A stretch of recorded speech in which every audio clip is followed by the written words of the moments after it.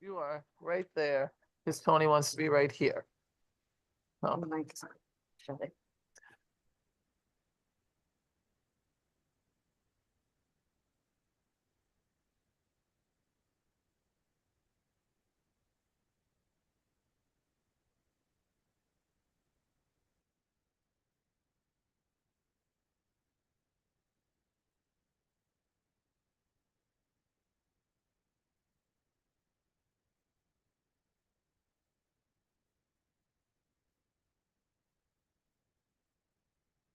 So let's start. We're all confused. Yes, we are all set. I don't. Is Brian on our Zoom? Because I don't see him on Zoom.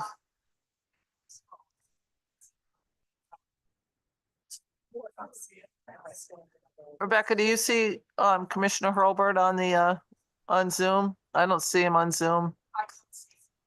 Commissioner Hurlbert isn't until 11:30. No, they've switched with Deep.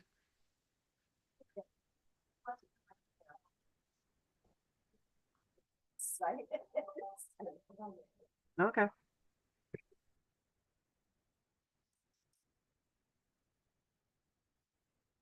Call him and have him come on, please. Oh, you wouldn't imagine us. I don't know. It's bad. Yeah, it is bad. It is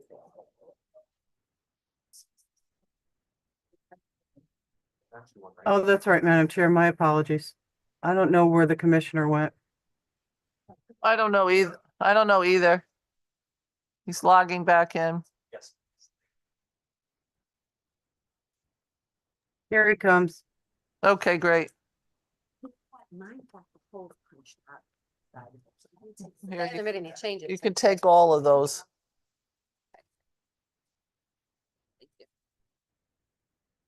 Hey, Brian. Commissioner, Good morning. Can you hear me okay? we can hear you, yes. All right, great. Sorry, I got bumped out of Zoom and scurried to log back in. Okay. So good morning, everybody. We're a little bit behind. So Commissioner, does anybody any rankings or chairs want to say anything? Seeing no comments. Not allowing you. We're moving on. Commissioner, do you have any opening statements? Thank you, Senator Austin, and thank you, members of the Appropriation Conservation Development Subcommittee members, for the opportunity to be here. We did submit written testimony. You all have our budget before you. I do want to acknowledge that Nathan Wilson, the DOAG Director of Operations, and Kaylee Royston, the Director of Government Affairs, are there in person. I apologize that I'm not before you in person. I am actually in DC today for a national conference, and we have heard already this morning from USDA Secretary Rollins. I will be meeting with members of the USDA Farm Service Agency on developing our disaster block grant program that was a part of the continuing resolution that passed back at the end of December. So a couple of fairly important meetings and opportunities to advocate for Connecticut's farmers. So I appreciate the indulgence to allow me to join you all by Zoom. But with that, Senator, I'm happy to turn it over to you and the members and go through any questions that you may have.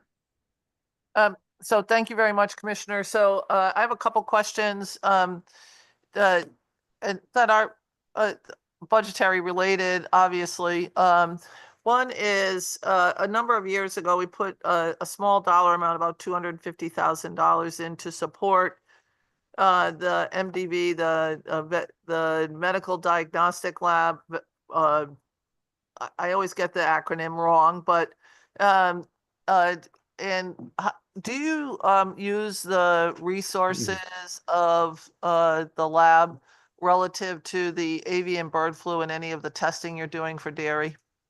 Yeah, Senator, and thank you for that. And I remember those conversations. Really appreciate the support the legislature delivered for the Connecticut Veterinary Diagnostic Medical Lab at the University of Connecticut on campus at Storrs.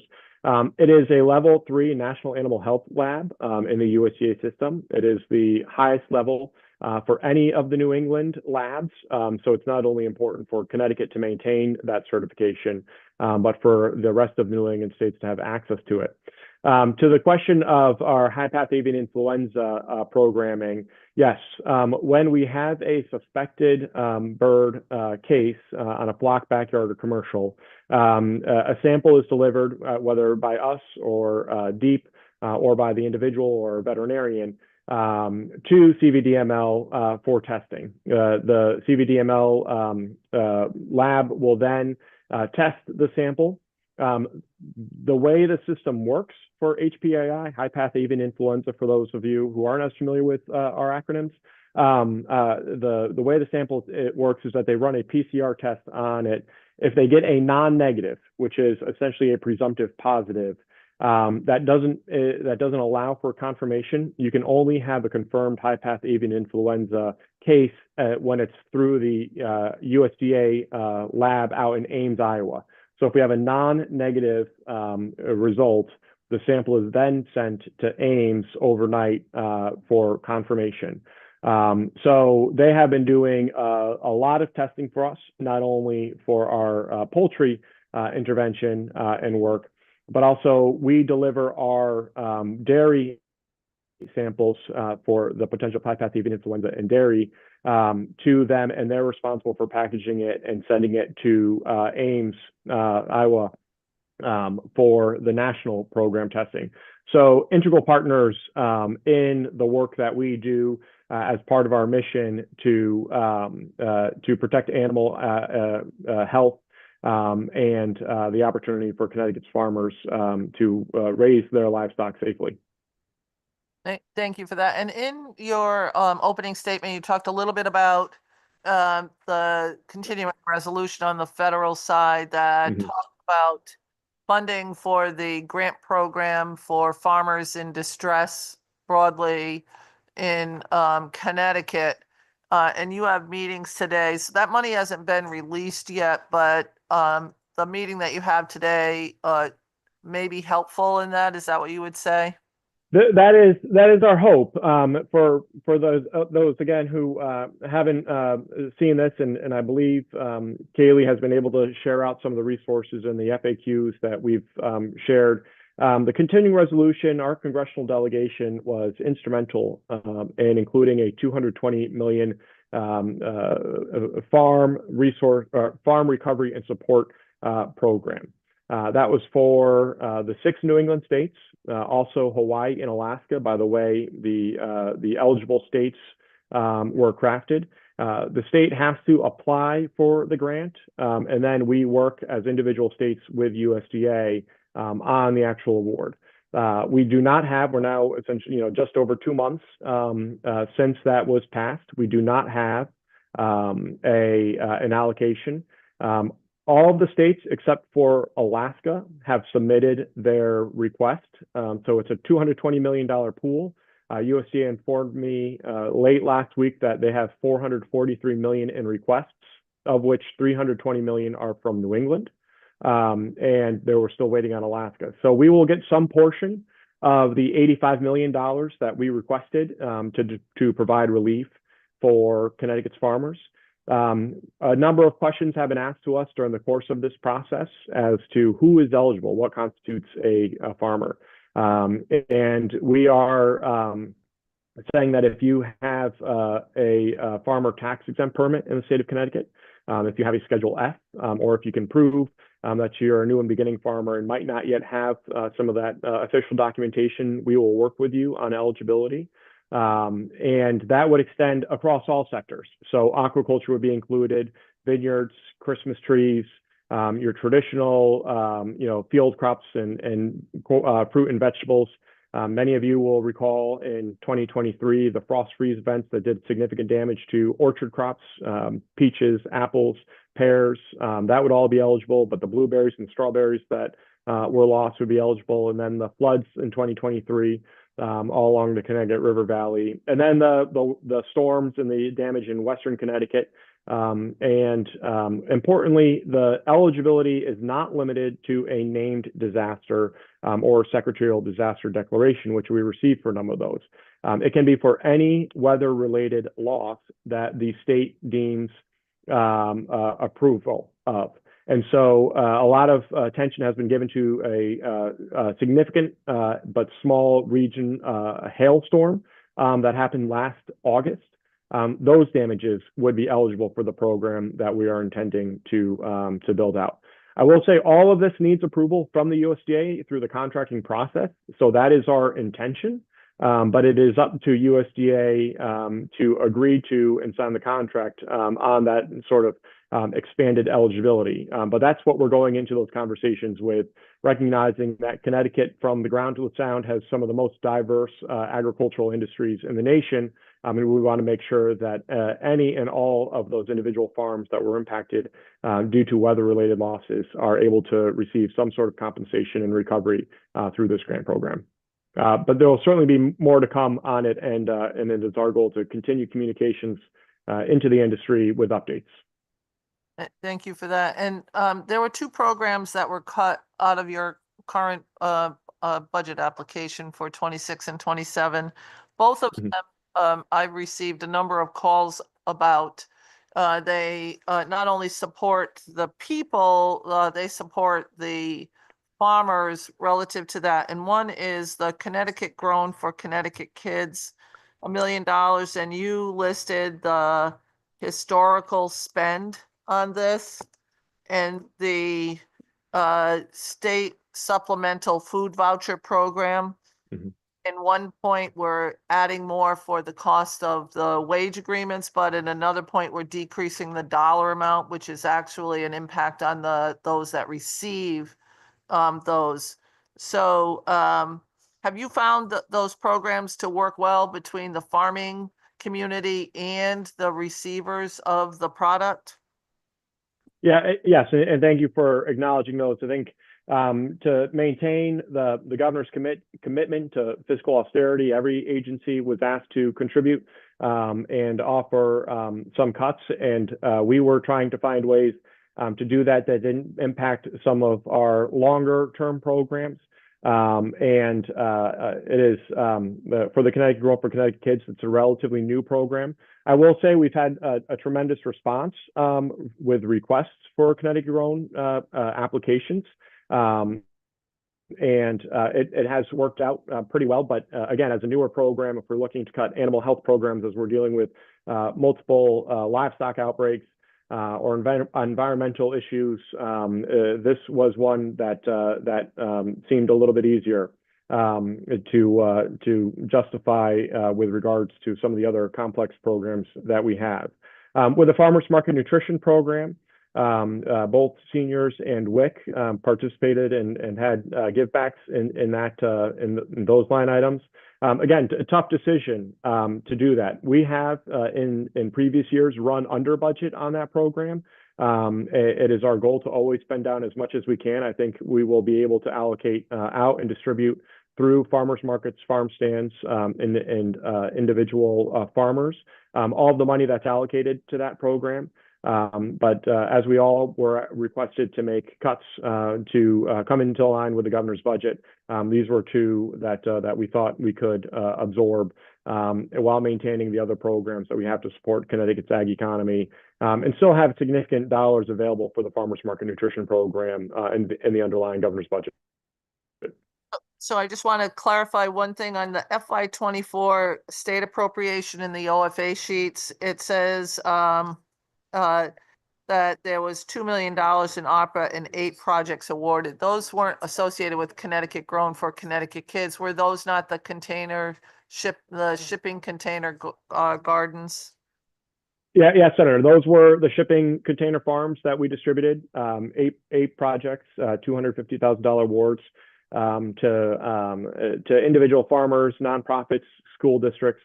We ran that program under the Connecticut Grown for Connecticut Kids program, just given that the intent was to connect schools and educational centers with farmers. It was moved under that program. It was part of that application period and review. That's how we ran it, given that the overarching goal of it was to get to the schools. But it was a separate allocation. Thank you. I know I have a number of questions. I will have one on another piece of legislation that's going on that I will bring to you at the end of this meeting. Representative Walker, do you have any comments or questions? Not right No? now, thank you. Representative Nuccio? Thank you. Thank you, Madam Chair. And I hope everything's going well for you down there, Brian. I did want to follow up because I just want to make sure I understand. I'm looking at the Connecticut Grown for Connecticut Kids, and I thought that was mainly the container program for kids in schools. Is it more than that? So the $2 million was the container farm portion. There was $1 million made available to the Connecticut Grown for Connecticut Kids. That was under kind of, I'll call it the more traditional farm to school programming, where we had opportunities for early childhood education centers, boards of education, towns, individual schools to apply for farm to school programming.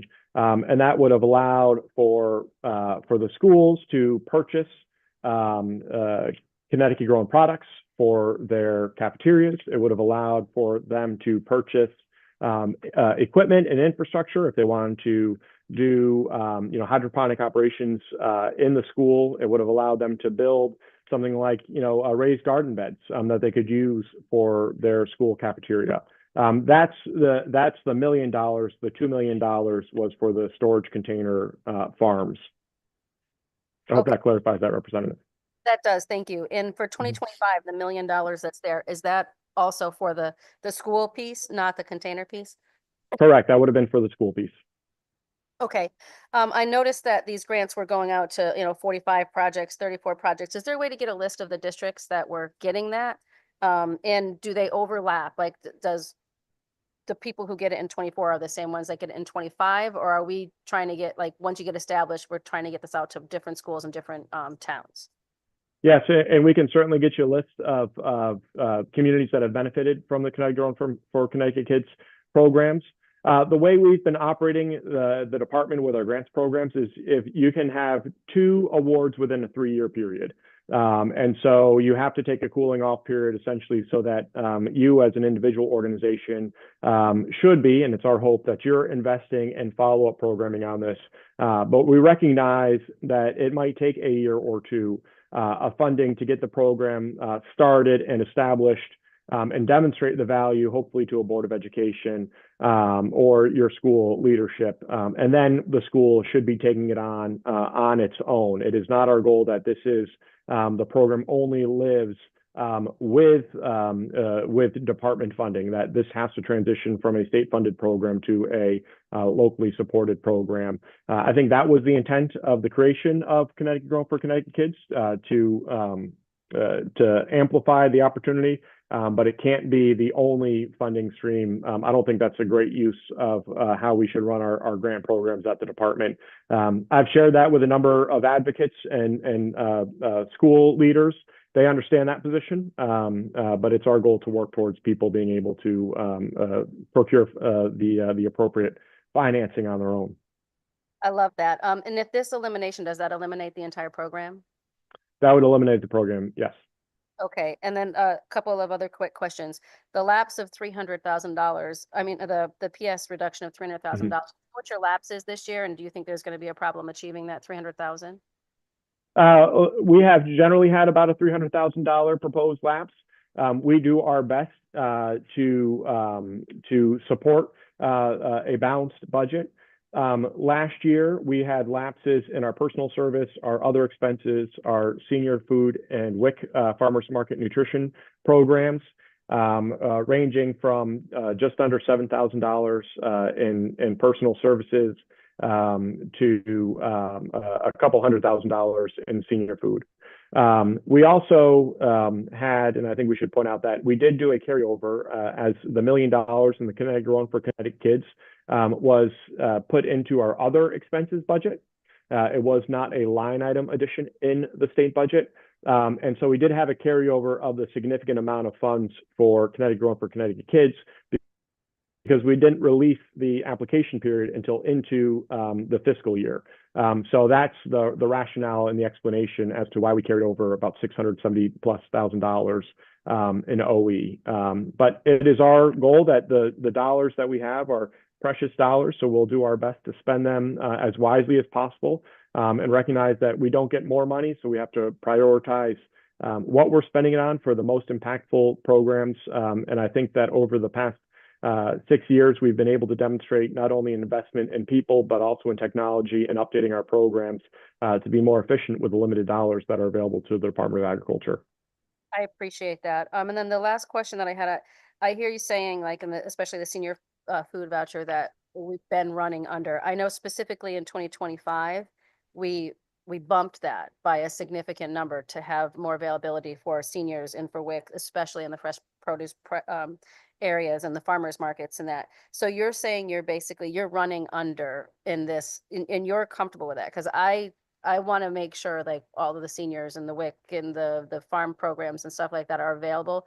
You're saying if we just don't have the people applying for this, is it a matter of us getting better information out there, or historically we're just not going to spend this amount of money? Because I don't want to throw money at something that we're not going to use.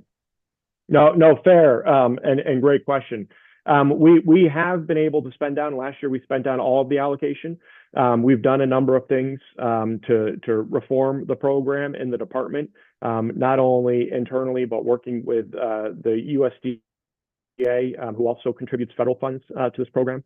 We were one of 8 states that received a debit card for Farmers Market Nutrition Program 2 years ago. Prior to that, it was a paper coupon, paper voucher in the amount of $3.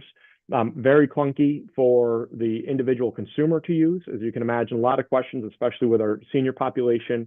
Very difficult for the farmer to use because they have to hold on to these $3 vouchers, redeem them. There was always issues with a bank on redeeming these. And so it took a lot of time and energy to make sure that those dollars were sent to the farmer, and working with the distribution partners, community partners across the state. Moving to the debit card program has been great. We have a lot more opportunity to connect directly with the consumer. The farmer, it's a lot easier for them to use. They can swipe the card as they would any other debit card. So it also allows for a little bit more decency and respect during that process. People don't have to be embarrassed about pulling out a bunch of or concerned about pulling out a bunch of vouchers and trying to get the right amount at a farmer's market or farm stand. So that has helped with our redemption. I think, again, we will be able to spend down. It's my goal that we would be able to spend down anything that's made available based on these reforms that we have put into place in the program.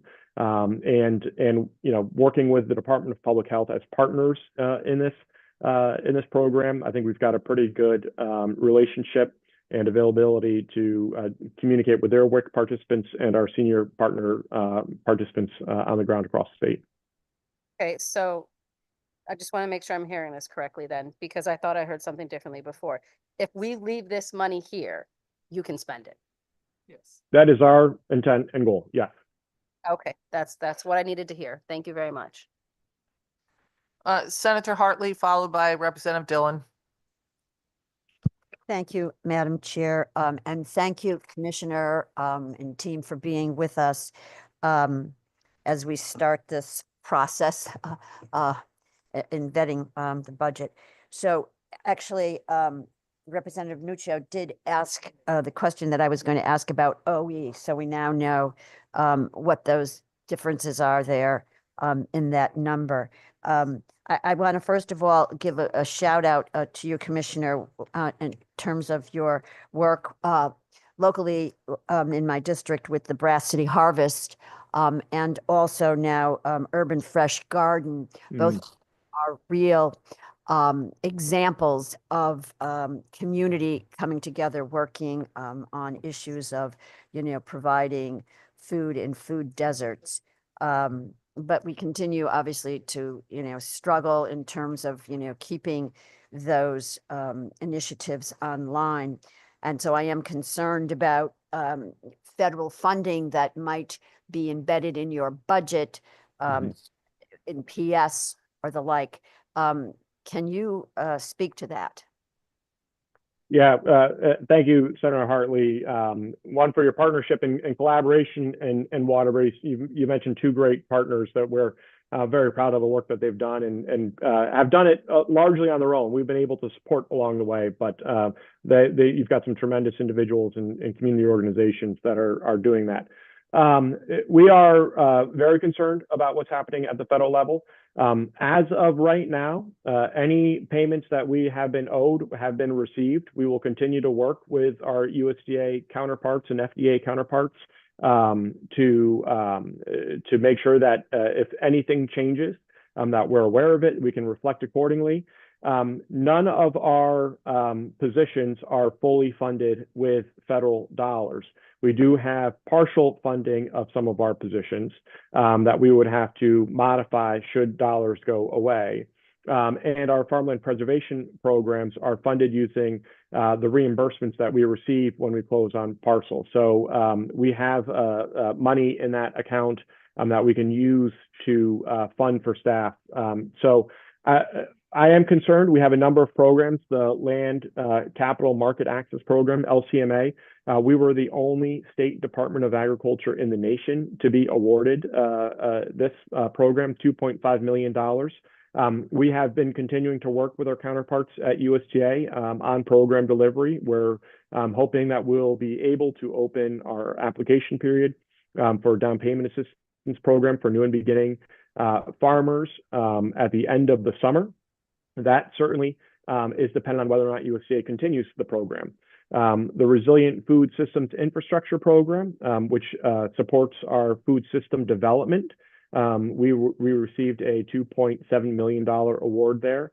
Again, not a full federal funded staff person, but those investments will do great work in the middle of the food chain. So think about like a Brass City Harvest, people who are aggregators, who are buying directly from farmers, doing some value added or making it available at a farmer's market or farm stand or selling wholesale to a local grocery store. That sort of investment in the supply chain, which, as we learned during the COVID pandemic, is critically necessary to get more food from the field into the marketplace. And then the Local Food Purchase Assistant Cooperative Agreement Program. That is the program that we use to distribute to organizations across state, Brass City Harvest being one of them, to purchase food from farmers at market prices to distribute through pantries, nonprofits, and other food organizations to deliver that to individuals that were in need. Great program. I will say all of our partners did an amazing job. And I want to give a shout out to Connecticut Food Share, who made sure that they were buying from small Connecticut farmers. For some of these farmers, it was their first contract ever to have. And so Food Share, Jason and Dom and his team over there really made sure that they put in extra effort to reach out to those farmers, to connect with them, to make sure that those farmers knew what was going to be asked of them and how they could participate. But about, I believe it was about 30% of the farmers that they were purchasing from, total over 1 million pounds total, were new and beginning farmers. Those are some of the federal investments that were made in the past 4 years that did have a significant and positive impact on the Connecticut agricultural economy. Thank you very much, Mr. Commissioner. You know, this is a small agency with a broad reach. And as we go into our next round, because I know time here is limited, I guess I would just like to hear more if you can give us on the farmland preservation program, and then also PFAS testing, because on the deep side, we are doing a mapping of that, but we also had an initiative with relative to our farming industry. And also on the good old subject of feral cats and those vouchers, when the vouchers come out, because I mean, that's an important issue in communities. So if you can share. Thank you. Representative Dillon, followed by Representative Dathan. Good morning, Commissioner, and thank you, Madam Morning. Chair. I haven't gotten there yet, but I was worried I'd be stuck in traffic and miss your presentation. There's already been a question about the senior food vouchers. I would like to ask you about the cut to vouchers for pregnant women. You've been responsive to a lot of the concerns, but of the women who are eligible, they don't sign up. And of those who do sign up, we had a bigger drop off among that population during the pandemic than we did among seniors. And I'm worried about letting go of that because you can't make it back, right? You know, you need the nutrition for a growing baby. So could you provide us with the work group? Because I know we're trying to share the time here with more information about justifying any kind of a cut, and I'm concerned about what part of the state do we have a gap between eligibles and enrolled, and then we'd have to get to the participation. I know where I live, there's always a transportation issue, and I expect more so probably in Eastern Connecticut or other parts of the state, but any information you could provide that I don't want to give up on that group if we can. Yeah, absolutely. And we'll get you some information in advance of the working group representative. And I know you've been very attentive to the Farmers Market Nutrition Program. I will say that we do have weekly meetings with the DPH WIC program leads during the course, leading up to and then during the course of the program year. They send us the eligible pool and candidates, and then we can help do some messaging to the individuals to make sure that they get enrolled. But that happens in the WIC office. Okay, well, we'll follow up on that, and that's all I wanted to ask about. I know that the seniors have already been mentioned. Thank you. Thank you. And thank you for your help in past crises.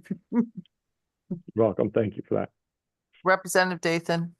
Thank you very much, Madam Chair, and thank you so much. It's nice to see you all here today. Just wanted to, I know it's been discussed a lot, the state supplemental food voucher program, and also the Connecticut Grown for Kids. And I know it's not your area, but in the governor's budget and human services, there was an additional amount for $900,000 for Connecticut Food Share.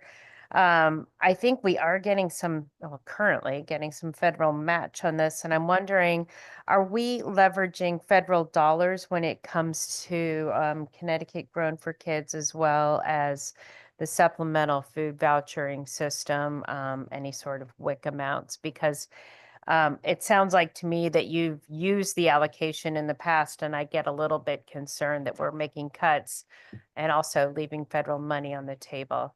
That's my first question. Thank you, Representative. And yes, both the senior and WIC Farmers Market Nutrition programs also receive federal funding, and we can get back to you with specific amounts for you to look at. The Local Food Purchase Agreement, LFPA, that's the federal funding that the department received to contract with local organizations to purchase and distribute food to food pantries. That is not a match program as you're referring to, I think, in the $900,000 proposal. That was a separate direct grant from USDA, did not require a state match. But I do feel that, especially with our partners at Food Share and the other organizations we contracted with across the state, they did a great job leveraging those dollars. And I think additional state funds would be able to be used to pursue and further that programming. But the federal dollars don't require a match. Okay, that's helpful. It just, we've done a lot within the Human Services Committee on, food as medicine. And it's great to know that we are coordinating with DSS to make sure that we are supporting our local farmers and utilizing them for these sort of programs, and not operating in silos. Have you, I don't know if anyone did ask, about the historic usage, of the senior food vouchers, and the WIC programs, but if we can get a trend in those two, that would be great, just for the working group. Thank you so much. Thank you, Madam Chair.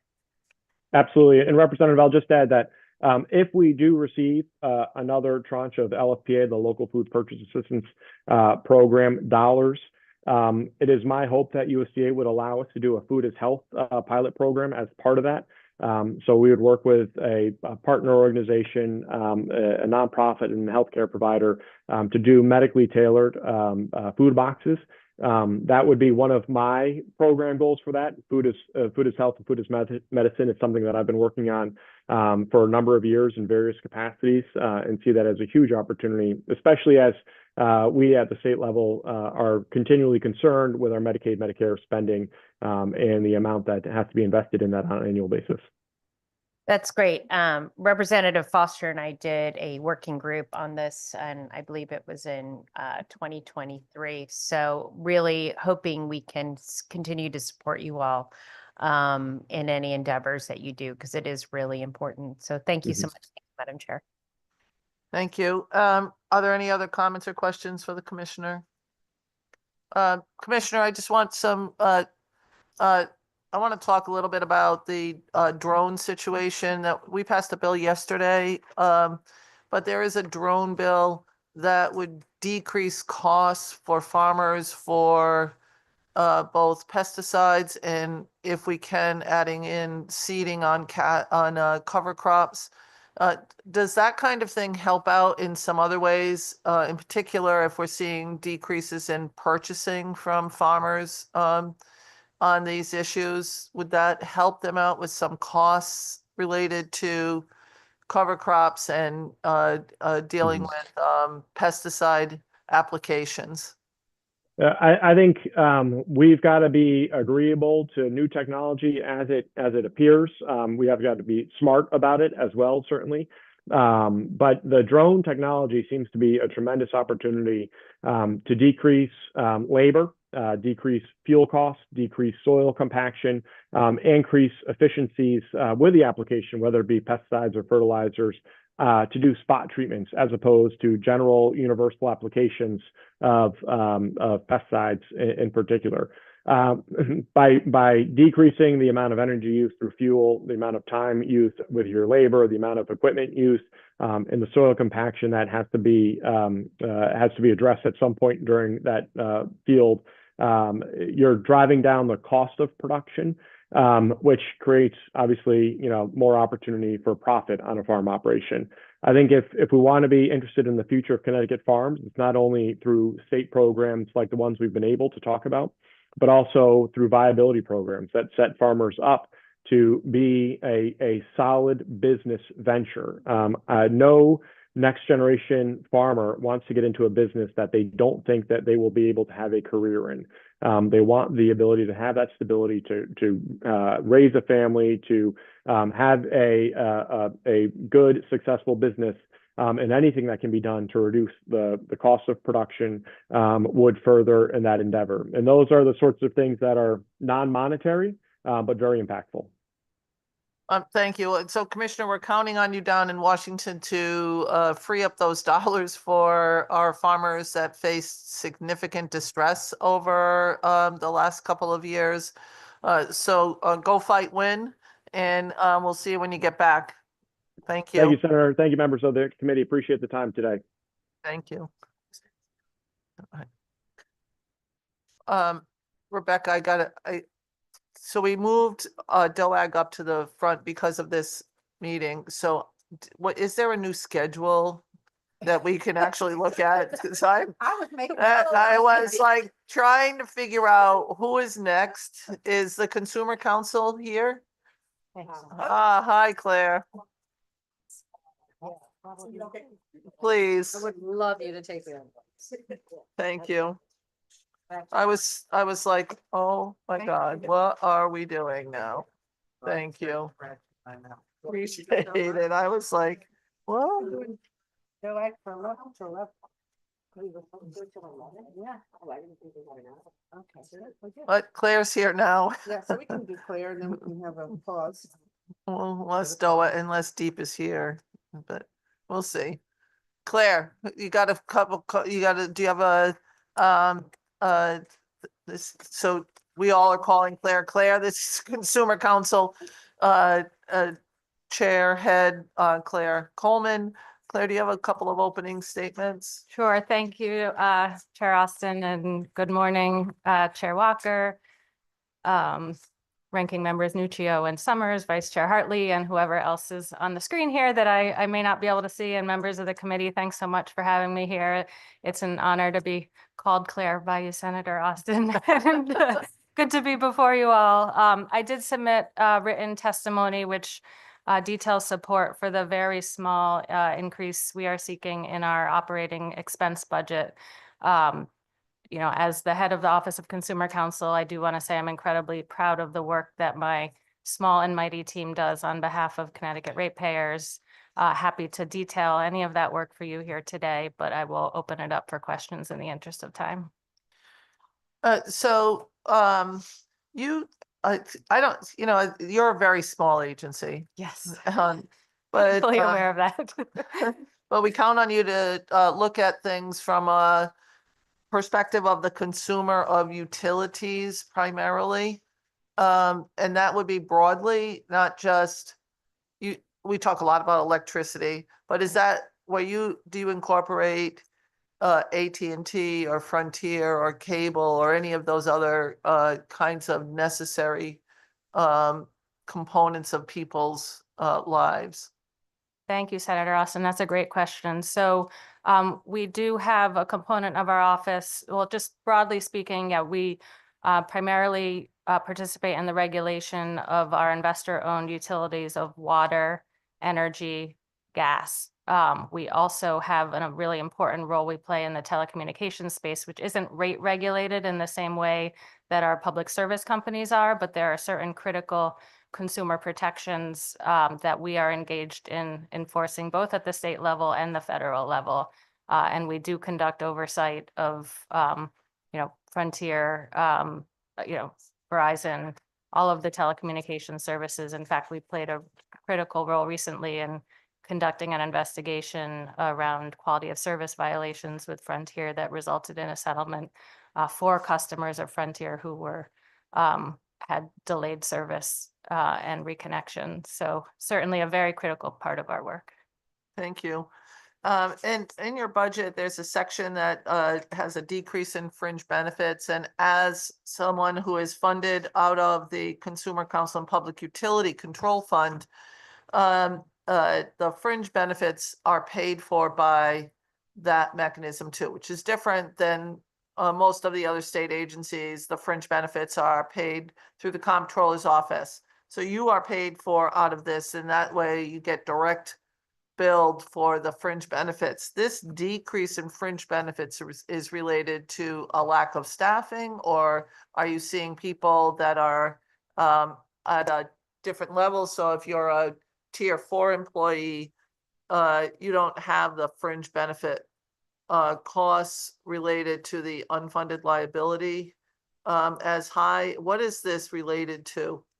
I believe there was an across-the-board adjustment in fringe that perhaps the financial administrators who support our office might be able to speak to more directly. And a Okay. component of it may also relate to the fact that we did have a few open positions during the course of the last fiscal year, which we have now filled. So we don't expect the same reductions in either PS or the accompanying fringe benefits. Okay.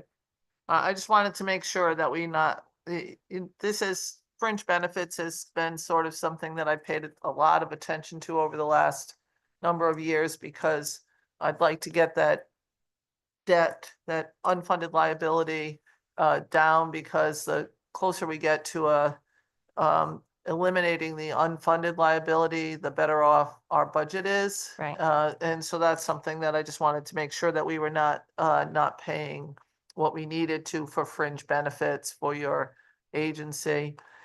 So that's something I wanted to pay attention to. Are there any Thank comments you. or questions for Representative Nuccio?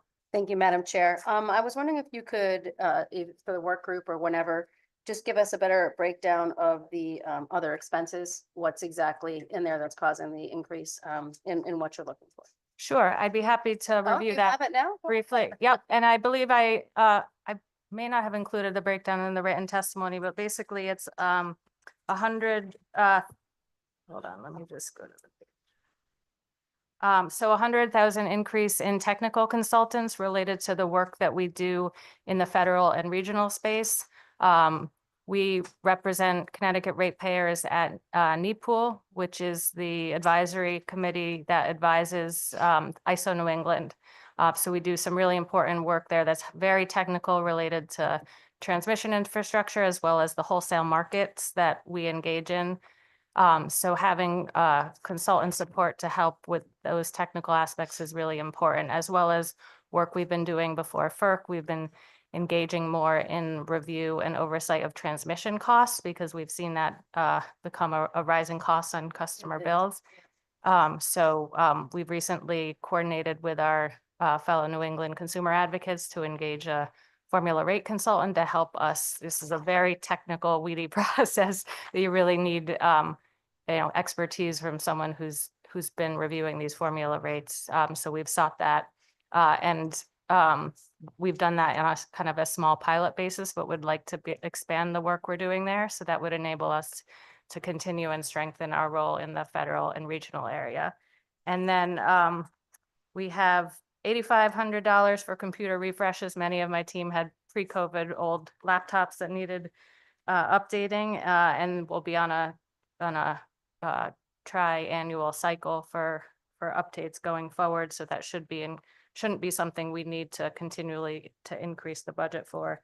And then 20,000 for additional training and related associated travel. This is such a technical industry that we work within. Going to trainings is a really critical part of the professional growth and knowledge base of my team, particularly as I've had the opportunity to hire new people. There are rate schools that are very common to send new economists and lawyers to, so they know the rate making process. There's also biannual trainings that our national association, the National Association of State Utility Consumer Advocates, holds. As our staff has grown, our OE budget had not been reflected the same increases. So this gives us a little room to send more people to those trainings that will then come back and benefit consumers in our work here. So that's interesting. I didn't know you had that much overlap with like Pura. We appear before Pura on almost all of their proceedings. So yes, everything. It's a different role. Yeah, but it's like still dealing with electrical, the electricity rates now, but you're dealing with more the federal side, right? Looking at that part. I would say our I see. primary work is actually before Pura. We represent consumer interests in all of the rate Right. cases, the various annual rate adjustment mechanism proceedings, the grid modernization proceedings. Really most, can't say 100% because we're a team of under 20 and keeping up with a much bigger agency, but we try to prioritize and be there for virtually everything. Right. So I don't know that this is for this meeting and that, but I would really like to understand the work that you're doing with FERC.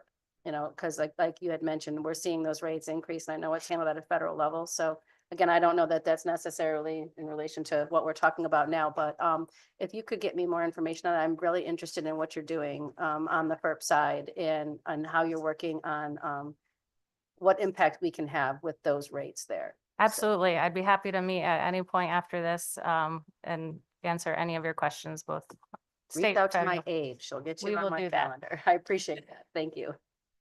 Any other comments or questions? Yes, Representative Corpus. Thank you, Commissioner. Thank you, Madam Chair. I just had a question. I didn't see anything in here about anticipating any issues with the recent acquisition of Aquarian. I know people in my district are concerned that the one bill they don't mind paying every month is going to now be a bigger bill that they do mind paying every month. So could you comment on that and whether you're anticipating your agency getting involved in that? or having to? Absolutely. We certainly will be involved. We represent Aquarian customers, so we are very concerned about ensuring that Aquarian customers get a good deal out of this transition. And we have a role before Pura once they open a docket to review the proposed acquisition. That is the point at which we will jump in on behalf of ratepayers to question some of the, once the terms of that deal are public. At this point, we don't have any of the details other than what's been publicly available. But we are waiting eagerly to dig into, all of the details of that transaction, and we'll be working to ensure that Aquarian customers, don't take on more cost than is appropriate. You don't anticipate, through you, Madam Chair, you don't anticipate any changes in your budget expecting that or contemplating that in the next year? I don't. With the staff you have, you can do that work. Correct. Yeah.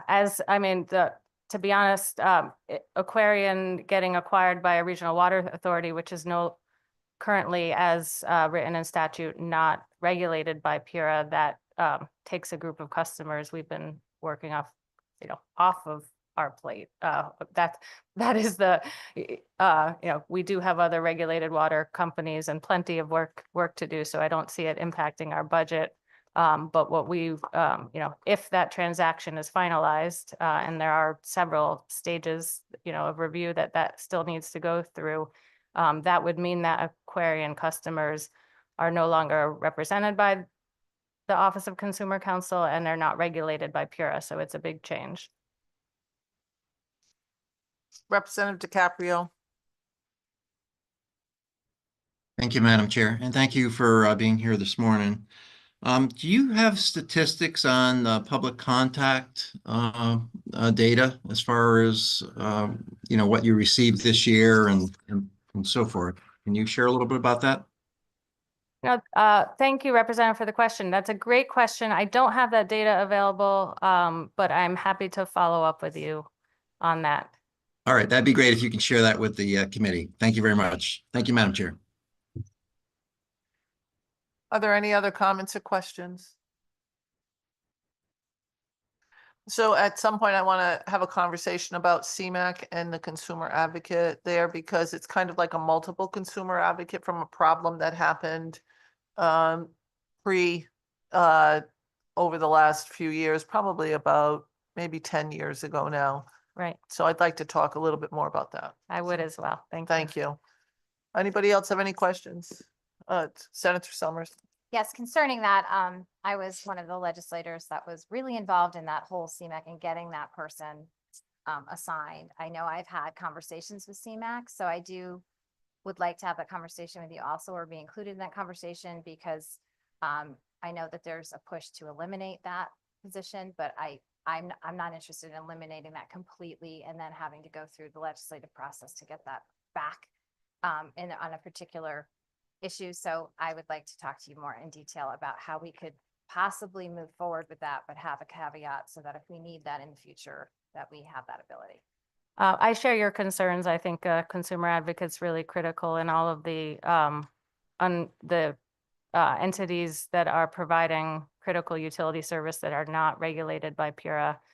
So I know that there have been a lot of improvements over the last 10 years and under the leadership of David Silverstone. And, there may be specific issues with CMAQ that make it seem like they may not need a consumer advocate. My concern is, the precedential, precedent that sets. I think that given the structure of the consumer advocates that are really paid by the amount of work that they do, it's better for consumers to have that position in place, and that person can gauge the amount of time they need to spend to effectively represent those consumers, not to eliminate the position in its entirety. So I would be very concerned about that and appreciate you asking. Thank you. Any other comments or questions? Seeing none, you're all set. Thank you. So our next opening is at 11:30. So we're gonna recess until 11:30.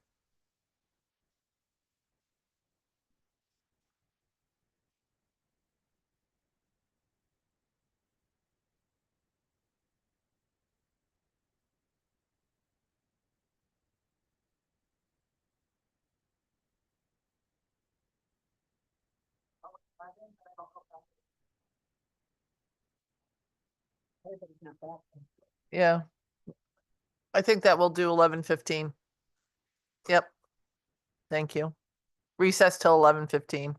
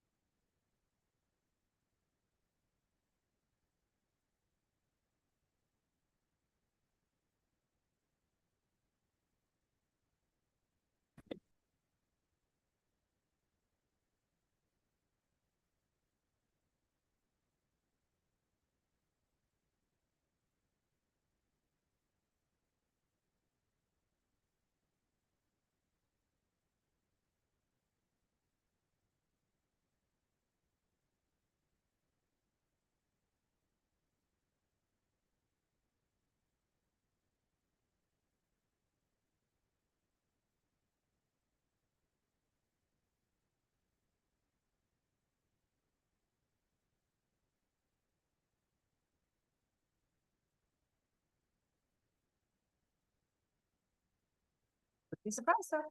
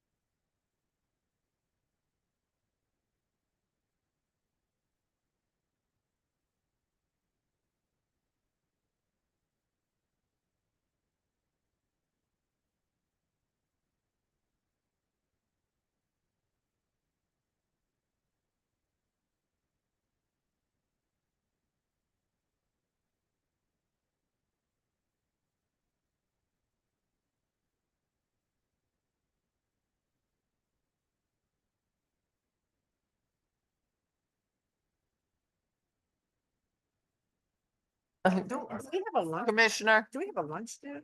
Or is that gone? We have 12 to 1. Commissioner, No, we don't. you can, 30 to 1. We have a half an 12:30 hour. If we have that. we can all take our seats now.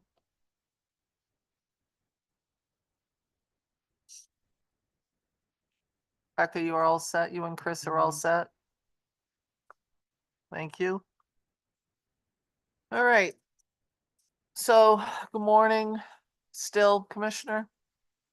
They tell me it's still morning. Still I'm not morning really and still certain, good. not really certain, but I heard it might still be morning. We'll see. Do you want to say a few words, Commissioner, before we dive into it? Happy to, and I'll be brief. I'm Katie Dykes, the Commissioner at the Connecticut Department of Energy and Environmental Protection. I'm here with members of my senior team and to speak on behalf of our agency and in support of Governor Lamont's proposed budget for the 2026 to 27 biennium. The governor's budget supports DEEP's core programs and provides additional funds and positions. I want to highlight specifically the progress that we've been making on the agreement state program. The governor's budget includes $278,315 and 3 positions to support effectively the delegation of regulatory responsibility from the Nuclear Regulatory Commission to our agency for the regulation of certain radioactive materials in use for commercial, academic, research, and medical applications. When the agreement with the NRC becomes effective, which Governor Lamont requested to occur on October 1 of this year, then we would expect approximately 1.8 million in license fees from regulated entities in Connecticut will be directed to the general fund. In addition, Connecticut state agencies such as Yukon Health Center, Connecticut Ag Experiment Station, DOT, DPH, and DEEP will be exempt from licensing fees, and that will result in a savings of $100,000 per year. Additional staffing is needed and requested to support these regulatory responsibilities here at the state level, including licensing licensing, inspection, enforcement, and program oversight for approximately 120 licensees in the state. And that will enable us to provide not only fiscal or net savings in terms of regulatory compliance overall for this program, but also more locally responsive regulatory implementation for those licensed individuals. So that's one I wanted to highlight. But I will also note that there are two budget reductions that are included in the governor's proposed budget. A budget reduction of $500,000 in the general fund to the fish hatcheries line item to reflect current cost requirements, and a budget reduction of $50,000 within the Special Transportation Fund to reflect the agency's reduced printing needs. And I'm happy to take any questions on those, but appreciate the opportunity to present testimony. And I will be cycling up members of my team to help be responsive to any questions that the committee might have. Thank you very much, Commissioner. So relative to the transfer IT funds from the Department of Energy and Environmental Protection to the Department of Administrative Services, says environmental quality. Is this the environmental quality group that's supported through the Passport to Parks program?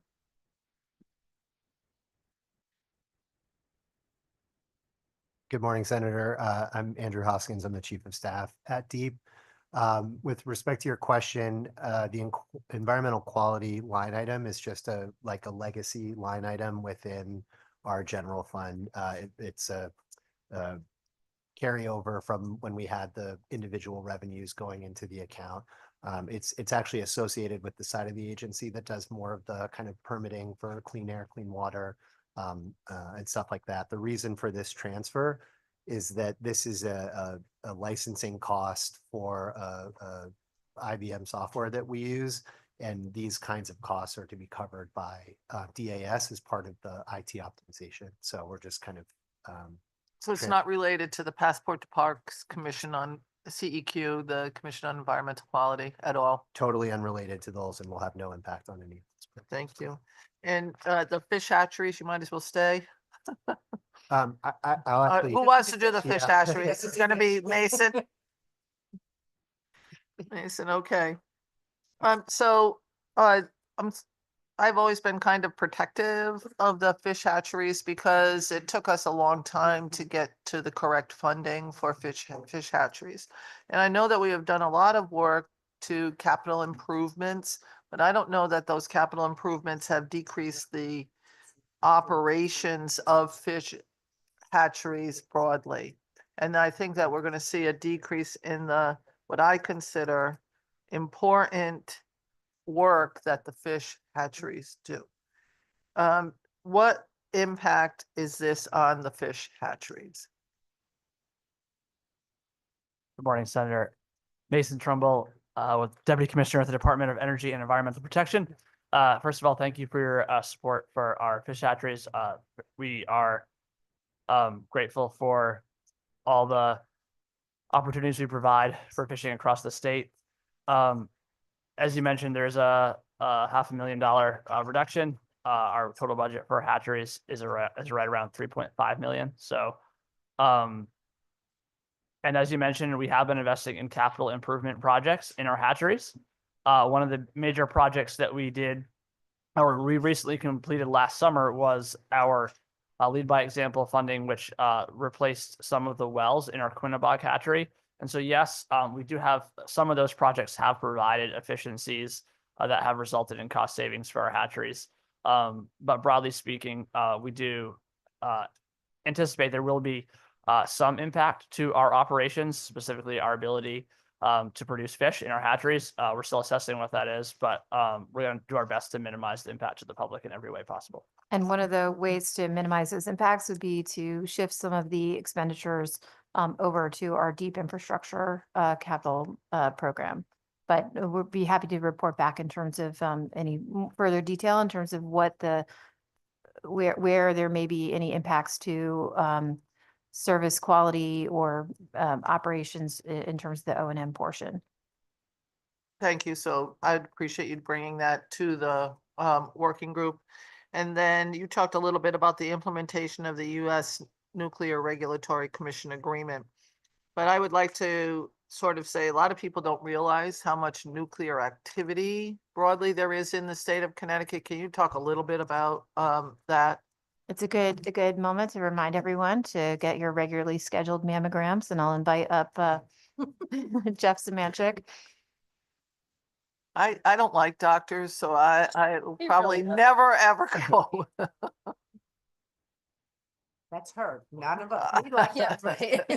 These two I can't talk Declaration. about. We like doctors, or not so much. Good morning, Jeff Smanzik. I'm the Director for the Radiation Division for Connecticut Department of Energy and Environmental Protection. And with respect to the agreement state, there are approximately 120 users of radioactive materials outside of the nuclear power plants and spent nuclear fuel in the state. And that involves most of the hospitals in the state, many industrial facilities, academic facilities, things for road surveys and determining density of soil under that. So those are the programs that will come to us under the agreement state program. We'll be out and doing those. And so there's approximately 120 users of radioactive materials. And then on the machine side, we have another 500 and some users in the industrial side and almost 2,500 users in the medical side throughout the state.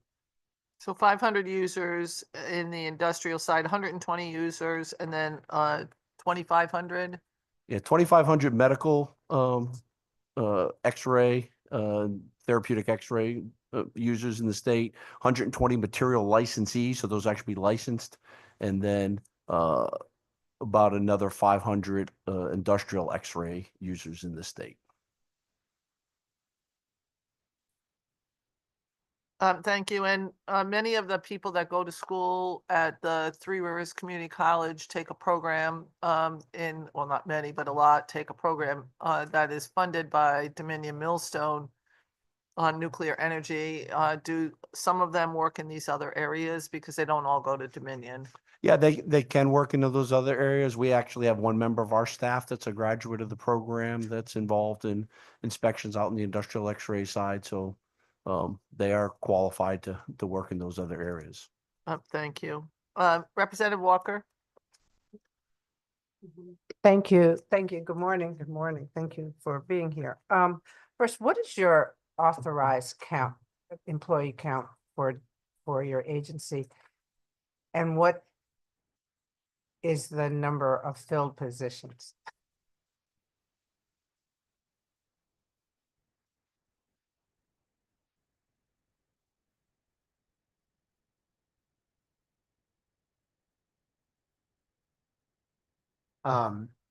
Thank you, Representative Walker. Again, Andrew Hoskins, Chief of Staff. Our authorized position count on just for appropriated positions is 751. All of those positions are funded, and we currently have 91 vacancies in the appropriated side. We also have a number of federally funded positions. How many is that? We have about 270 federally funded positions within our agency. And so with the question submitted by Representative Nuccio, I focused on the appropriated budget just because it's the appropriations hearing. But we haven't gotten those sheets yet. Okay. We'll get those. We do? Yes. I didn't have them. Okay, Yeah. never mind. We'll have to. Okay, I'll go check my inbox. No, I don't think you have them in your inbox. For some reason, Susan they just came to me. So Kathy's getting a copy of them. You're good with that to everybody. Okay. To the committee. To the committee, yeah. Anyhow, so I'm sorry, so you have 270 federally funded? Yes, our total federally funded positions right now is actually 257. 257, okay. Where are those, the federally funded positions located? It's a long list. Oh, okay, sorry. yeah. I will pay attention to. Given the diversity of the various programs that DEEP is privileged to implement, we have, and certainly with the, as we're preparing for the possibility of any cuts in terms of federal funds in Washington, we'd be happy to follow up with the committee to provide some more detail around where federal funds are flowing, either to support program activity or staffing across the diversity of different programs that DEEP implements. Okay. Yeah, but just to give an example, NOAA, for example, you may have read in the paper comments from the president about wanting to eliminate NOAA or what have you. We certainly see a lot of benefits to NOAA programs and funding that's specifically supporting activities for everything from coastal permitting to supporting data and information that is important for commercial fishermen. And so we're inventorying a lot of that information and glad to provide it to the committee. We look forward to getting that information. Thank you. You had overtime this past budget and it's gone up tremendously. I mean, compared to what you, I mean, it was like it was 907,000 and it went up to 1.3 million in the 1 year. Can you explain a little bit of what was going on? 30,000 feet per position. Okay. Yeah, and you know, that's something that I'll have to follow up with you later Okay. to get the specifics of kind of what which work is contributing to that overtime. That You would know, I'll be- just note again at 30,000 feet, we Yeah. have a law enforcement agency, we have the emergency spills response unit. Okay. And so a lot of the work that we have the boating safety division, which responds to boating accidents. So a lot of the work that these teams do, you know, is not sort of consistent year to year in one big, you know, truck accident like we saw with the Gold Star Bridge or, Oh, yeah. you know, similar types of things can create a lot of work for these teams and contribute. So one accident could attribute to a large response that is needed to fix it.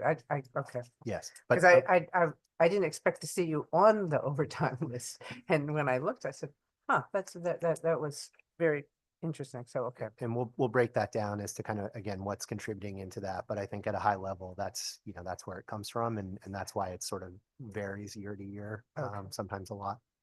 Okay. And Commissioner, you and I shared an experience at Hammonasset Park with some kids. And you had some experiences with it, and you said you were expanding or creating a system that was more receptive so that it would become more welcoming to kids from all over the state. So could you just tell us where are we with that? Related to, we'll invite Mason up for this one. Next. We were very excited to have Joseph Dickerson join our team as a regional project manager and supporting the Bureau of Outdoor Recreation on a range of different program initiatives that I think were inspired in part by our commitment to ensure that situations like what occurred, you know, the experience that the campers had at Hammonasset doesn't occur again. Do you want to share some of those briefly? Yeah, sure. Rep. Walker, thanks for the question. Equitable access to the outdoors, as you know, is a priority for us, and it was a learning opportunity.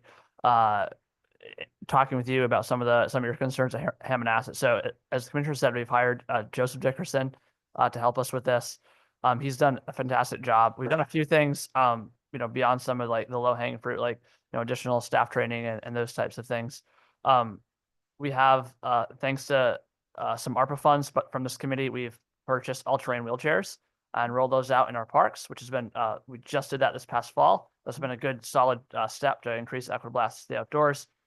We've, from a recruiting perspective, we've been able to hire, partner with some workforce investment boards to hire a rotating crew of staff that are able to work and help in some of our parks where we've been traditionally understaffed. So we're making progress, and we're glad to follow up with you with more details if you're interested. That particular workforce program, we partnered with the Workforce Board in Waterbury to recruit this talented team, and we're contemplating opportunities to potentially expand that to other parts of the state. So did you expand the Junior Rangers program? Is that? Yes. Okay. So that's actually something we're enforcement in our parks to be able to create a welcoming environment. Okay, well, Senator Austin, I met with the Audubon Society, and they had some rangers that they were working in some of the urban areas, and I would hope that that you guys could work together, and because they are also putting an aggressive effort to try and expose more kids to what goes on in our communities on the shorelines and in our ponds and things like that. And I think it's important for that exposure. So I look forward to hearing about that. So thank you very much. Thank you, ma'am. Thank you, Madam Chair. Thank you. Senator Hartley, followed by Representative Nuccio. Good morning, Madam Commissioner and Deep Team. And I want to thank you for appearing before us. And also, I want to recognize the work that you all have done. And when I hear our chair talking about overtime, I'm cringing a little bit because I'm not sure if, in fact, the release-based conversation has played into that at all. And I know Graham Stevens is not here, but I want to, oh, there he is. Okay. He has been working overtime on I know. working group on release so, base. I mean, I really want to recognize you, Commissioner Dykes, and Graham and his team, because this has not been fun, but yet it's been so very important, and it's not over yet. But I do await this conclusion, at least this iteration. So if I can just ask you, when we come back to our working groups, if we might have a list of properties that are still in the Transfer Act right now as we speak and anticipate, that would be, I think, very instructive. And then, of course, I talked to Secretary Beckham about this because I am concerned about this transition in terms of the burden and the work.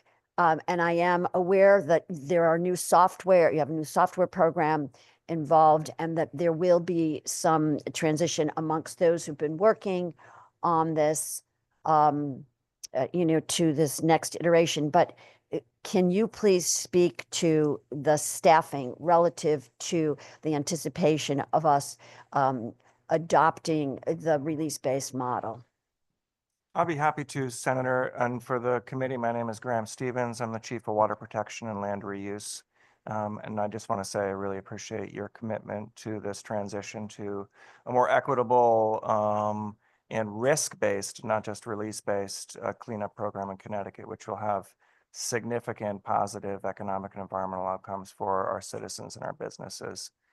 So right now, cleanup in Connecticut is divided into two different categories. One is the cleanup of historical contamination, which is primarily addressed through our Property Transfer Act, a name that usually sends shudders down people's spines because everyone's heard about it. And also our response to emergent releases, like anything from a tanker truck rolling over on the highway to a fuel company, overfilling someone's tank in their basement. And what we're trying to trend toward is a comprehensive program for addressing that cleanup and ensuring that when someone responds and takes the time and effort to clean up an emergent reportable release, that they never have to go back and look again, which today is what occurs, right? In the Transfer Act, the first thing that folks do is they look at all the spill reports that have occurred on a facility or a property, and then go back and conduct investigations. So we really want a one-touch system whereby a release occurs, it's closed, it's durable. That's something that you can have value in the marketplace for. And what we see is, these two universes which never have met before, creating synergies where staff that are working on releases and close those releases out with a little bit extra paperwork that doesn't occur today, but not really much in addition to the cleanup that occurs today, will eliminate some of the burden on the historical end of cleanup in the future. And like you rightly pointed out, Senator, we are developing a online reporting and tracking system. I can't say the name of the tax software because we will have to pay them some sort of fee, but similar to conducting your own taxes online through some green, type tax software system. And, that's not only going to make it a lot easier for us, but it will make it a lot more transparent for Connecticut citizens, as well as reduce the burdens on the regulated entities who can see with a single sign-on all of their functions and interactions with the state related to all releases that they're engaged in. So whether it's a new release, whether it's a historical release, it shows exactly where it is in DEEP system.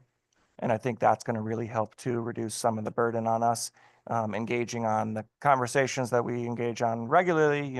What's the status of that approval? Have you reviewed it? Have you started review? We need to make plans for our next phase. So I think that's really going to help as well. And when we roll this new program out, I think, the department has committed, to a real engaged back and forth with the regulated community and all stakeholders to make sure that this system operates as efficiently and effectively as possible. The period of time when this program goes into effect is contingent upon regulations being adopted, and then a period of transition in between adoption and effectiveness, we hope. And we will see over time, with that ongoing engagement with our stakeholders, are additional resources necessary? But more importantly, where are they necessary, right? Is it on the emergency spill response? Is it on, are there IT resources that we might need in-house? Are there, folks that are needed to, look at some of the more complicated historical sites that are maybe stuck? So I think that's a to be determined, Senator, as far as like what our impact is. But I feel like the team that's been working on this for the past 5 years is a team that is across the agency. And we've developed efficiencies and communication linkages that have, to my 25 years have yet to exist. So I'm already seeing efficiencies and program, coordination that has, been unseen in the department, that's been benefiting folks in the regulated community and as well as the environment. So we look forward to seeing what we need as this program rolls out, but we do feel that we will be ready on day one. Thanks, Graham, and thank you so much for, that background, because it's very important. This has been kind of a murky area, and there's just a lot of moving parts. And once again, I can't recognize you and your team enough. Look, it's not been easy, and we've not all been on the same page. But you all have been amazing, and I think it's been a real learning process. You talk about 5 years. So the team, do you anticipate this team actually transitioning over to the implementation and the rollout of release-based? So there are dual roles with respect to this team, because although the Transfer Act is being sunset on a going forward basis, like you alluded to at the top of the discussion, there are still Transfer Act sites that are within that system. So, we will be, functioning in the dual role as it relates to, historical releases. We, as part of this change to a release-based and risk-based system, we are also introducing significant new cleanup opportunities for those who are in the Transfer Act. So we are hoping that when we take a broader look at releases in Connecticut and cleanup in Connecticut, that we are going to be focusing primarily on the highest risk releases and not trying to extract excessive amounts of cleanup in every single situation. So we really want to gear this towards the risk level and not just the fact that there's a release that's been discovered, because not every release is created equal. Yeah, thanks, Graham. This is really important also that you mention the opportunities for those in the Transfer Act. And that's the reason why I'm interested in that list, because, I can visualize that these are some of our most long-standing blighted properties that have been shuttered and abandoned. And if there is, a poster child for this new release-based program, it is this. And so I think this is important because, you know, it's perspective, but it's also for those that are in this pipeline. So we can't ignore that. And so you talk about these opportunities and, you know, this is going to be very important that I think we're going to need to more definitively understand. Have you already purchased the software? Correct. We've purchased the software. Funding has been provided through the state's investment in IT infrastructure. We have a contractor on board. Their contractor is Deloitte. They are building this software. They've done similar software builds for other states around the country. They were selected from a very robust pool of respondents. And by the way, they've been really great, as has our BITS team, who's been supporting us on this contract and build. We anticipate that the software will be live, you know, this calendar year, which is well in advance of the effective date of the release-based regulations, which currently is slated, although can change, for March of 2026. This system is being built for existing transfer act sites, existing releases, and the future state. Thank you, Graham. Okay, so we'll have an opportunity to talk about this a little bit more as we move on. And so we had some regs before us actually just yesterday and I know we have two questions. So this is my second question. The underground storage tank program. And so, and I know those were sent back, but can you just give me a thumbnail on that? So the one thing I'd say about this new program is it doesn't include every single release. So there are certain things which are carved out of the new release-based regulation program. That includes our, you know, first in the country quality brownfield program. So brownfield programs are done on a site-wide basis. So we created a safe harbor in the authority to write the regulations for the release-based cleanup regulations. And they are carved out from the requirement to report discovered releases because they have a path to do it on a site-wide basis. We've also carved out, you know, those releases that are regulated under the UST regulations. And it's important to note that those regulations are not inclusive of all underground storage tank systems. Those are the federally regulated and other, you know, more risky UST systems.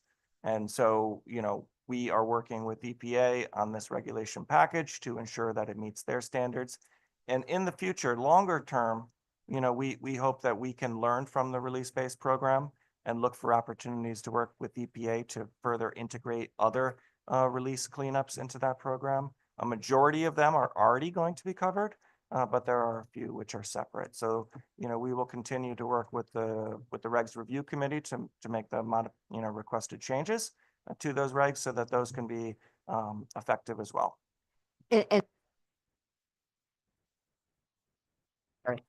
Is that what I'm looking at here with this 10% change on the line item of the underground storage tanks? So I don't think that the change with respect to the budget pertains to the regulatory change. So what am I looking at there? What's that number reflecting? Are you pointing to the Underground emergency storage spill tank. response line item? The Senator? underground storage tank. Oh, okay. Oh, 10 is clean air. Okay. Okay. We might have to get back to you on the exact specifics. I'm sorry, I didn't have that prepared right in front of me, Senator, but Yeah. we can certainly talk about that at the work session as well. Okay. And then when we go to the work session, I think I want to understand a little bit more about this recent adoption of legislation changing Pura. So this is just going to be a complete carve out of your budget. We haven't seen any, I don't have any information about how that's be. gonna be. Right. Yeah. But happy to, we can certainly come to the work session prepared to answer any questions about the current structure and how it works, and if that's informative. Thank you. Thank you, Madam Chair. Thank you, Commissioner, and thank you, Graham. Representative Nuccio, followed by Representative Paris. Thank you, Madam Chair. So to follow up what Senator Hartley was just saying, I think it would be useful to understand with the deal that was just made, exactly how much of your budget and which line items Pura is. If we can get a breakdown of all of the Pura costs, I think that would be beneficial. Also, as the senator was saying. In regard to, So I just want to, if I could just interrupt for one quick second. I think everybody needs to remember that that change is not happening until the next biennium. no, I know, I think it's just good to Just so understand. but just for the public, generally speaking, we are not making a change to Pura relative to this biennium. It's in the next biennium according to everything that I have seen relative to that. So we won't be making any changes until the next biennium if that bill ever comes before the legislature and if it passes the legislature. Very good point, but I'd still like to see the breakout if you have that. I think we'd be prepared to speak to the public utility assessment and what that funding supports and how, staffing levels, and those sorts of things, in the current, framework. Perfect, thank you very much.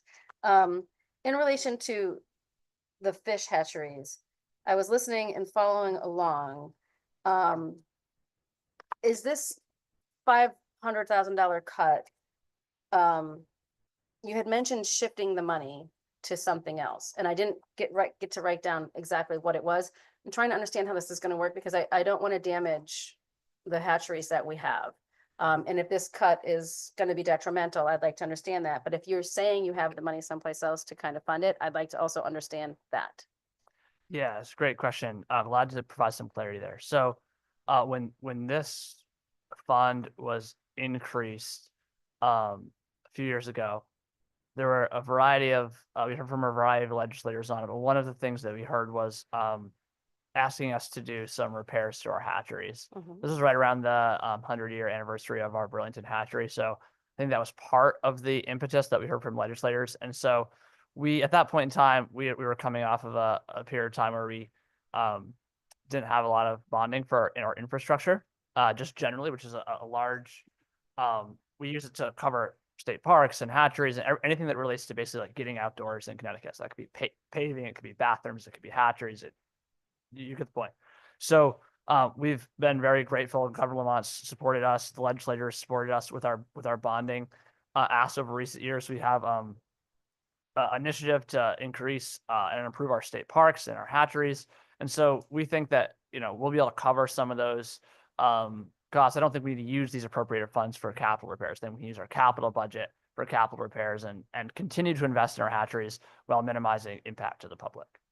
That's Just to clarify, because I think I was the one that spoke, maybe contributed to your question, to the extent that there may be forward costs that can be funded through the deep infrastructure bond funding, capital costs, that would be a way to mitigate any impact to operation and maintenance from this reduction. But we're happy to bring to the work group any more detail to help break out, some of those O&M costs to help us better answer questions with respect to the impact on fish production. perfect. Thank you. That's very helpful. I'm glad to hear that this reduction is not going to hurt anything. It's just a matter of reality. So, okay, I'm good if you have that information. To be clear, I'm not satisfied that this reduction is not going to impact the fish hatcheries. To be very clear, I think it does. And I right now I'm contemplating what we need to do, but it will have impact on the operations of the fish hatcheries and our ability to work within the confines of developing the different species of fish that we have. So we have shipped some up to Maine, all due respect to Maine. I know that they like our trout, but I'd like to get a lot of that back here. Yeah. So Just not to take more time, but to be perfectly clear, I'm not representing that it won't have any impact on our services. What I want to say is we're looking at opportunities to mitigate impacts through shifting to the infrastructure fund, some of the capital costs, but we'd be glad to come back at the working group and be able to make sure we're transparently answering any questions about the extent to which this could be, we can absorb this reduction in support of the governor's budget, and what impacts, if any, could be anticipated. I appreciate that because I understand what Kathy is saying. I understand what you're saying. I'm trying to figure out where the, if we're shifting it to bonding and it's not gonna, I just want to understand all of it. Yeah. My husband's a fisherman. If I ever like cut $500,000 out of fish something anywhere in the state of Connecticut, it'd be a hard dinner conversation. I think he's not alone out there. So, Yeah, yeah. yeah, it'd be a But hard dinner It's conversation. important conversation, and we want to make sure that for all the anglers out there, that we can provide that kind of clarity. Yeah, I want to, okay, perfect. So you'll bring all that. We're gonna have a very in-depth conversation about the hatcheries in the subcommittee meeting. I appreciate that. Now, for another topic, I was asking Kathy, I'm trying to understand the out of the 3 heads. You specifically mentioned that you have 91 vacancies right now, and the entire program for the US nuclear, the clean air program is 4.7 million. This is new to me. I'd never heard about this new US Nuclear Regulatory Commission. So I'm just trying to understand what this is, what the ads are for, if it can be absorbed in your 91 positions, and just kind of educate me on this because this is new for me. I'll just say at the high level, we're spending money to save money and provide better, more locally responsive service to those entities that have regulatory responsibilities, right? Because they have radiological or radioactive materials, the hospitals, businesses, universities. And so in order to take on right now, those entities have to interact with the Nuclear Regulatory Commission to address their regulatory obligations. We are in a multi-year process to have that responsibility delegated down to our state. Many states across the country have done this. And that means we will need to grow our staffing slightly in order to take that responsibility on. But ultimately, that will create a net savings in the implementation of the program. Did I get that right? You got it right. Yeah. He works. Semantic He works for me. Radiation director. Yeah, He so listed it in as my Commissioner consent. Dykes mentioned, there are currently 39 other agreement states at this point in time. So the process is pretty well laid out on how to analyze and assess this. We do a detailed staffing analysis as part of our application that we submitted to the U.S. Nuclear Regulatory Commission. That involves looking at all the NRC's WBS data that they've provided on what services they've done in Connecticut. So we have an idea of how many licensing actions per year we need to do. We know how many inspections per year going to need to do based on those 3 years. We also benchmark the other agreement states to look at how many full-time equivalents per licensee that they're running in the ratio. When we run all those numbers together and that staffing analysis is submitted up to the commission for their approval, it's just under 3, so it's 2.8 full-time equivalents to do that. So and when we did the initial analysis before embarking on this endeavor, the revenue exceeds what we're asking for in the staffing to support that revenue. So Where does that revenue get reflected? it goes to the general fund per statute. Okay, so the revenue generated goes. Can you tell me how many total employees you have doing this process right now? Is this 3 going to be the only 3, or do we already have people that are? So kind of my doing that? total right now in the radiation division, and I think the Senator Austin asked about the numbers that we're looking at. We have 12 people that are covering 3,000 users in the state right now. But the specific requirements for Nuclear Regulatory Commission, in order to be agreements that you have to meet certain criteria and you have to do certain things in accordance with them, and they come and periodically audit us. And those require additional things. So right now, people register with the state, but they don't get specific license. So under the radioactive materials program, we're required to specifically license them to do this work. And so that requires additional work, and we're training staff to do that. But again, that total number, as you work it out, looks to about 3 people to do this on a full-time basis.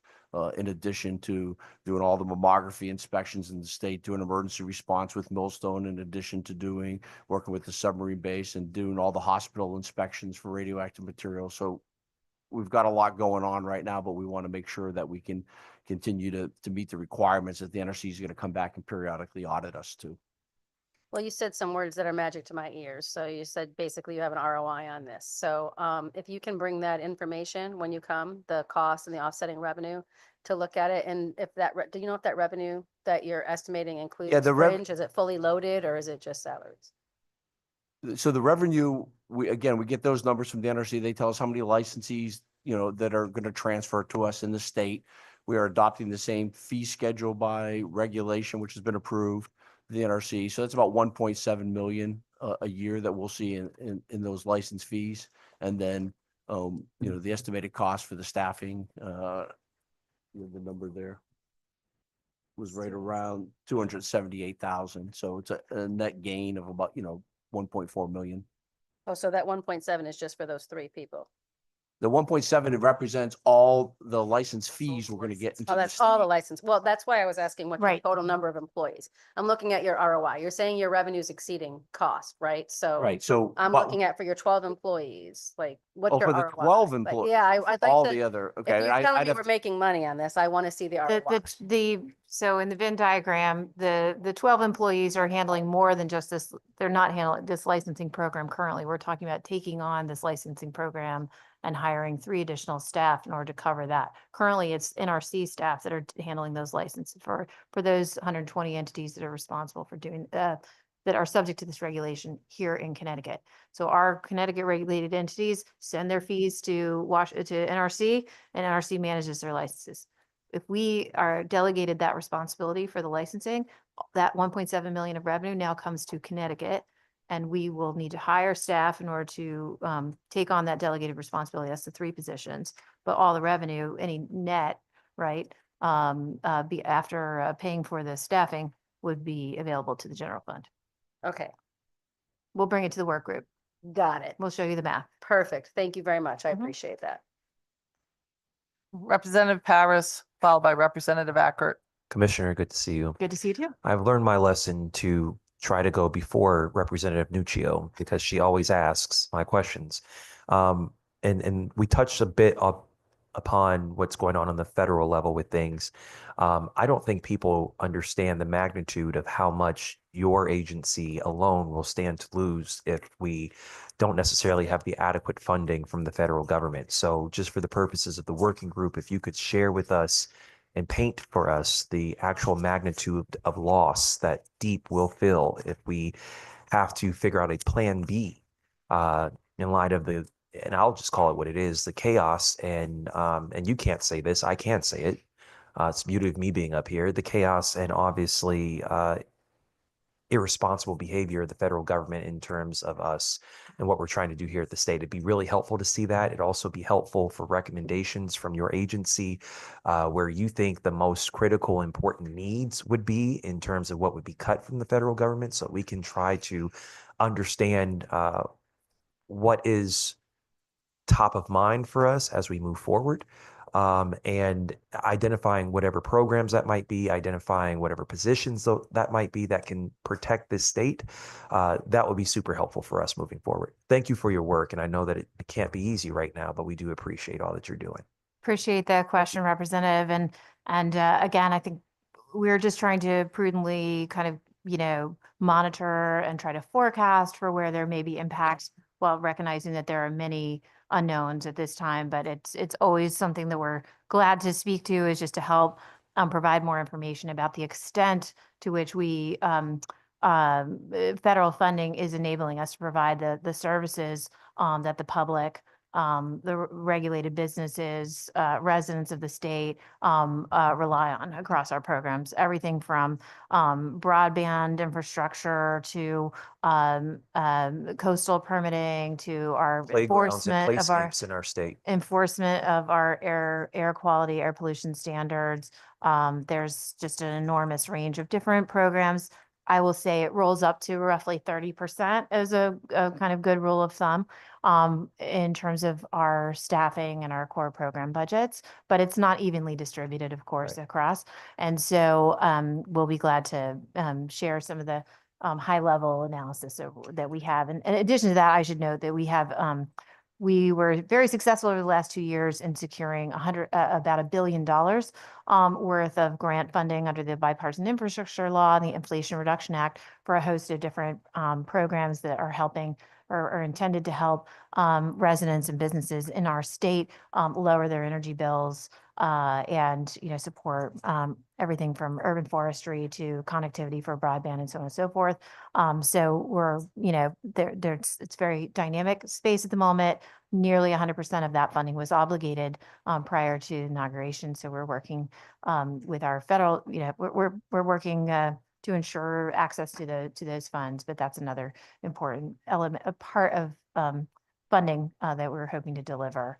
Thank you, Commissioner. While I understand that the working space that you're in right now to guarantee the access to those funds is top of mind, I would also implore you, and I know that you already do this, and I would continue to encourage it and take it up a notch in ensuring that there is a high level of transparency and also a high level of engagement with the public around some of the things that are being affected by these decisions on the federal level and what we are doing as a state to help mitigate and offset some of those decisions. And I know that you're already doing it, but I believe that we're going to have to do it more.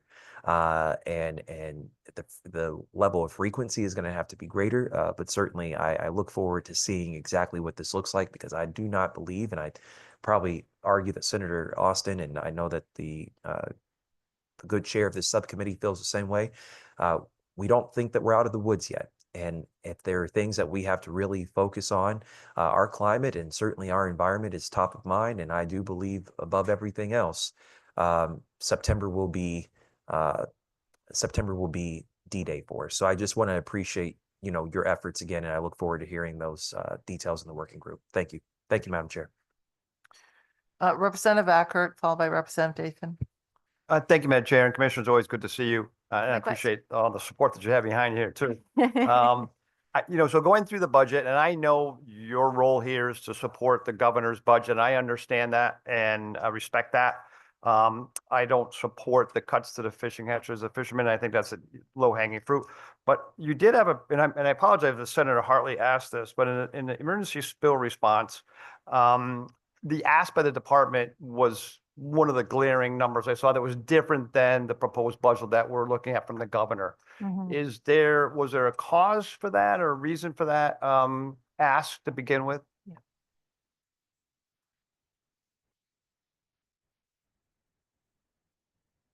And just a compliment to your staff, I did call your department regarding a spill and got an immediate response on the report that was provided on it. So I do appreciate the staff and their efforts in that department and all departments.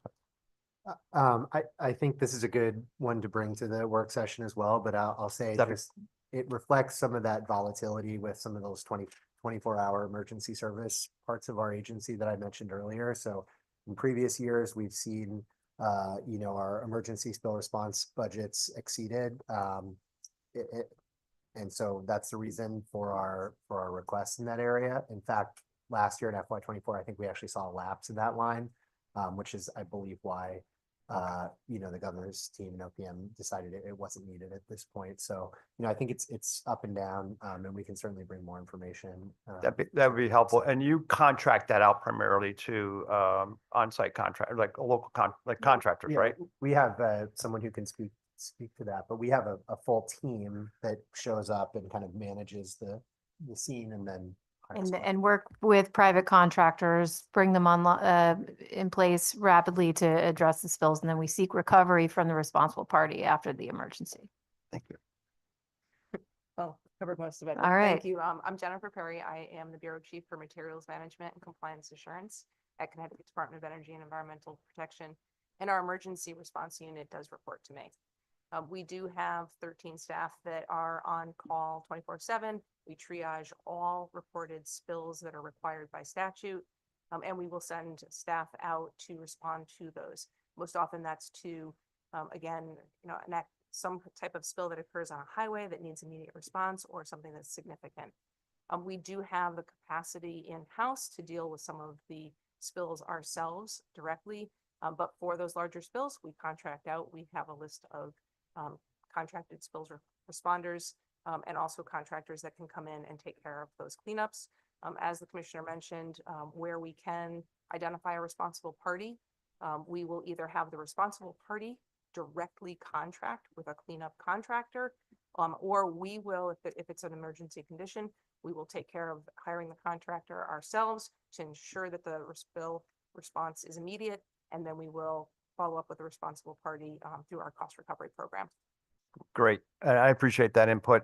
And And I look forward to that, the more information to the working group. Really appreciate that. Thank you, Commissioner. Thank you, Madam Chair. Representative Dathan. Thank you very much. And first of all, just to echo Representative Acker's comments, the turnaround time for the accident on 95 last May, where the bridge caught on fire, your team was astronomical to make sure. Representative Dathan, there were 2 bridges that caught on fire, so you got to say which Sorry, bridge. the one on 95 in Norwalk was a pretty large national I didn't think you issue. considered the Gold Star in your area, but we had a fire there too. Was Rather that in- large bridge that we sometimes care about, but. Yeah, no, but the one recent one in May, but thank you so much. So my question really, similar to what he had to say regarding some changes, we see that also in the solid waste, as well as in the environmental quality. And just was hoping you could bring to the working group what impacts that have on not having your full request. Likewise, we have a whole, my second question really is around the sort of ability to enforce. And I have seen over my tenure that the number of enforcement folks to regulate issues, and especially other sort of regulations that we are looking at in terms of like neonicotinoids, for example, these things are causing a huge amount of problems with our environment, but yet we can't do anything. I hate to say, we don't have enough staffing to do this. And I'm wondering, has the agency looked at other opportunities to help with enforcement? I know you said you have contractors and other things that help with the sort of spills and cleanups. But in terms of enforcement, I think we could be very cost effective in having contractors do that. And because there are fines associated with non-enforcement, it would probably cover itself, and we could have not necessarily an employee, because we don't have the employees to do it, but we'd be able to work with outside folks. Is that a model that you all have internally, or how do you manage enforcement currently?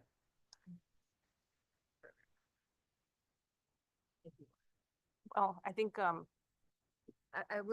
say, I think it would probably be helpful to have a little bit more context about the specific structure of like the regulatory requirement for us to be able to answer that question, but we have, yeah. Okay. Neonics, right. Yeah. Okay. Your mic's not on, ma'am. Yeah. Thank you. I've heard from other constituents that, the lack of enforcement is a huge issue compared to where we were maybe 10, 15, 20 years Yeah. ago. Yeah. And, things are only getting worse in amount of pollutants, and really want to make sure that we have clean air, clean drinking Yeah. water. Yeah, thank you. So maybe I'll just give a broad comment, and we could come back to the working group with more specifics in terms of the neonics testimony and how the framework you're suggesting, like to walk through different options there. I will say just broadly, we've been at this, for the last 6 years, our 20 by 20 initiative, and now 20 by 26, where we launched performance goals to improve the transparency, predictability, and efficiency of our permitting, and other deep programs to, to help deliver on what you're talking about. We know oftentimes across a program, we maybe make choices between allocating resources towards permitting, or it may be those same staff, right? That same program is also responsible for enforcement and compliance assurance. So we are very aligned with trying to ensure that our permitting processes are as streamlined and effective as possible, so that we do have the resources to then ensure that these permits that we're writing actually matter because they're being enforced. So we've adopted and had a lot of success in various ways. First of all, having very clear guidelines, to prohibit certain things and not even require a permit, reduces the need to then have a process, right, to issue a permit. Or we, in the air programs, we've been able to shift to permit by rule, where there are certain circumstances where just putting the standard in a regulation and then it's on the regulated entity to ensure that they're in compliance is another way to help reduce some of the staffing and resources associated with the permitting process, right? So we can focus more on enforcement. We've also more recently been looking at incomplete applications. If we do, we find it takes a lot of staff time to go back and forth with an applicant when they haven't fully filled out the permit and provided all the information. It could chew up like 40% of our resources in going back and forth. So we're looking at ways to maybe take a page from the DMV and create. You need to have all your papers with you and all your documentation before we even start to consider your application. So we can reserve the time of our permit writers for complete applications and send consultants and applicants to be complete. There's a whole host of things we're doing in this space. I'm glad to apply any best practices and learnings that we've had from 20 by 26 to the particular, to the neonics context.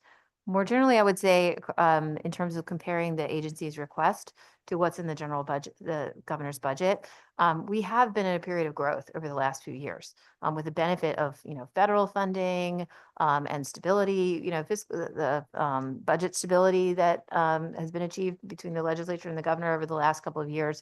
We have been able to add positions, the expansion of the passport account. So in many places we've perhaps that's conditioned us to want to be more free to ask for more resources than in years past, perhaps where there's more of a sense that those requests would not be taken up. Obviously, the budget challenges are different now, and so I'm not surprised that we have asked for things that we didn't get. But I think it's probably a healthy thing or a good thing that agencies feel comfortable putting out what would you ask for if you could get it, right? And I don't.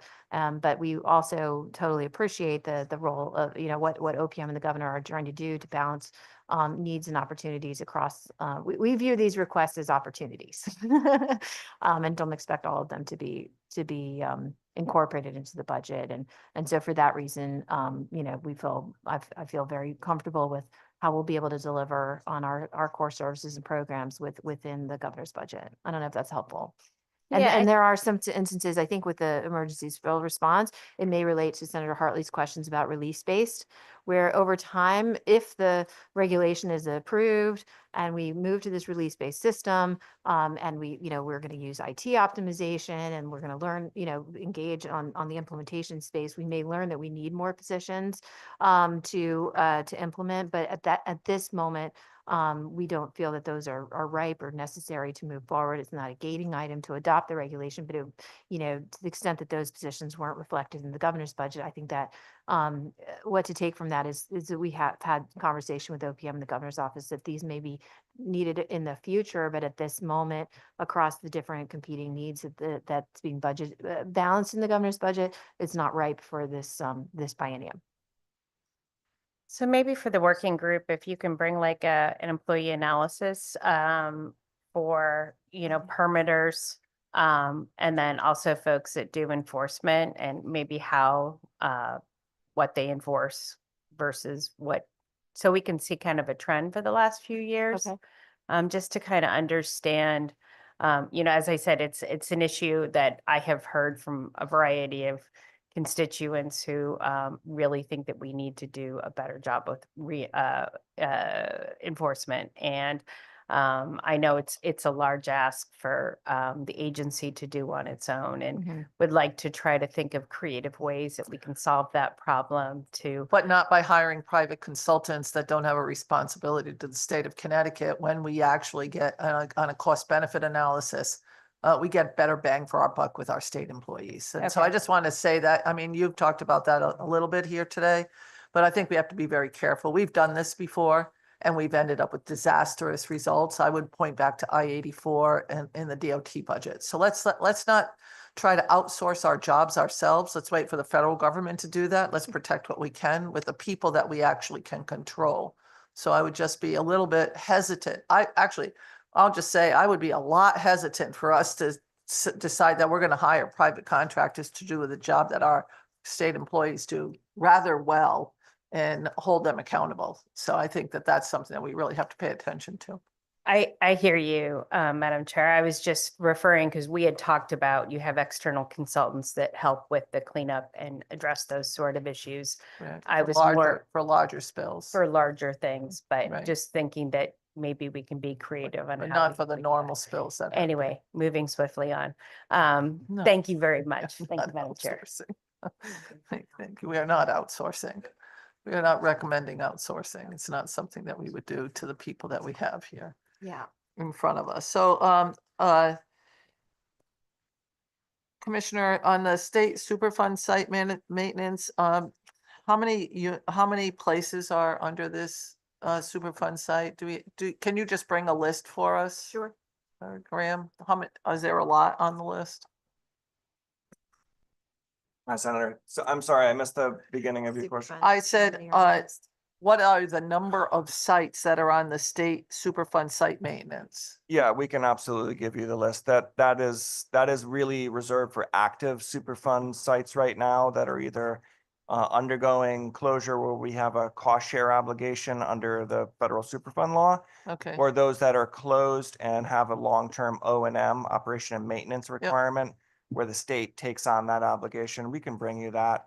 I mean, really what we're looking at primarily right now is the Raymark Superfund site in Stratford, which Okay. we can thank EPA for the significant funding they've put into that throughout, this period since COVID has occurred, really expediting the cleanup in that area, and also, waiving through the bipartisan infrastructure law, the state's mandatory match requirements, saving the state tens of millions of dollars.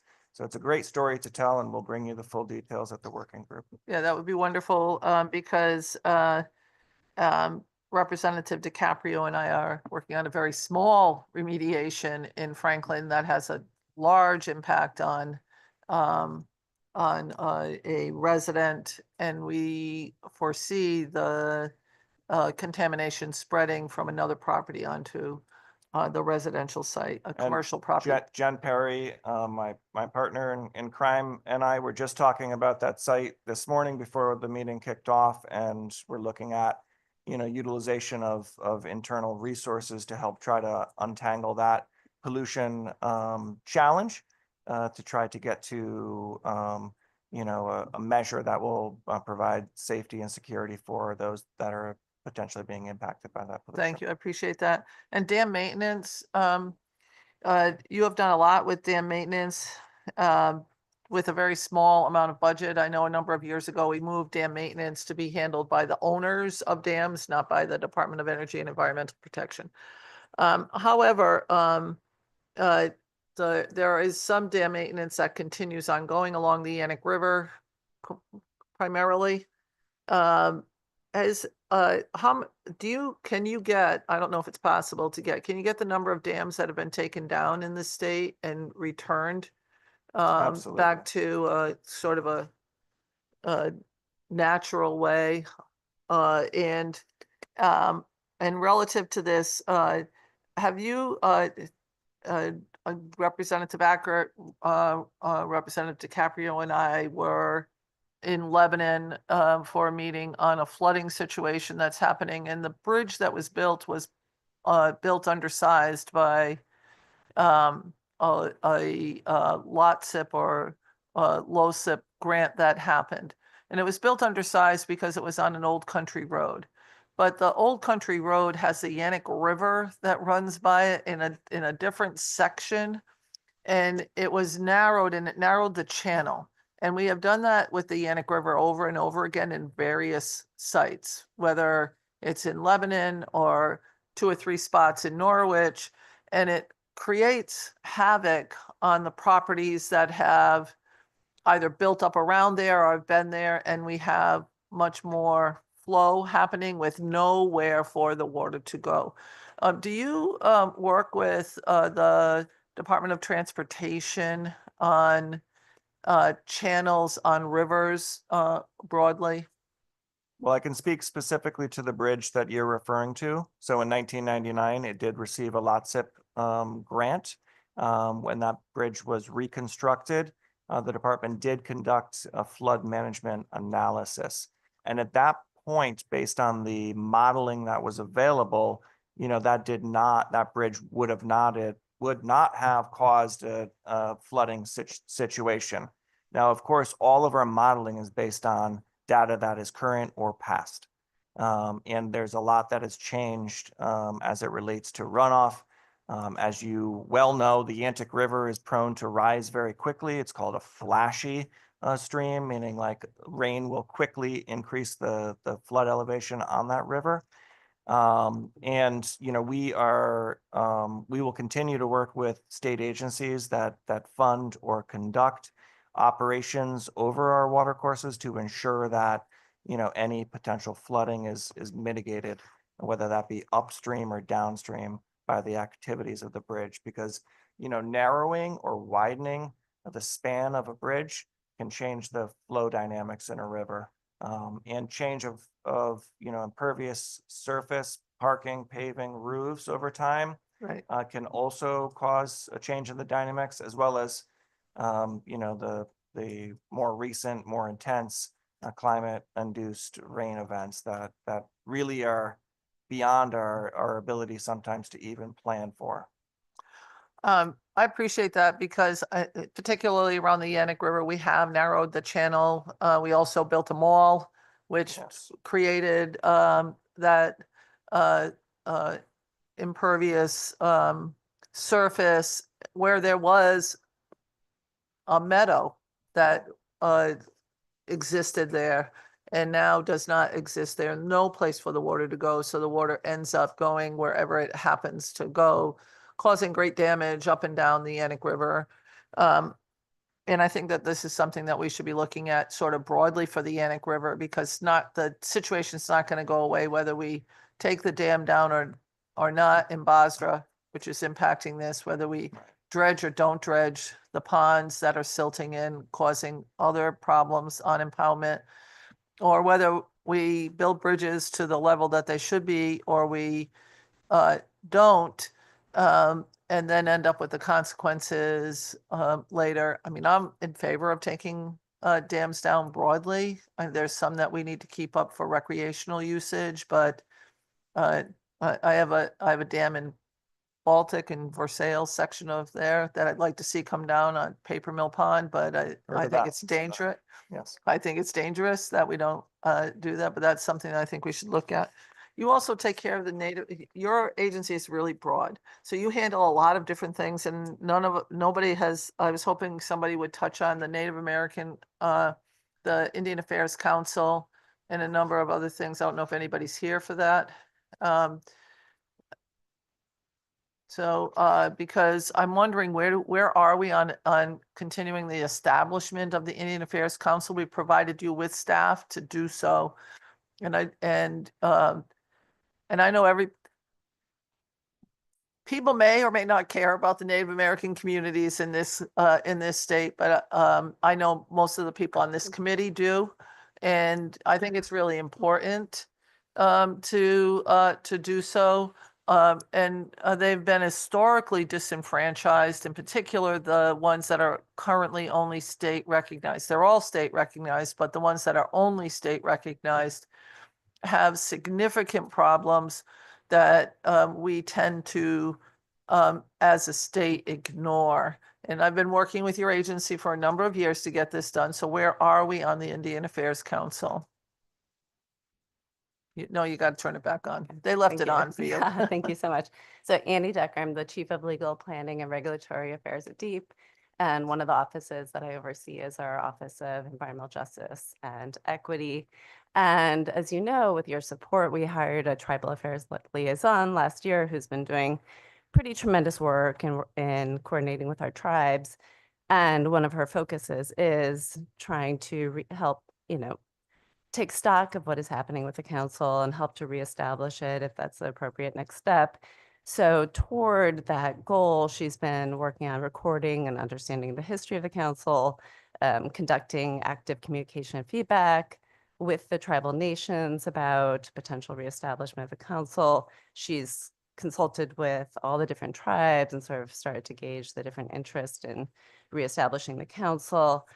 We are setting up a web page that is laying out the different statutes and relevance to reestablishing the council again. And then more generally, because as you know, one of the issues here is just the coordination among the different tribes and resolution of disputes about leadership, has been working on facilitating that sort of coordination among the various tribes. And then we are developing a webinar about the process for tribal dispute resolution. And we hope that, you know, there are some disputes that just have to be resolved before the council is reestablished. And so we're hoping that providing more education about the process for doing so is going to help us get to that goal. So the Office of the Office of Legislative Research, both have OLR as their acronym, did a full review of all legislation that's passed since 1992. I don't know if you've had a chance to review that and see if there's anything else that should be added in or be looked at, but that was done because I asked them to look at everything that we have done since 1992 with a little blurb at the beginning, which talks about when they were first state recognized and how we have been treating these initial residents and inhabitants of this area. And so I'd like to see the research that's been done. And I'm very interested in finally finishing hopefully some of the capital projects this year. That is something that I think that has to happen. And I'm still interested in resolving the issue that we have with the Scotticoke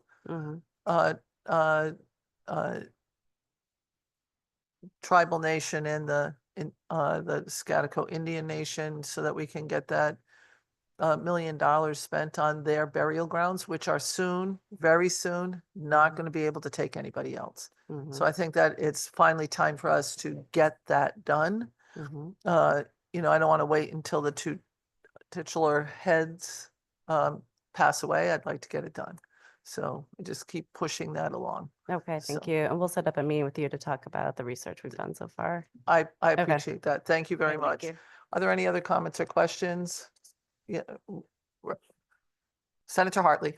Yeah, thank you very much, Madam Chair. And I know that we're at the end of our time, but I just would like, as we reconvene in our next session, working groups, to hear some summary information, facts about the environmental justice initiatives that you have launched and led on, Madam Commissioner, you know, the update of where we are on that. And then secondly, I'd like to also know about the department's work with regard to resiliency.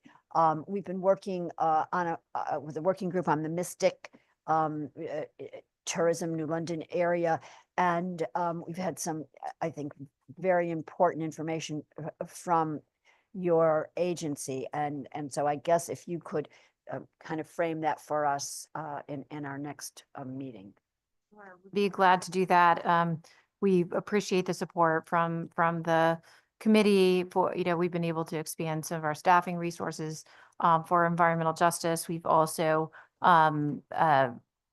organized a climate resilience office within DEEP to help administer the DEEP Climate Resilience Fund, which is bond funded, but an important investment that the legislature has been supporting over the years to help expand not just on microgrid grants for microgrids, but resilience projects broadly to support municipalities and others to invest in infrastructure that can help protect communities and sensitive resources from the impacts of extreme weather events. But be glad to come back to the working group with more detail on both.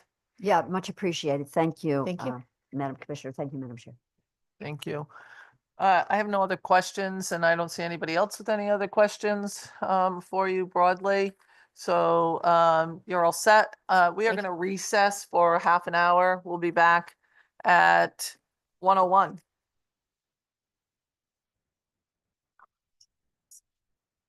I don't have time to do that. I got to go testify.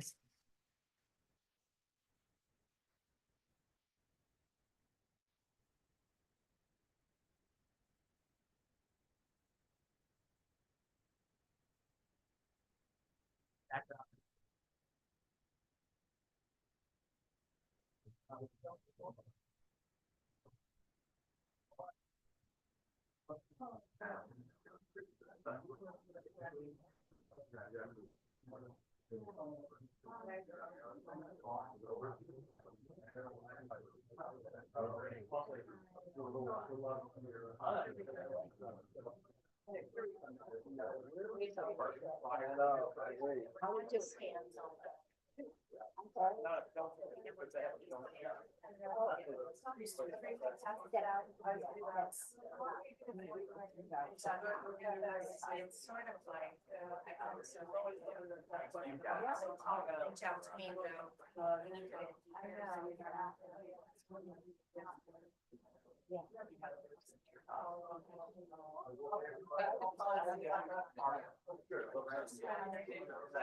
Yeah, I gotta still set, NRC's gotta look at a different date, so I gotta talk to them.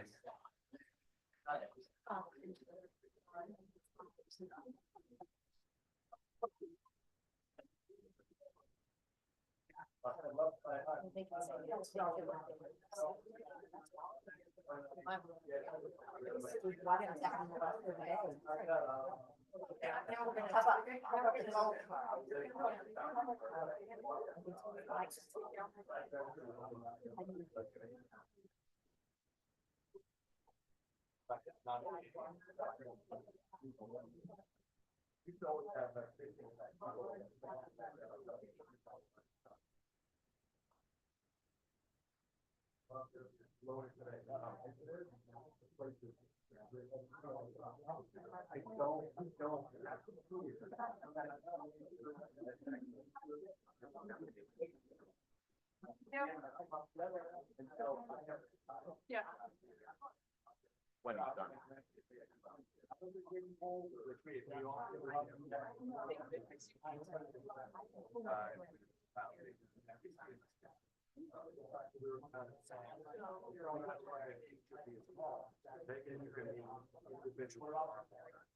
Also, we're doing a strip storm water, by either going in there, putting it in its own pipe.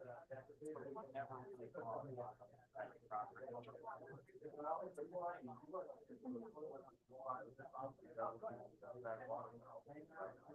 But not only that,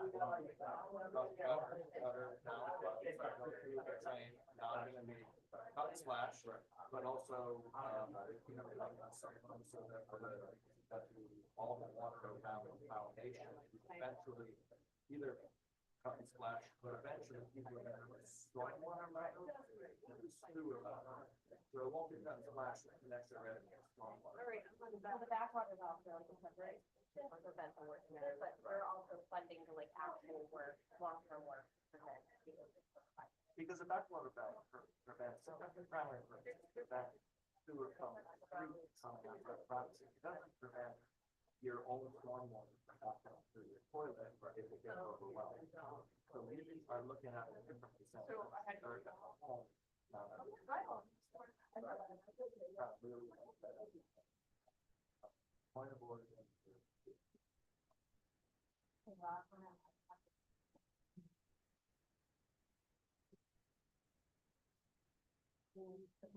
Finally starting to come together.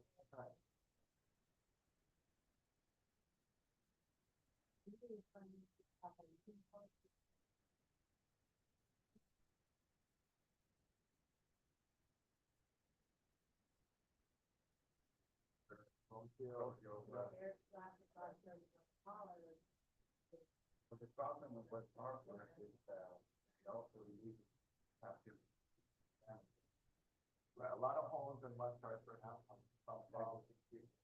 Right. Right. Right, it decreases capacity for Hartford as well, so yeah, that is something, so, you know.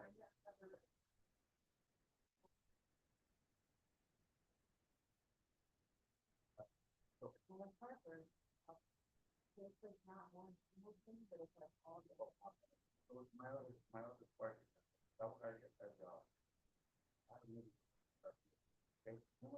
I didn't know that they have it. Yeah, I was surprised on that way, they're out there.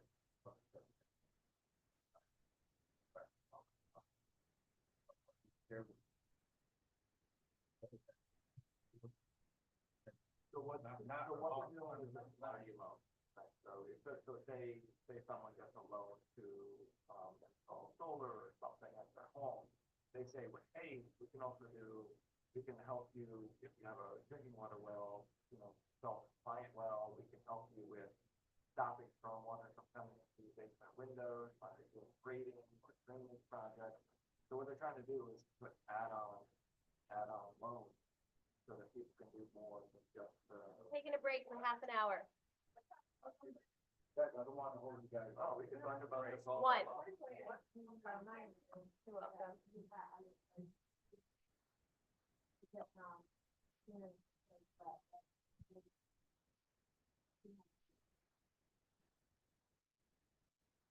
Yeah, so. All right, yeah, so, I'll share with you, I just want to share two more things. Yeah. Okay. So what I shared with, Wednesday, I want to. I'm not saying I just come to the hospital, yeah, come down love, right, so there's some book that's very around. Pretty large staff around. I mean, the whole north end is very hilly. Right. They have different poles. Right, exactly. But this particular area is plus all.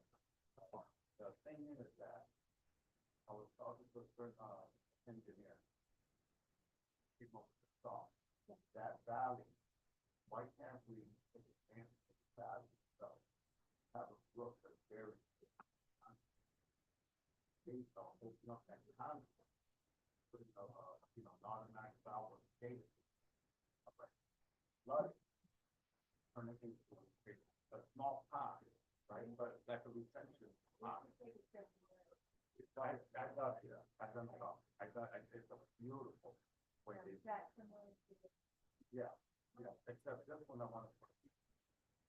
There we go. That guy who fought for that neighborhood. Why?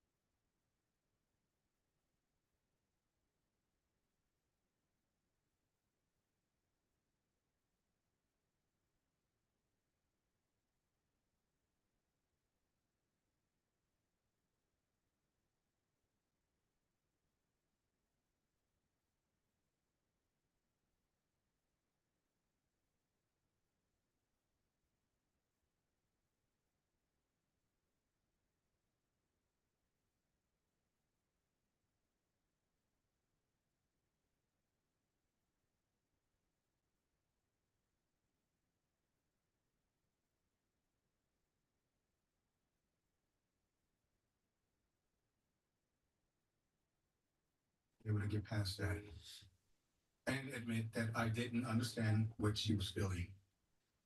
But learning that she lies to me about my biological father and the half brother I never knew about, that's going to take some time. Look, I'm not saying what your mother did wasn't wrong. But you do see my side of it. Yeah, of course I do.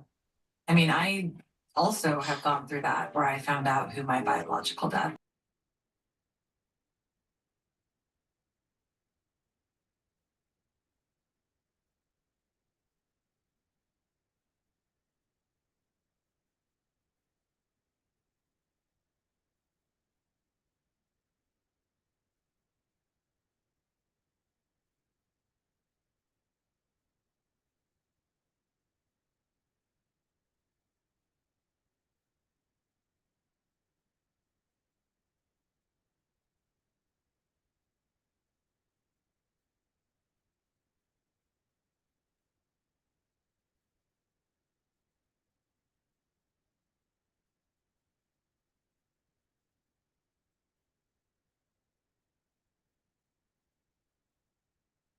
Good afternoon, everybody. Good afternoon. I believe we're supposed to be calling ourselves back at 1 o'clock, correct? Okay. This is a moving time frame here for today. So we are all flexible, and that's good. We need to be flexible in these days. So I would like to call up the Department of Economic and Community Development, DECD. Oh, hi there. Hi, Representative. I think our commissioner's on Zoom. Dan, Oh, if is you're he on there. Zoom? Yeah. Oh, crap. I mean, no, but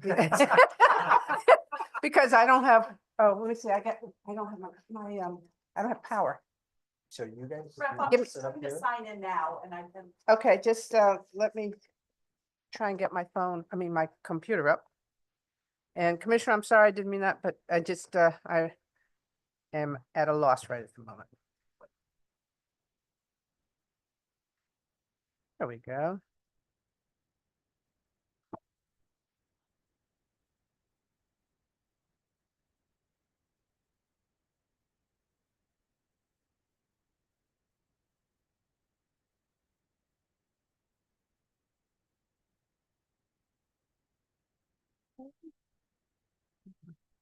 Zoom.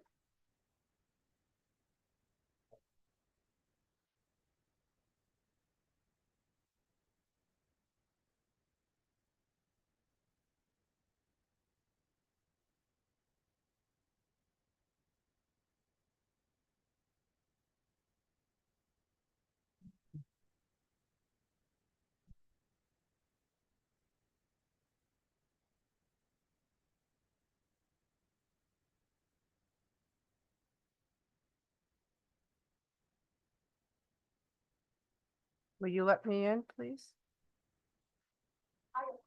It's okay. Oh, so you can't let me in?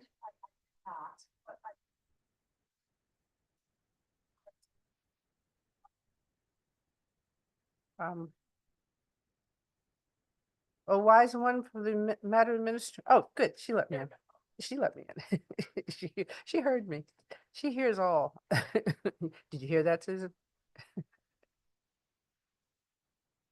Okay, not quite yet. Nope, haven't been let in yet.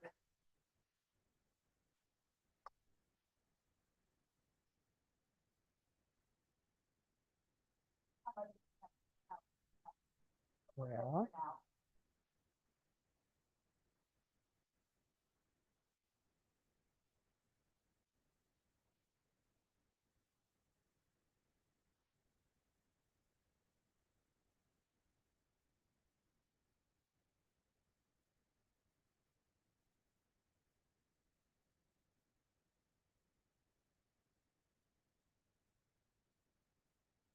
Do I see? Nope. Okay, so Madam Administrator, could you let me in? There we go. Thank you. Recording in progress. Okay. All right, everybody, please mute their computers so that we don't have any feedback. Okay. All right, Commissioner. Good afternoon, sir. How are you? Sorry, was that directed at me? I apologize. I just want to make sure I'm the commissioner you were directing that towards. I am well. If so, good to see you. O'Keefe, you are the commissioner. Good afternoon. And would you like to start, or would you just like to go right into the question?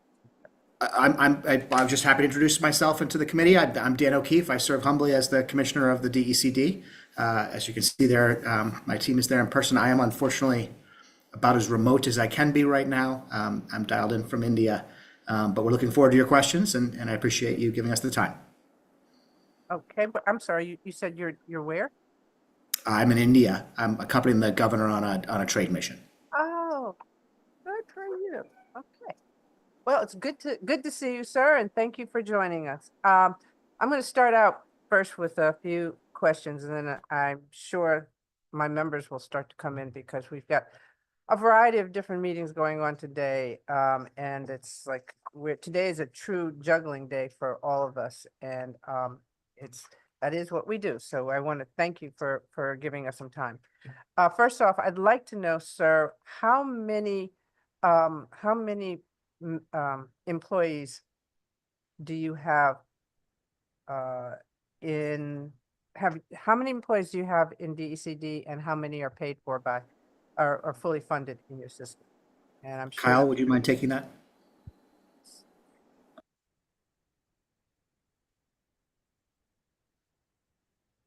Hey, Representative Good Kyle morning. Abercrombie. Good Chief- afternoon. Good to see Good you, afternoon. Chief Administrative Officer with DECD. We have 102 general fund positions, 95 and a half of which are funded. Our actual current headcount is 90 and a half.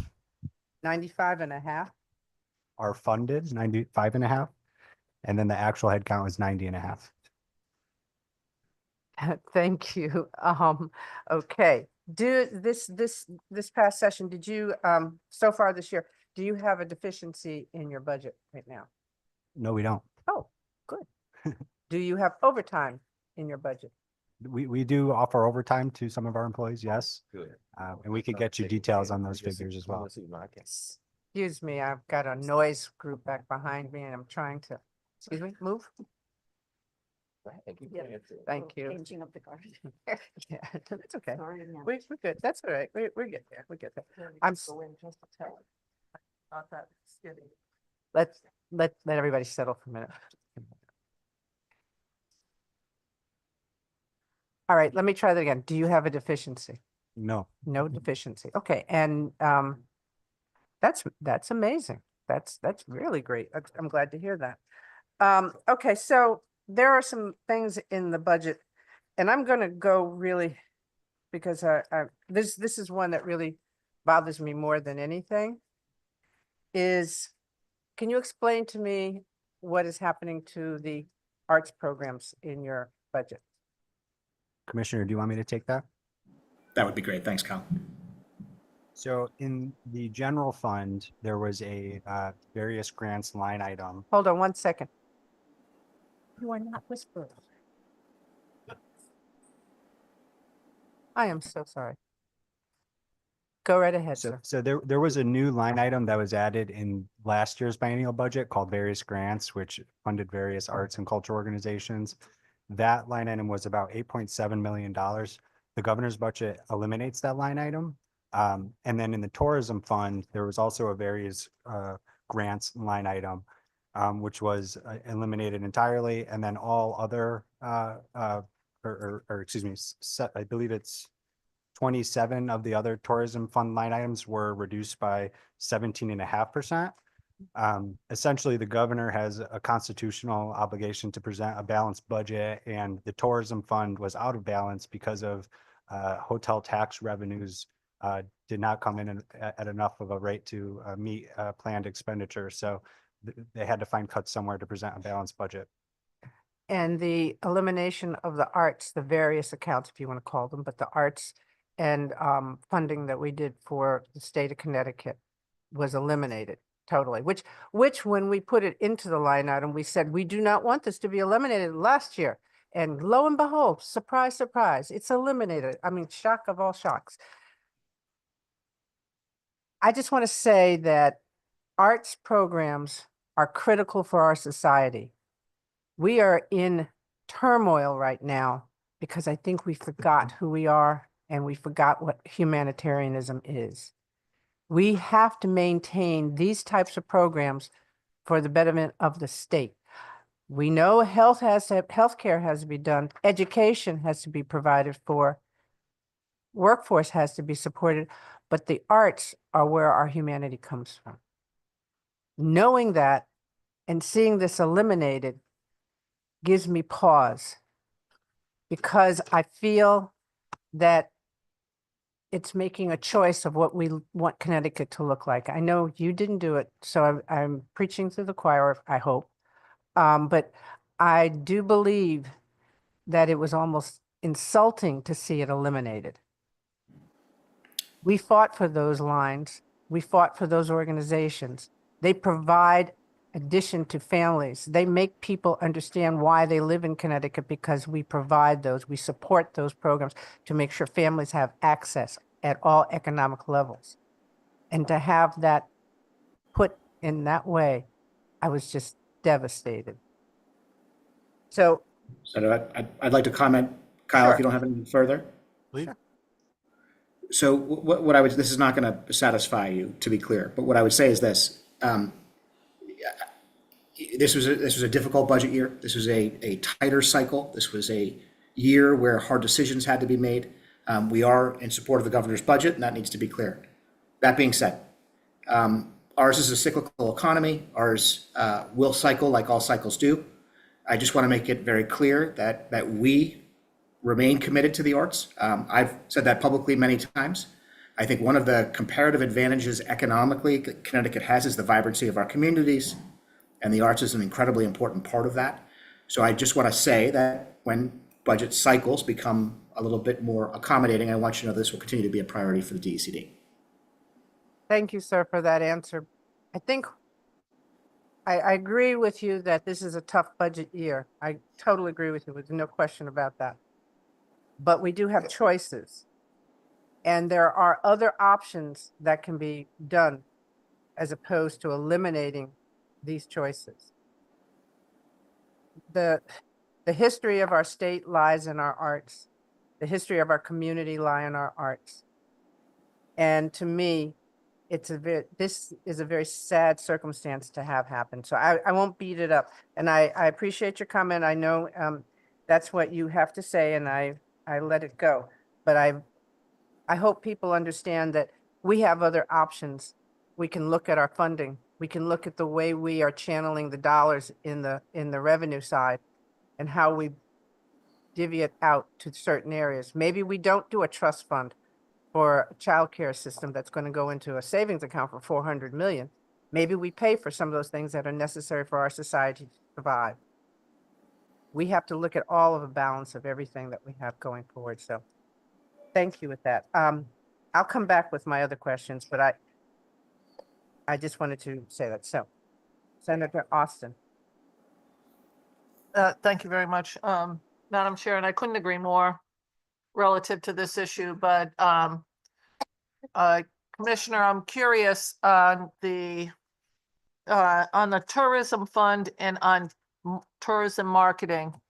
Do you know, you said that I think it was Kyle who said, Abercrombie, who said that, I don't know your title, Kyle, now, what is it? Thank you. It's what happens when you get to know too many people. You might not forget their title. So you said that the hotel tax was lower this year when our hotel numbers have been higher than ever before. So what was different this year on the hotel tax? I can't speak to if they're lower than last year. I can say that the consensus revenue projections for the hotel tax was at a certain amount, and then baseline expenditures were above that amount. So they had to find a way to reduce expenditures. In the past, what we did was we borrowed funding from the general fund into the tourism fund to cover that imbalance. But this year it's, they wanted to present a balanced tourism budget. And the meal tax, what is that at? So you have the hotel tax, of which a certain percentage goes to fund these things, and you have the meals tax. I don't believe the meals tax goes directly towards the tourism fund, but I know it doesn't. I'm not an expert on that one. I think there's a 6.35% sales tax, and then there's a 1% surcharge for meals and beverages. And there's a lot of conversation this legislative session around what should happen with that extra surcharge. But for now, I believe it just goes directly to the general fund. So we've put in a bill every year, a number of us, because tourism is a huge business in the state of Connecticut. Lots of jobs, lots of business opportunities, a lot of small time business opportunities. The fact is that a lot of money comes into the state from tourism activities broadly. And we really don't put money directly back into them to both market. My opinion, we don't market. We could actually increase the amount of activity we have in tourism if we actually spent some money on marketing. And New York City spends about $50 million. We're the lowest in New England relative to what we spend on tourism. And we have some of the greatest international sites for tourism. If you could bring to the working group the differential that happened in the hotel tax that you have down, and what meals, how much money comes in on meals tax, not generally our area, but if we're going to talk about this, I really want to have the conversation about this. And so if we could have that, and then because that's a big part of what's going on here. And then I know we have other people. I assume we're going to talk to other people directly on some of the other items, such as the social equity and workforce development. So we'll do that. I do think that your agency, Commissioner, does an awful lot of work. I think this is one area where they're lacking in the resources to do the work that's necessary to expand and expound upon it. So thank you, Madam Chair. Thank you, Senator. Thank you very much, Madam Chair, and thank you to the DECD team. And I have to say, so the commissioner is one up. We started with a testimony from a commissioner in DC, and I think he's a little farther. Yeah. So where is he? India? India. Yeah, he's in India. Yeah. Thanks for being with us. So so I would like to echo the remarks of the chairs of the Appropriations Committee with respect to the arts, culture, and tourism issue. We're going to have to circle the wagons here and figure this out, because we're getting our lunch eaten here. If you look at everything around us in terms of the investments on tourism and the return. So yeah, I guess I would like to see a trajectory of the last 5 years of what we've spent, what the ROI, what the return has been. And I want to look at our immediate abutting neighbors too, because that plays into this very directly. And, you know, Kyle, thank you very much. Yeah, you're absolutely right. What's going on with the hotel tax? Because I'm seeing these reports, particularly from southeastern Connecticut, about, you know, the increase in hotel rooms being online. We've got the new Delamars coming on into the state and so forth. So I don't understand what this discrepancy is. So we need to drill down, and we need to be a whole lot more creative about this. And we're going to look to you for some input on how we do this, respecting the, you know, the world that we have to live in. And I know we don't like to have this conversation about, you know, diverting money and the like.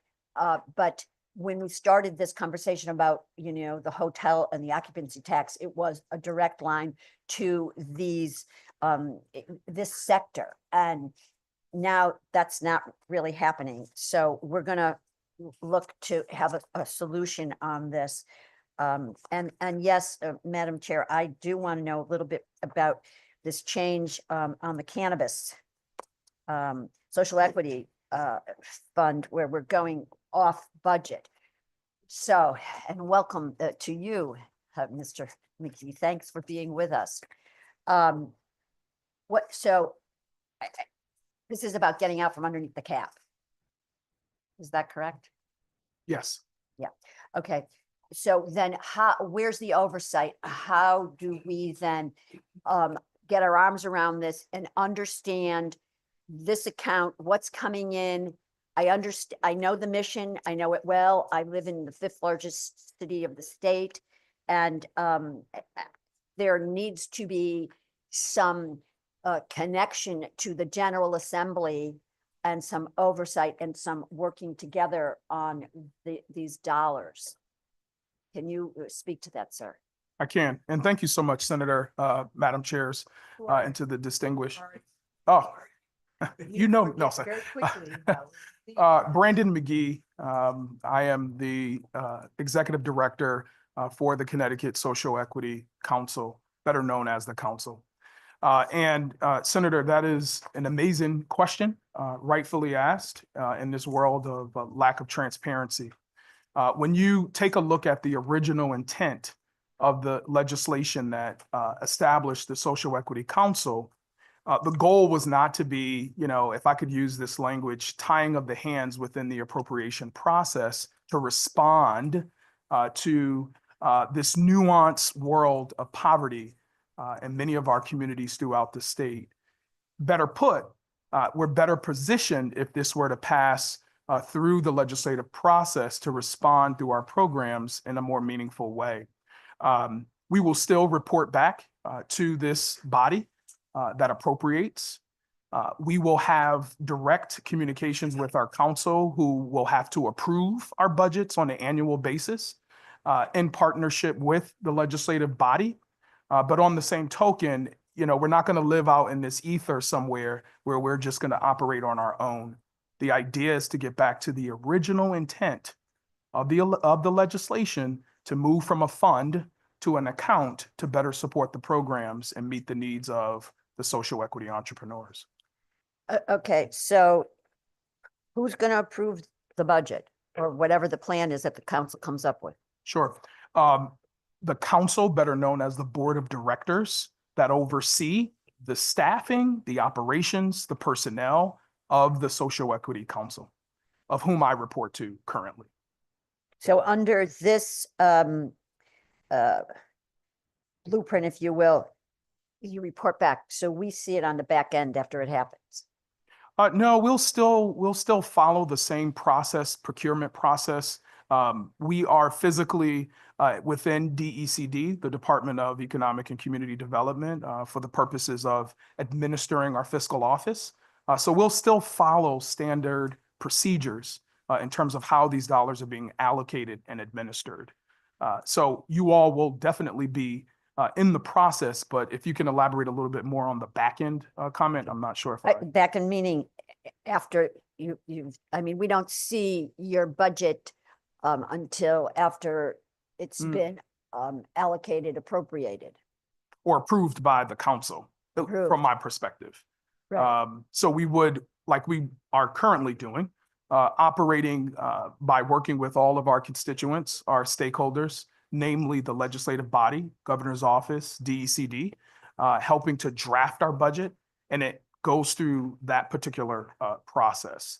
I am of the mindset we should still return back to the legislative body to go through this process. These are taxpayer dollars, and we should be extremely transparent on how these dollars are being spent on behalf of each of the programs. So I guess I'm asking you how we work together more collaboratively to craft that mission and its results.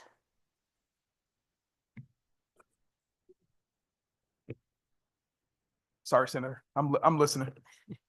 No, I said, what I'm asking of you, and we could drill down on this a little bit more, is how we, the legislative branch, work more cohesively with DECD and Equity Council in carrying out this mission. I think we probably all are in agreement on what the mission is, but it's how we address it. Great question, and thank you for clarifying. We currently, it's in statute and legislation, we provide a monthly report to the legislature on our expenses, on the number of applications being approved, reviewed, pending statuses, et cetera.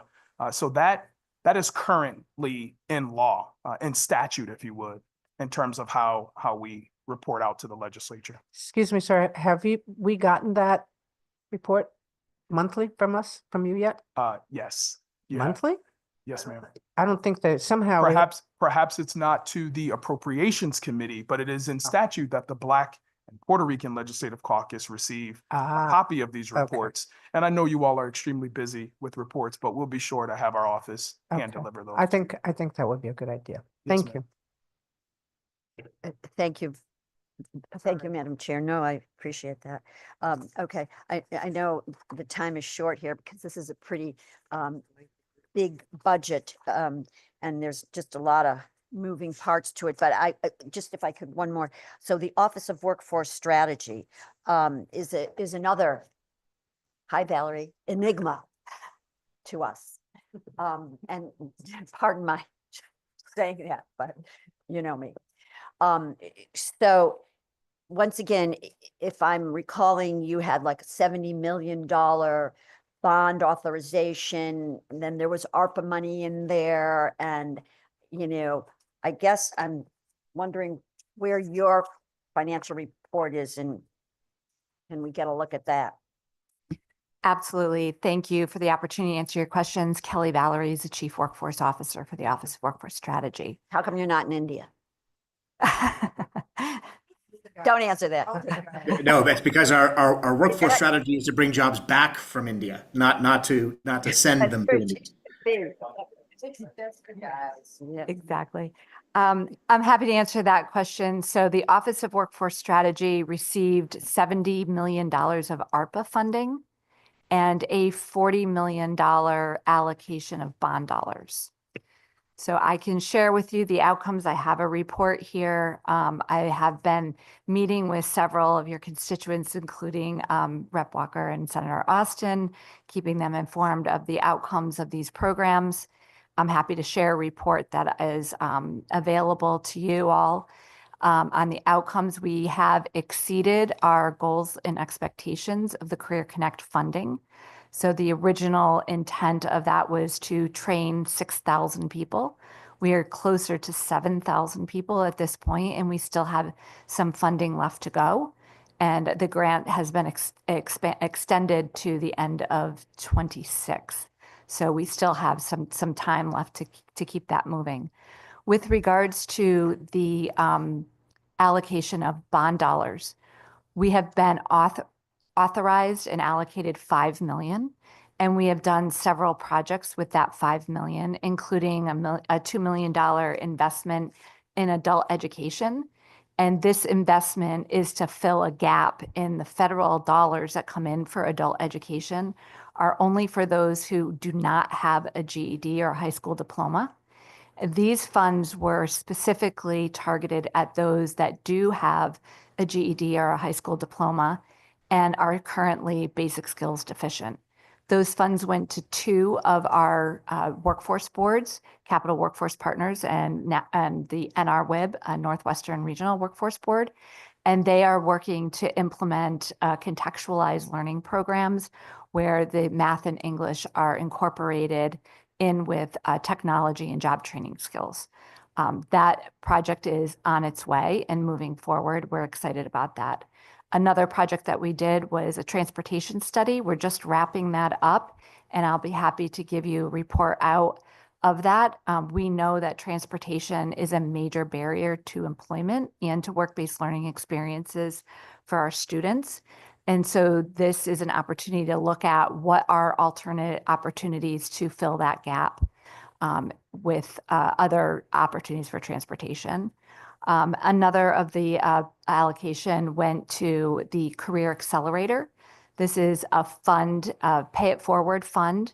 We're working on finishing up the study on how that fund would be administered, and we'll be doing an RFP out shortly for an administrator of that fund. And we were very happy to work with Senator McCrory on that. And we're expanded in that beyond CDL licensure. And the last bit of the bond dollars was used for artificial intelligence and building out programs in our higher education system, both public and private, on implementing AI technologies into academics that are very much in response to what businesses' needs are to hire those folks. Thank you for that description.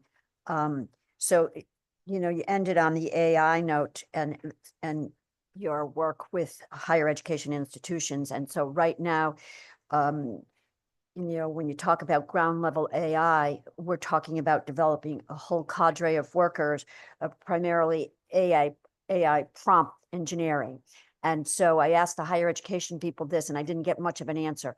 What are you doing on that? Because that's the workforce that you need to get on the ground if you're going to bring AI companies in here.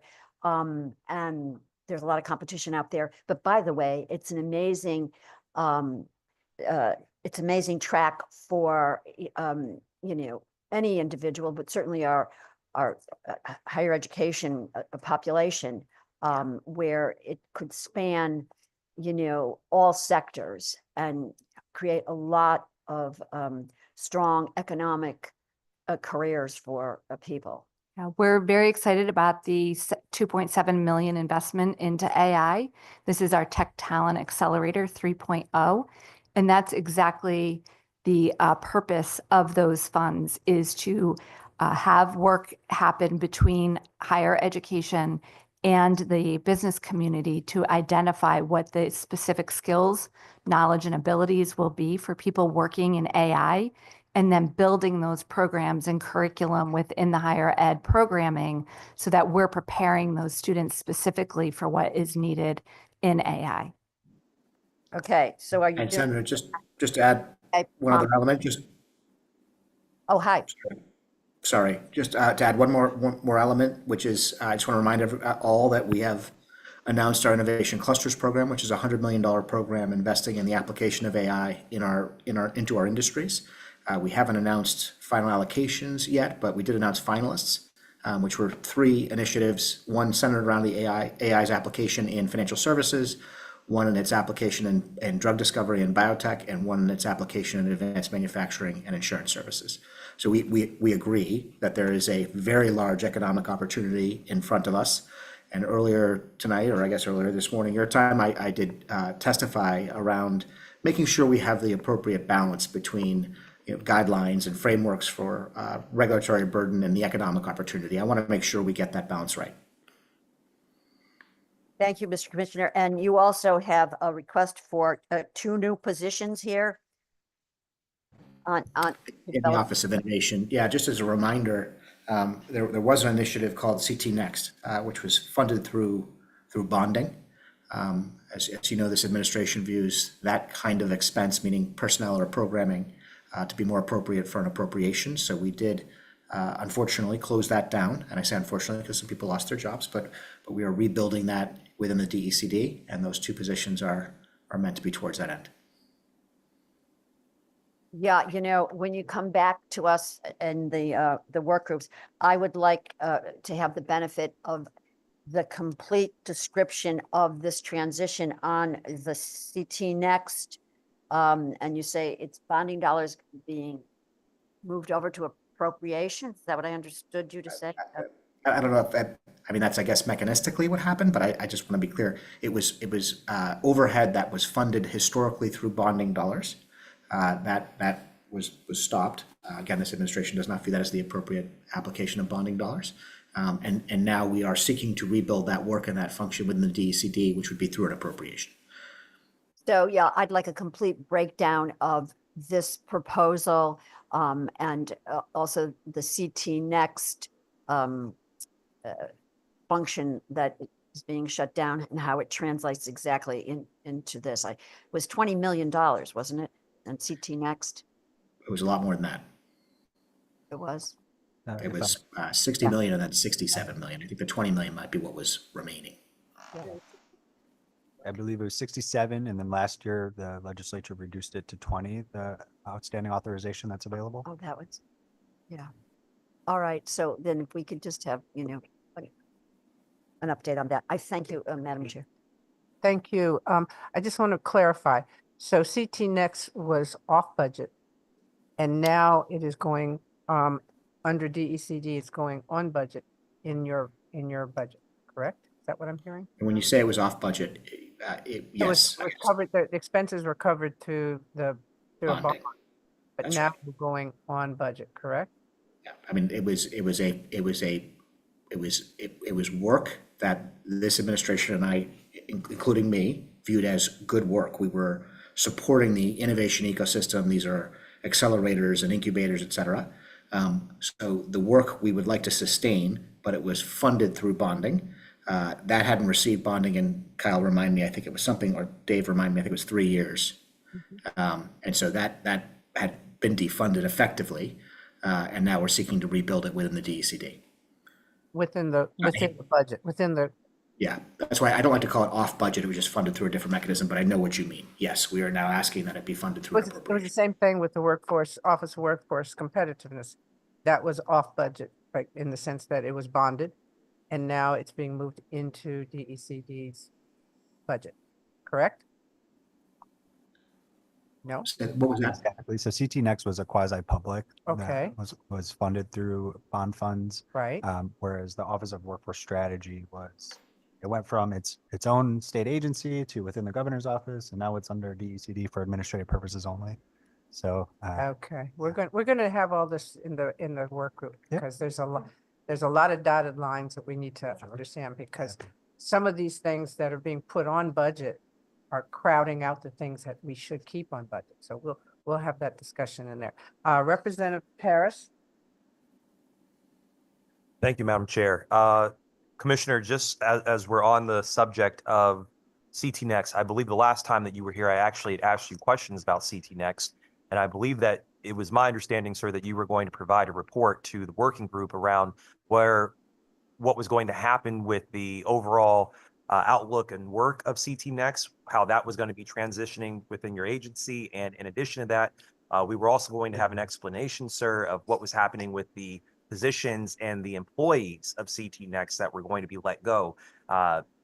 So I don't think I ever saw that report, sir. And so I would like to, I know that CT Next is gone and we've moved forward, but I still would like to have an explanation as to what it's transitioned into and what has happened to those positions and why we don't have it anymore, because I do think that it was an important thing and it was a lot of money that we had invested into it. And that money, I think, due to what the good chair is saying and our other colleagues are saying, it doesn't translate or correlate into what's being reinvested right now through your agency. So we do need a further explanation on that. So I just wanted to start off with that. Secondly, it looks like your general fund allocation based on the proposed budget is seeing a decrease of about 20%. And there are a lot of programs and initiatives that are being reduced and eliminated. Can you just start off by telling me, with that decrease in funding, how DECD plans to further support small businesses across the state, particularly minority-owned businesses and women-owned businesses and startups? Sure. Let me take that at high level, and then Kyle, perhaps you could fill in with any details that I missed. So first, on your first point, if there was a report requested and not provided, I apologize. We capture, or at least try to, all requests coming out of these meetings, and we'll make sure to follow up. Thank you. And Commissioner, please know that I was not being defensive. I just wanted to send a reminder that that request just wasn't submitted. But I appreciate you certainly saying that, sir. Thank you. All good. And then on the support for small business, look, small business is the lifeblood of any economy. We continue to have and support an Office of Small Business, which administers our Boost Fund, as well as other programs such as STEEP and other support and grant making activity for our small business community. To your question of support for minority and historically disaffected communities, our goal, as a reminder for Boost, is to be above 50% in support of minority and women-owned businesses. The last report I saw, which was last week, so this is very recent, was we're at 64%. So that program continues to be above our goals in support of those who've been historically disaffected. Kyle, on the reduction, if you could maybe speak to those specifics. Yeah, so the reductions in the budget do not impact the Office of Small Business. These are cuts to earmarks essentially for different organizations that pass through our agency and down to the organizations themselves. The Office of Small Business loan program that the commissioner referenced, the CT Boost program, is funded through bonding. So, and that has we have 50 million in outstanding authorizations ready to be used still. So that program is thriving, and we're proud of the work that they've done. And I appreciate that. I do want to just note, though, for minority-owned businesses and women-owned businesses, when that state support is alleviated or changed, oftentimes their businesses are first to go defunct. And so it's really important to me that if we are at this above 50% margin, I believe the good commissioner said we're in the 60 percentile range, I would expect that we stay there even with the changes that we're making. This is quite concerning to me because we do have a 13% decrease in tourism funding. And look, I don't doubt that anyone here does not care about our state, about its families, about its children. I know that this budget is focused on children and families. We've been talking about this for the last few weeks. We're going to continue to talk about it. But to the point of our colleagues here, we cannot have more families and children coming into the state with taking a 13% decrease in tourism. No one's going to know what to do in Connecticut or where to go in Connecticut. Now, it may help us in terms of traffic going down. Although if you drive on 95 from Stamford to Stamford, you never get anywhere. But I do say this. I mean, we're talking about with the tourism fund, and this goes into the small businesses effectively. I just don't understand with these specific programs. We're talking about the zoo. We're talking about the New Haven Arts Council. We're talking about Eastern tourism and Central tourism. I just want to know, what is the plan around doing more with less? Because we can't afford to lose any more money and any more traction that we're already gaining in terms of Connecticut being at the center of many tourists' mind. So maybe first, you brought up both small business and Boost and then tourism. So let me take them in turn. On small business and Boost, there is no plan for any change to that program. Certainly not a change it's adverse in nature. So the strategy there is working. We're excited about that program. We expect to continue to maintain its deployment and its strategy, which again is to support at least 50%, if not greater where we are now, minority and women-owned businesses. On tourism, look, all I can tell you guys is feedback noted. As I said earlier, we are not sitting here not in support of tourism. I view tourism and marketing as our extended sales force. But our comments that we made before stand. We are in a challenging budget cycle. Decisions had to be made. And I just want you at least to know that we, the DECD, will provide whatever data we can, whatever you ask for, we will provide to help inform the debate. And again, I expect when our economy starts to cycle, and again, it will, cycles always cycle, we are not de-emphasizing tourism and marketing as a strategy. It's simply a tight cycle in which trade-offs had to be made and hard decisions made. I appreciate that, Commissioner. I would say that tourism's not just for those who live outside our state, but it's also for those who live within our state. And I will tell you that for many parents who are already feeling the pinch of high energy costs, if they're feeling the pinch of high grocery costs, if they're feeling the pinch of high childcare costs, going to Beardsley Zoo may be the only form of tourism that they would face. Unfortunately, I don't know how many families across our state do it. I don't know how many of these tourist spots do it.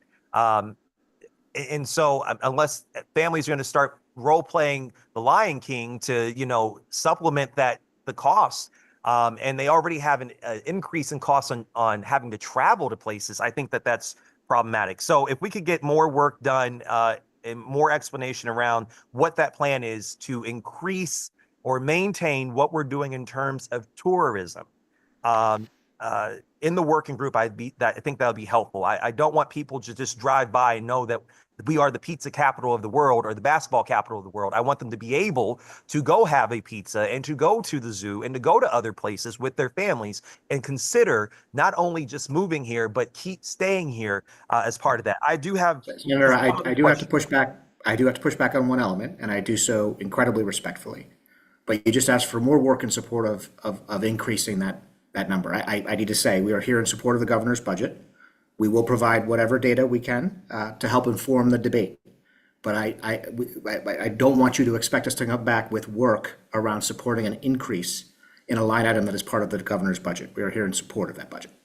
No, Commissioner, I would not ever expect for you to veer off from supporting the governor. And we certainly support the governor as well. I think the governor's doing a good job, but I have to respectfully disagree with the governor and his administration on the cuts around tourism, because education and housing and nothing else matters if we don't have people in our state staying active in our state and helping to support the small businesses, minority-owned businesses, the women-owned businesses, the libraries, the tourist spots. If there's no money elevating and amplifying that work, it does not matter what we're doing. So the onus is on us, Commissioner. I hear you. We are going to recommend that there's more money put towards that. And I hear you. So I just want to continue on with one more question, Madam Chairs. Can we just talk about for just 1 second around the funding shifts with the cannabis-related workforce development? How will the state continue to, and I know Executive Director McGee, you talked about this a little bit, but if you can go a little bit deeper, how will the state continue to support equity-focused job training and entrepreneurship in this industry? I hear from many of my constituents and people across the state that they feel like they're kind of locked out of this system and locked out of the process. I think there's an interest for them to get involved. So could you just go into a little bit more detail around that? Thank you. Thank you, Representative. And again, I'll really quickly bring all of you up to speed, and those of you who are watching from India. We have been going through an extremely intensive process with respect to our strategic planning. As you all know and read in the newspaper, the Social Equity Council had some turbulent times. And I will be the first to say that we put the cart before the horse with respect to providing many of our social equity applicants with awareness, education, and the resources needed to really make that difficult decision in starting up a business, many of whom have never started a business before.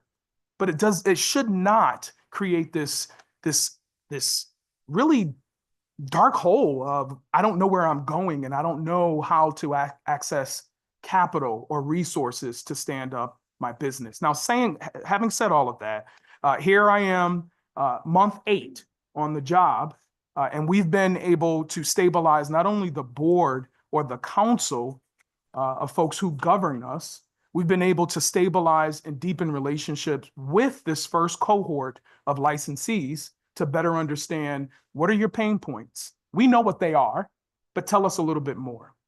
Before you get a loan, we got to make sure your business plan is in place. And we also have to figure out on a local level, how are we educating many of the municipalities on some of the challenges that our businesses are faced with? The other piece, internally, we're really processing through our loan program, right? Many of our folks are coming to us saying, we need money to start our business. And we're saying, we're here to help you, but we also understand these are taxpayer dollars, right? And so we have to reimagine a loan program that would meet the needs of many of these prospective business owners, or in this case, business owners who may not qualify for the collateral that we're asking for. And so in short order, we've been able to not recreate the wheel. There are sister states who run these programs. We're adopting some of their common practices. On the same token, we have in-state financial institutions that are providing us with best practices in their systems to help us meet the needs of our social equity entrepreneurs.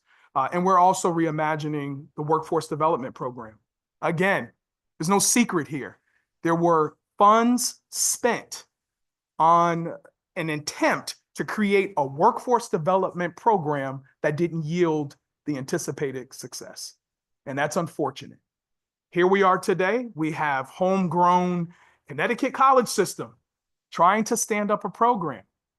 Hey, Social Equity Council, what are we doing to align our efforts? We have the resources. Let's design a program that will not teach just to teach and train, but will train and also do what? Provide access to employment, provide the pool for many of these businesses who are saying, we're big boys in this pond.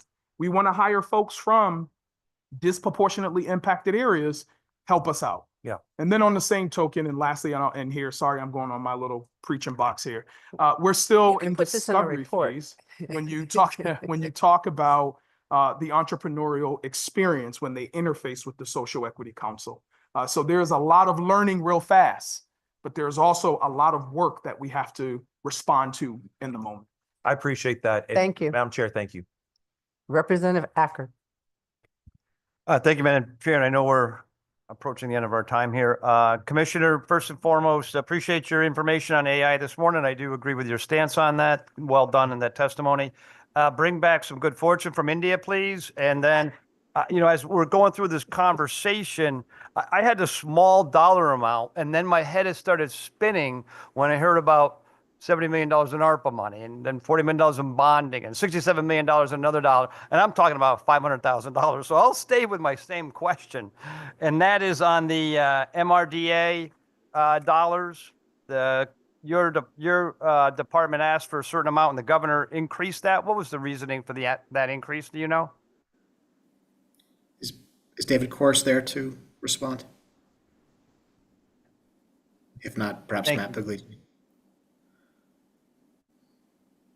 Matt Puglisi, Deputy Commissioner at DECD. Thank you very much for your question, Representative. So as MRD was first stood up, which we just did this past summer, the funds were placed within DECD. So we worked to stand up the entity. David Corus, the Executive Director, is now leading that quasi-public entity. And so we'll get the specifics from David and bring that back to the working group. But I think part of it is just based on the timing and the costs now of bringing on the capacity to actually operate MRDA, since we now have a known entity and we have a known scope of work.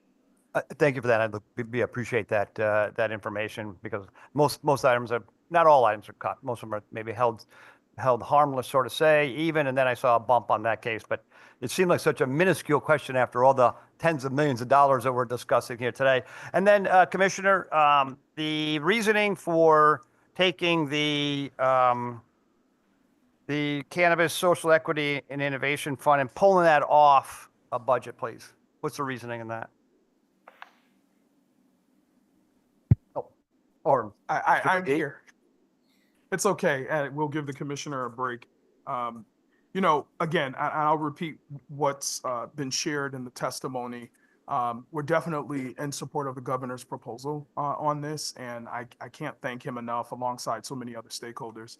But this would allow the Social Equity Council to get back to the original intent of the statute, and allowing for, as we are accruing all of these dollars within the Social Equity Innovation account, we would be able to better respond to program design. We would be better positioned to respond to the constituents throughout the state and many of these disproportionately impacted areas.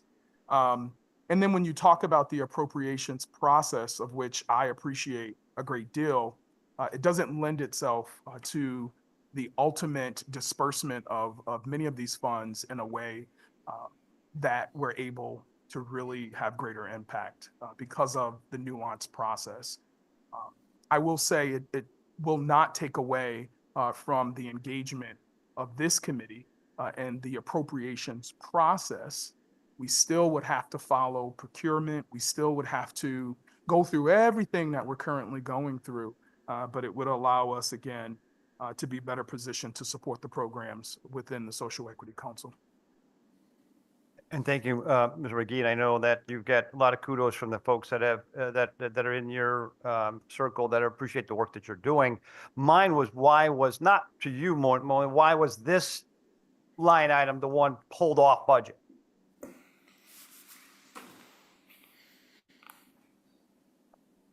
Is that to the commissioner? I think that would be more to the commissioner. Why was this You know, line item the one pulled off? I don't know the answer, so this is something we administer, so I'd continue to defer to Brandon. If I may chime in. Thank you. That was, No, all that line item covers the staff costs for the SEC. So to move the SEC off budget, that's the line item that you would. They have 13 staff members that are funded through that line item, and that's where it was moved. yeah, I guess I'm maybe not working. I'll take it to the working group. And so we'll Yeah, 'cause have to elaborate a little bit further, but thank you. I was And gonna say, I'll be more Yeah, than we'll happy- take it to the working group. I'd be more than happy to dive a little bit deeper because I think your question's a little bit more nuanced than just the Yeah. positions. and Thank you. personnel. Thank you. I appreciate Which that. is why I'm looking at you like, how long do I have to respond to this? But I appreciate it. Thank you, not Madam that Chair. long. I just want to say before we go, because we still have more people that are talking, we're running behind. But I will say that there are a lot of questions that we need answers for. And we would like them ahead of time before we do not want to walk into the next meeting and receive the information that we've asked from you today. We want that ahead of time. So I'm sure, not the night before either. I'm sure they have internet from India. I'm sure you can get some information. So, I'm talking to you via right now. okay. Representative Carver-Rustigrove. Thank you so much, Madam Chair. I saw the adjustment to the Office of Military Affairs, the reduction. How do you see that affecting operations, if at all? And what are the priorities around defense? Dan, do you want to take that or do you want me to? I mean, it's a simple answer. That was just funds that were not used and not needed. There's no planned changes to the operations. And that sector remains of great importance to our economy. Okay, one small request regarding the tourism, and I associate myself with the majority of Representative Paris's comments. We have such a range of ROI on tourism dollars. My question is, what does Connecticut consider the ROI on every dollar that we spend on tourism, and specifically around marketing? Because if we are not spending on marketing, it becomes a self-fulfilling prophecy that we don't have people visiting, or even with, as you said, within the state visiting. So if there's a way to capture what we think the ROI is on those dollars, that would be really useful to us. And then the last really quick one, on the social equity piece, what is the balance at this point, and is there a projection for balance? So just quickly on marketing and tourism, we're happy to provide that data. Our Chief Marketing Officer, Anthony, has a whole presentation on it. But what I will say to you is the ROI is positive. I'll keep saying this has nothing to do with a lack of prioritization or an interest in marketing and tourism. It's just simply a trade-off in a hard budget cycle. That's the second time someone has said we're not spending on marketing. So let me just correct the record. I don't think this is what you mean, but just to correct the record, we are spending on marketing. We've just reduced it. And I understand that it's a reduction, but again, if you reduce the spending on marketing, reduce the people actually engaging in the tourism. So that's my concern around that, especially because it could be up to $10 for every dollar that we spend. We have a lot of programs that don't return any money to us, so I want to stick with the ones that do. And over Sorry. to Brandon on the SEC question. Thank you, Commissioner. Thank you, Representative. We're going to come, you're going to bring that back to the committee. Okay, Yes, that's ma'am. fine. Thank you. Next, Representative Dayton. Thank you, Madam Chair, and thank you so much for being here today. I'm not going to beat the dead horse of tourism because I think we all got the point. But I will say with some of these grants, it was disappointing to see down funding.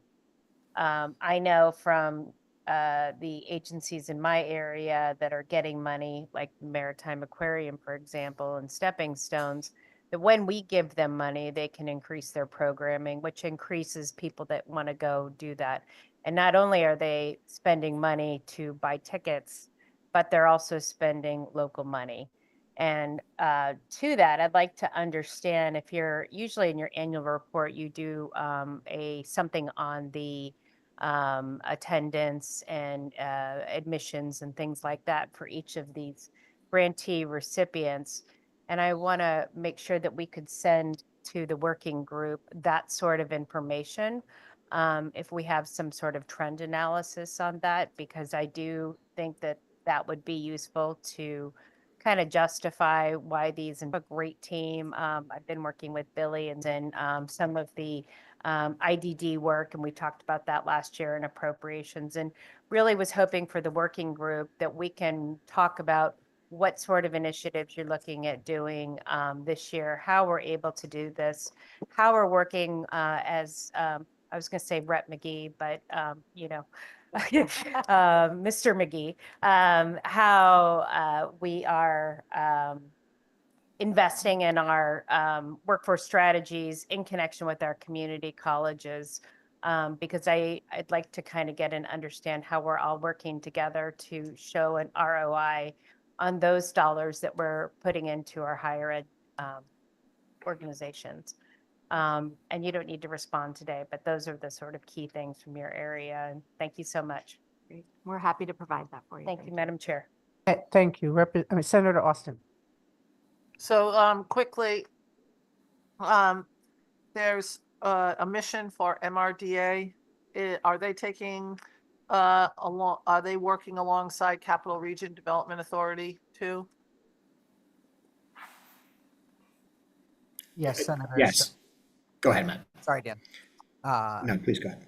MRDA is working alongside CRDA. They do not have overlap on the municipalities that they cover. So MRDA covers every municipality that CRDA does not cover.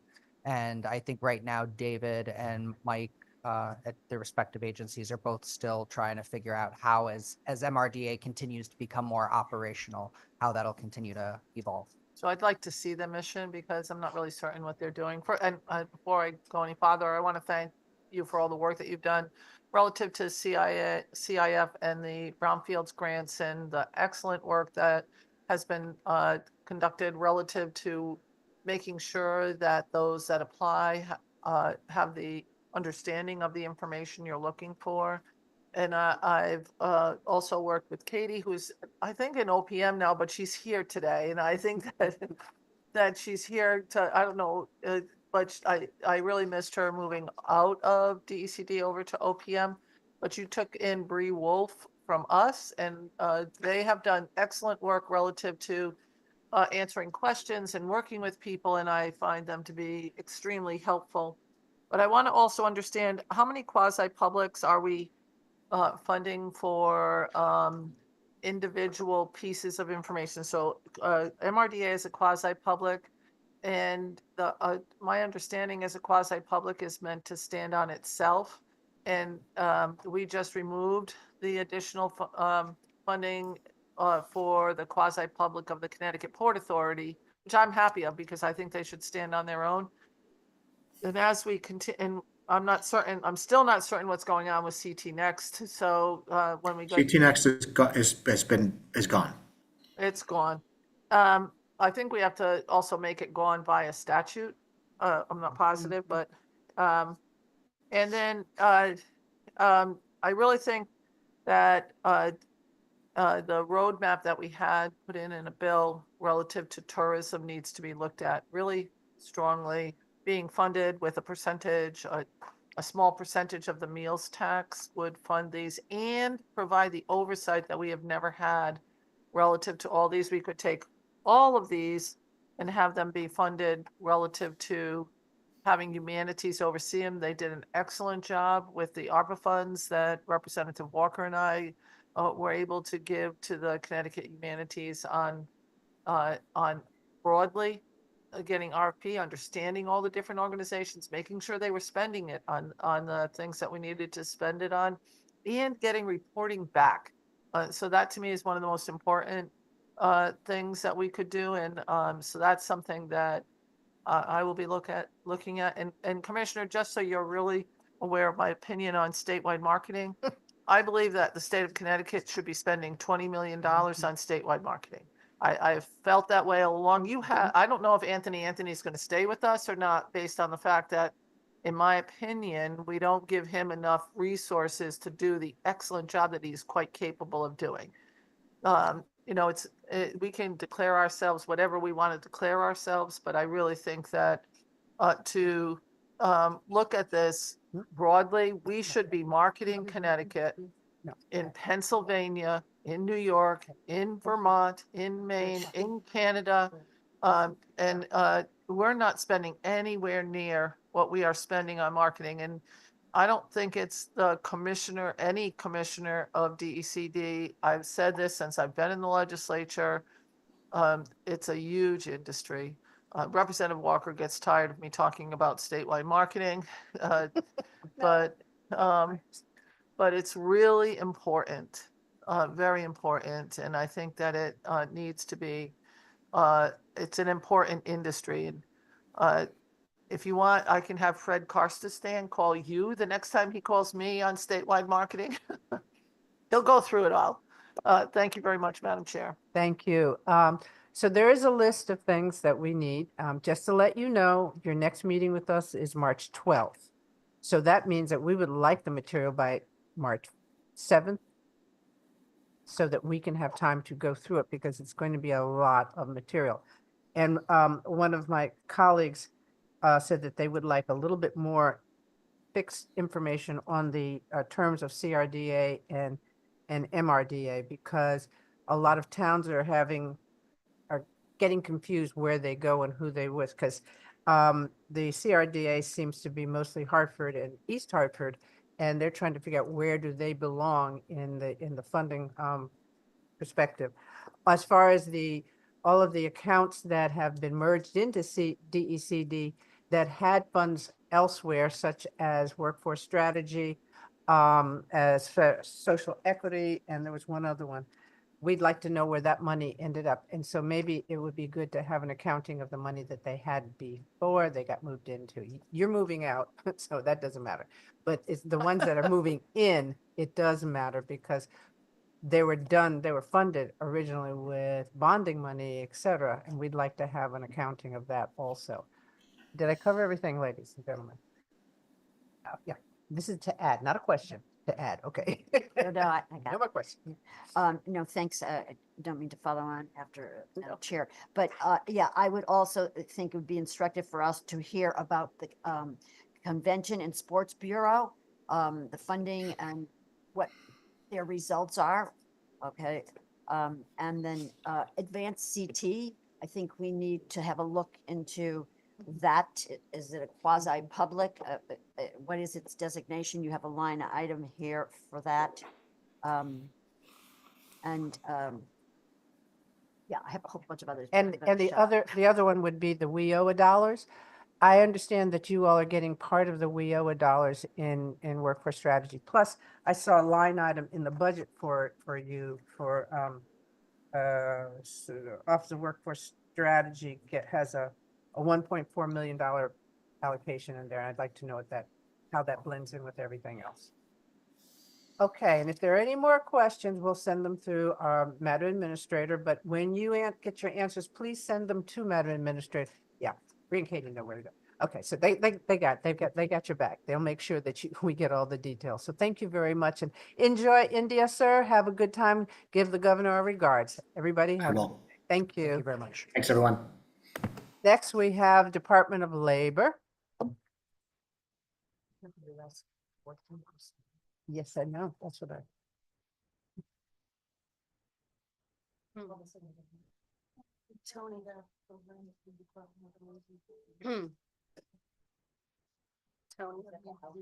oh, sorry. I missed most of that because I was at the work.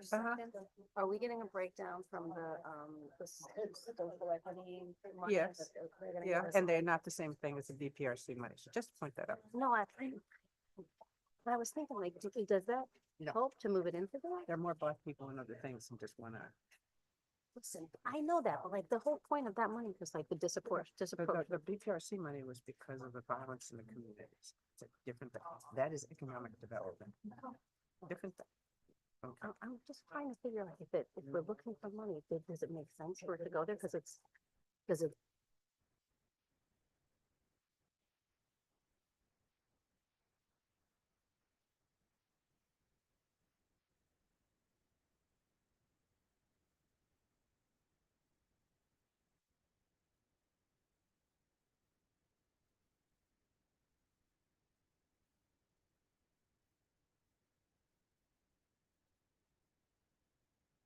Good afternoon, Commissioner. How are you? I'm well, thank you. How are you? Just lovely. So we're gonna, I don't think did you just want to say, hey, and then we go on? Yes, thank you for having us here. Hi, we're ready to answer questions. Awesome, thank you. This is Department of Labor. Good morning. I mean, good afternoon. I want to go right to like one of my real hearts, youth employment. First of all, the write-up in here, I just have to read this because this is really a false narrative. I know you didn't write it. I know you didn't, so don't worry about it. But it says, adjust Connecticut Youth Employment Program funding. Connecticut's youth employment was $10 million. And then we got 5 million under ARPA because 5 million was taken by somebody else. So it was to balance that out. But we have always had $10 million in youth employment. We need more than that. I mean, again, we're as we go through the department, the economic and community development areas, it is important that we understand that these types of lines provide our communities the opportunity to find and learn a trade, to learn business development, to become self-sustaining. And when we cut those opportunities, I'm preaching to the choir. I'm sorry, Dante. Commissioner, I'm sorry, Commissioner. I was so angry because we were doing so well. In fact, I think do you have any idea how many people we've served with the youth employment dollars this past time? Yes, thank you for that question. We had the 1 year that we have all of the results in right now was for fiscal year 24. We had 2,574 youth served during that year. Right now with the SFY 25, which does have the 10.2 million, we have enrolled 3,603. There's still a bit more time, so that's about a 40% increase.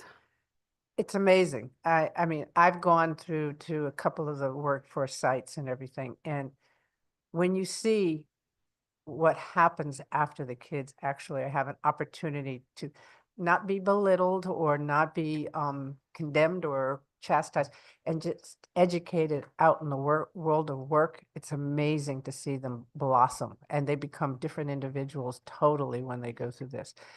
And to say that this is not an important line item says that you don't know what's going on with our children.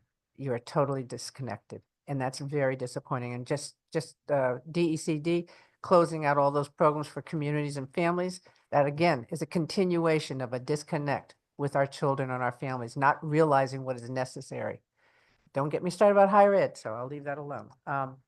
In here also, there was one other one that the healthcare apprenticeship initiative. What happened with that? That funding has never been used since I was here in 2019. There's always been a line item, but it's never, a program has not developed. There has not been a program stood up. Is there, there's no rhyme or reason why? So I know it was a while ago and it was all pre-pandemic and many things are a fog since the pandemic, but you and I had multiple conversations about aspirations for that particular type of a program to be stood up, but there was never any direction for an organization for that funding to be distributed to. There was never any direction about a program for which to allocate that funding. Okay, I'm gonna. And one, what is your official head count of staff in DOL? And then let me give you a couple of categories. I'd like to know how many of them are paid for by general fund money, how many are paid for by federal dollars, and how many are not paid. So we have funded positions, 730. We have 17 vacancies that are in the pipeline to be filled. We have state funded is 30%. So 164 plus FTEs are straight state funded, and then 50 of those had been allocated towards UI at one point in time, which was the first time that the state has paid any UI, unemployment insurance, I should say, sorry for the acronyms. So that's 30% state funded, 62%, 430, let's call it 9, is federally funded. And then there's this kind of like weirdness of 6%, about 40 staff that are on WIOA, which is a federal allocation, comes to you and you reallocate it. So it's considered state. Could you present that, because I think what we started out with everybody 730, and then we go through under the list, you have the 17 vacancies, 164 FTEs, 50 UI, and go on and go on. So if you would please send that to Absolutely. us so that we could try and understand. But the most important thing I want to find out is the federal positions, and that's only 50? 439, let's call it, FTEs are federally funded, 62%, straight federally funded. And then- 429? 439. I would also say that there's another 40, which are WIOA, federal fund that comes and gets reallocated. Okay. So between 62 and 70% of our agency is federally funded, depending on how you look at it. 72% of your agency. 62 to 70, Wow. Okay. So we've got Yeah. we've got some. depending on if you look at it as a pass-through or a straight direct funding. Okay. All right. Senator Austin. Thank you. So when I was calculating out your numbers, they don't add up. So that's why we need to see it in a chart so that we can actually add it up. That's Sure. why it doesn't. So I take the 439 of federal, that leaves you 291. Then we have 164, and the OPM has 270 in their numbers. So we have to figure out a way to make Yes. sure that the numbers add up. Yes, we will provide that, and some of them will be asterisked because they're federal funds that come to the state first and then come out of OPM to us, and they consider them states. Okay. So there's a provide funding for 9 positions to support UI, and provide funding of 1 position to support the paid sick leave legal services. So that's 10. And when I add 10 onto the general fund, that should be 271 and okay, minus, oh, that's -6. Right, and then add 5, so it's 1. Yeah, okay. I'm trying to figure this out, that on what we're doing here, so I need to understand a little bit better. Would you like me to go No. through that now? Put it on Bring paper. that No. with it, put it on Okay. paper. You start going through your numbers, they don't add up and I'm trying to calculate them out and they just don't add up. And then relative to the manufacturing pipeline, thank you for that. One of the most well-run programs has been this manufacturing pipeline with return on investment is bar none, one that has been successful with the Eastern Workforce Investment Board doing this, which leads me to my real question. So I've been hearing, and so have the workforce investment boards, that the administration is looking to go down to 1 workforce investment board. Is that your intention, is to go down to 1 workforce investment board?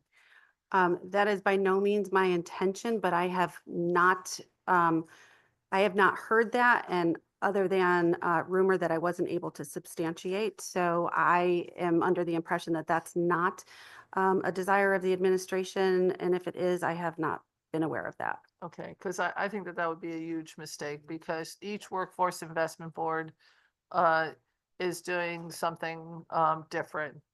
I alluded to the Eastern Workforce Investment Board doing a lot with the manufacturing pipeline, developing that pipeline program, which is both portable and scalable to other industries. We have Joe Carbone and his group out there have done the long-term unemployed and a number of other programs that have been very specific to that part of the state, working very well. You know, there's New Haven and Hartford and the middle of the state. And I really think that they've all done work for their respective areas. Eastern Connecticut could not exist without the Eastern Workforce Investment Board. I'm aligned with you enough to say that I'd publicly go on record saying that I support retaining the 5. I do believe that years past, there had been 8. We've gone down to 5. I think the work that they do is extremely valuable, and the position of my agency is that it should remain the way it is. And thank you. And how many people are unemployed in Connecticut now? Do you have numbers on that? So the current unemployment is 3%. And right now we have about 32,000 weekly filers, which is low, but it's also right about where we were last year. There's more to that. I can give you more stats if you want. No, because it's 32,000 weekly filers, and that's the lowest it's been in years, right? It had actually gotten in 22, it was down lower. We were at a point where we had about 22,000 filers. I think that's about the lowest it's been, but the unemployment rate was a little bit higher. And I can explain that's about the definition of what's included in there. But the 32,000 is relatively low, yes. It has been much higher historically, but not the lowest we've seen. And how many appeals are out there right now on unemployment? Right now we have, this is our busy season, and some of this answer is going to be, I need to give a little explanation. We have recently needed to have the end of assignment of some temporary employees that we had with us throughout the pandemic that were federally funded by pandemic money. We made incredible progress getting our appeals down, and as of December 30th, we no longer have all of the staff on board to continue. So numbers are going back up again, unfortunately. We are in our busy season, as I said. Right now, we have about, normal would be about 4,000 to 5,000 cases within the adjudications pipeline. We're at 8,500 at the moment. 8,500 in the appeal process, and how many of them are older than 2 months?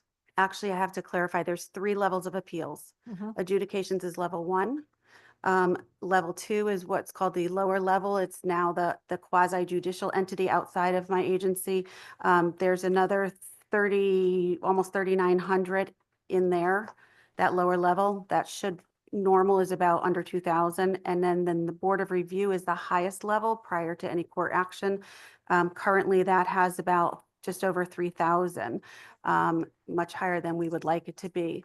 So we had gotten down prior to, like, around October, we were at much lower levels, and then the busy season hit, and we have less staff and we are at higher levels. So again, I know you always come in and say less staff, less staff. I haven't had a commissioner come in to say they have just an accurate number of staff. They all say they have too little staff, just saying.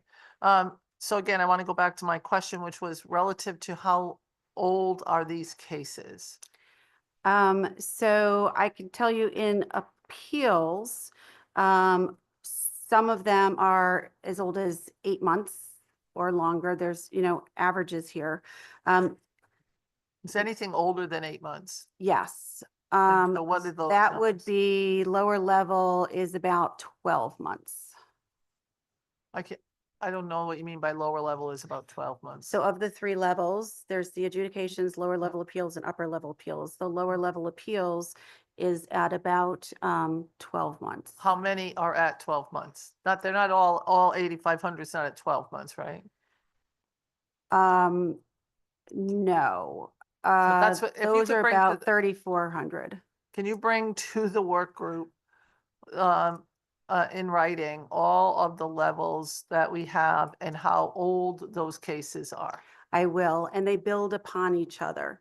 So 8,500 is inclusive of the 3,900, as inclusive of the 3,000? no, it drops off as you go. So there's the adjudication levels. Some of them continue on. Some of them are satisfied with the decision. Then they go to lower level. If they go to lower level appeals, some get the decision they want, others continue on. So when I'm talking about the weight at each level, it has built upon a weight at a lower level. So again, I need the numbers. I need to see where we are Sure. relative to all of that. Thank you, Madam Chair. Thank you. Can you bring to the work group that a chart that shows the time length exactly so that we understand how many we're talking about? Yes. And the staffing that you're accounting for that would help in process. That's criminal. They're waiting 12 months for. I know that's because of the number of staffing. I'm sorry about that. Representative. Yes, Nuccio. Okay. I was trying to find. Oh, sorry. Oh, Thank you. Thank you, Madam Chair. over there under your files. Yeah, I know, in her handwriting. Yeah. So I was wondering if we could go back to the youth employment thing. I'm just trying to understand the history of this because, you know, I've only been here for the one cycle and I know we added the 5 million. Was it higher before then cut? And then we put the money back in? Is that kind of the history of how this has worked? There are many conversations that I'm not privy to. There's many negotiations that I am not privy to. And in the last 2-year term, there had been a variety of budget proposals where there was a difference of 5 million floating. So I would, defer to OPM, and I know from Representative Walker that there's conversations that I wasn't privy to. So we It's came normally in, 10. yeah, we came into the Yeah. last term with 5. something because very that's when different I than it came ended in. up. I came in and it was the 5, and I know we added 5 to it, but if there's, I'd like to understand if there's a history there of the 10, right? 'Cause- Sure. And then, what drove it down? Was it COVID? Did it, like, I'd like to understand. It because- wasn't COVID. It wasn't that it was just the leaders took 5 million out of the account. And it was not driven by the lack of use because we ended up having about 1,000 kids that were not fulfilled in jobs or anything. It was just, 5 million was taken out. And before that, before we hit the pandemic, it was $10 million. Before the pandemic, so it was the budget prior. Okay, so if you have any of it in the history, then that would be great. If Sure. not, then, I'm sure OPE would have it too. And in regard to the healthcare apprenticeship program, I understand what you're saying, that it was never really defined what that looks like, because when I read that, I'm like, what's the apprenticeship, pre-apprenticeship, et cetera. But I do think we have, we have a big need for healthcare positions, be it nurses, et cetera. So I don't know if there was any reimagining of that, or is this just, we never figured out what it was gonna be. We've had it, and listen, I respect wholeheartedly, we've had this money and we haven't used it. I don't love that kind of stuff happening in a budget. So if there's nothing that we can do with it, then I'm fine sweeping the 500,000, but I'd just like to understand if it's just, we don't know what to do with it, or this apprenticeship program never really came to fruition, like kind of what's the deal with it? Yes, thank you for that question. So registered apprenticeship is probably one of the things that is most misunderstood that our agency does right after unemployment insurance. And so for a registered apprenticeship, it starts with an employer. You have to have an employer because that registered apprentice is the employee from day one. So our agency, we help to form and create and certify that registered apprenticeship program when there is an employer who wants to do that, and then there's a pathway that makes sense, because again, you have to have a pathway. So we have many registered apprenticeship programs in healthcare that we certify, and but this particular line item was put in there, I believe, as a legislative, desire. And there was never any employer or proponent who came forward, in order to create that. What we do is when an employer wants to have a registered apprenticeship program, then we help making sure that the curriculum is certifiable, that there's, an educational component, that there's a certain number of hours, that there's a pathway, that there's an increased salaries. So we can't, and this is one of the things that's really misunderstood sometimes when bills come up. They'll tell us to create an apprenticeship program for a certain occupation. That's not how it works. We can't do You that. can't, right, you have to have a partner, I get it, I get Yeah. it, so thank you for that explanation, because Sure. that's helpful. I was wondering, I'm looking at like your baseline budget, and I was wondering if you can tell me, what is Cradle to Career? That is a program. There's a couple of them throughout the state. There's Norwalk, there's Bridgeport, there's some others.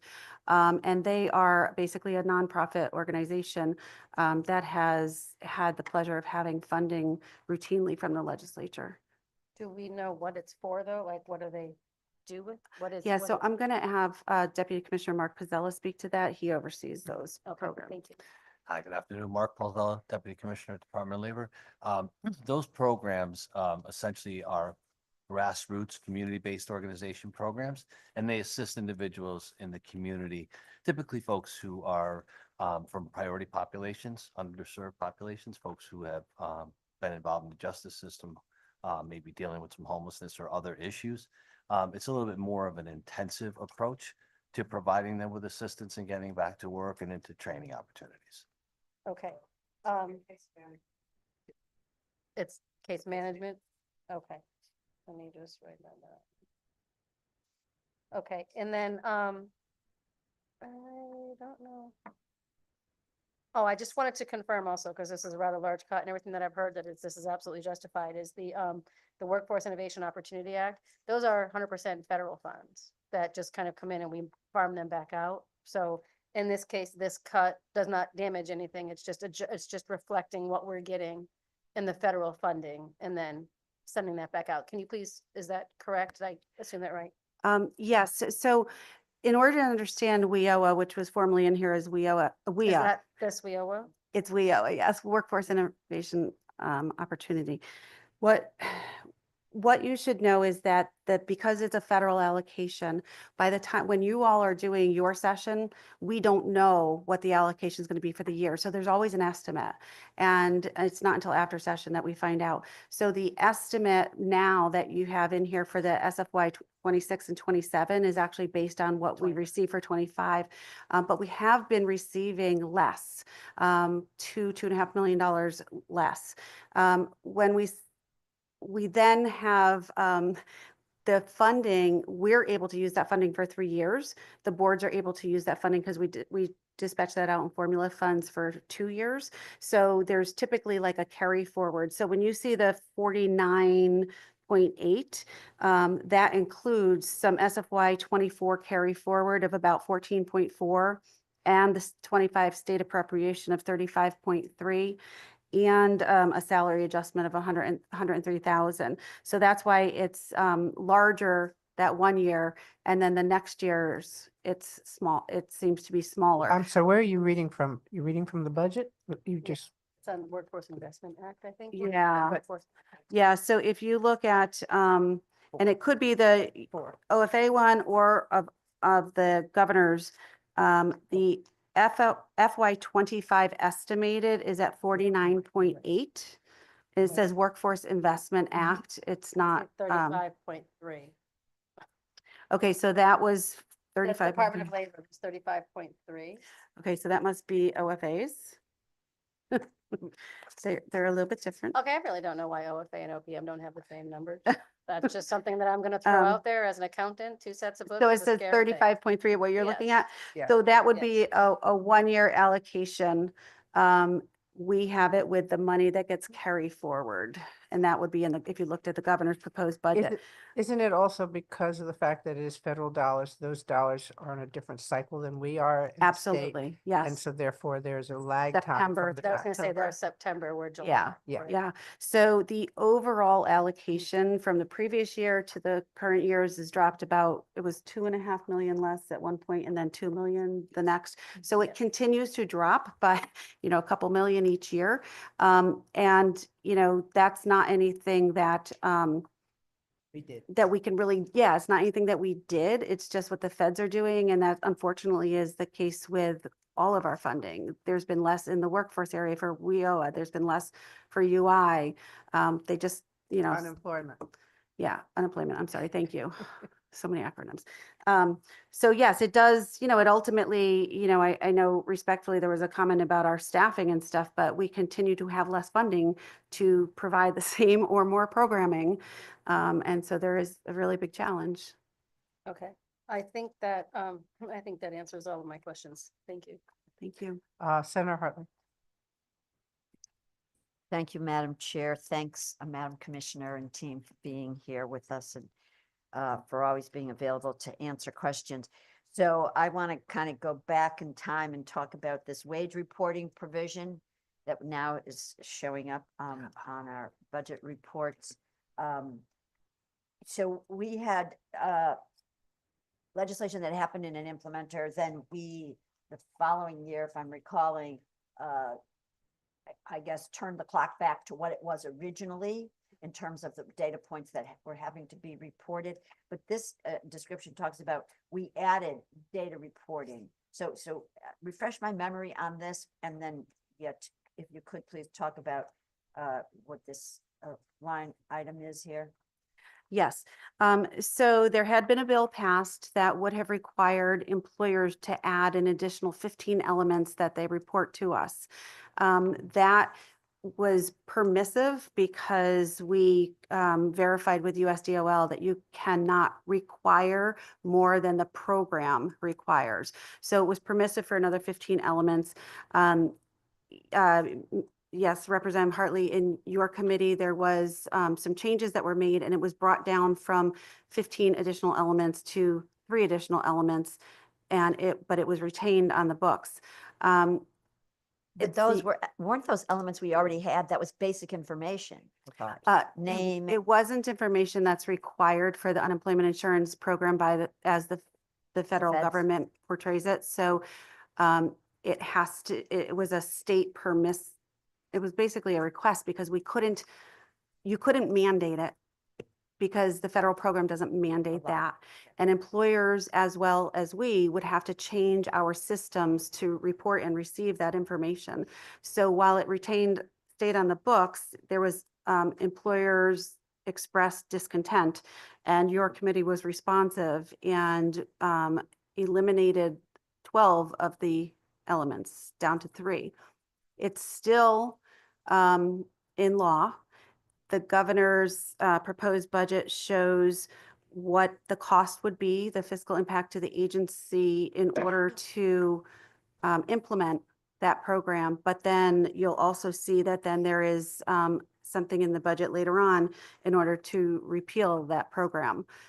It is very expensive, and it will require employers' cost to change their reporting system. And at this point in time, we support the governor's proposal to eliminate it. Okay, but this is a net, right? It is a net, yes, ma'am. It's a net with a little bit of extra on the repeal. You'll see that the baseline adjustment does not match necessarily the reduction. And the reason for that is because in preparation for this, there had been a staff person and some funding that was added in the last budget. And that has to be taken out. Okay, so I think I can explain that better. I'm sorry. Yeah. To me, it's like in the weeds, and I'm sorry, I should explain it a little bit better. So the budget last year had put in for like 1 staff person to start beginning to do this work. for the 3 additional elements, we need 1 staff person? Oh, there's a lot to this. The entire system that receives the reporting needs to be changed. That means the reemploy system needs to be changed. We should have, quite frankly, we should have just gone back to where it was originally, never mind the 3 additional elements. I believe you had a bill 1091 that was going to repeal the program, and then there was conversations with the committee, your committee, and the governor's office, and there was an amendment, but not a repeal in a previous session. We need to get the details on that for her. Yeah, I don't know why yeah. I understand that. So this is also applies to employers too, not just the state of Connecticut, in terms of their wage reporting. Yes, in order to fully implement the bill that is in law, The department would need to make changes. Employers would need to also make changes to their reporting out. Effective when? It was due to, okay, I should probably defer to Deputy Commissioner Daryl Didinsky because he's in the. Good afternoon, Daryl Dzinski, Deputy Commissioner of the Department of Labor. Thank you, sir. So the law has an implementation date of 2026. 26. And in order to meet that timeline, When in 26?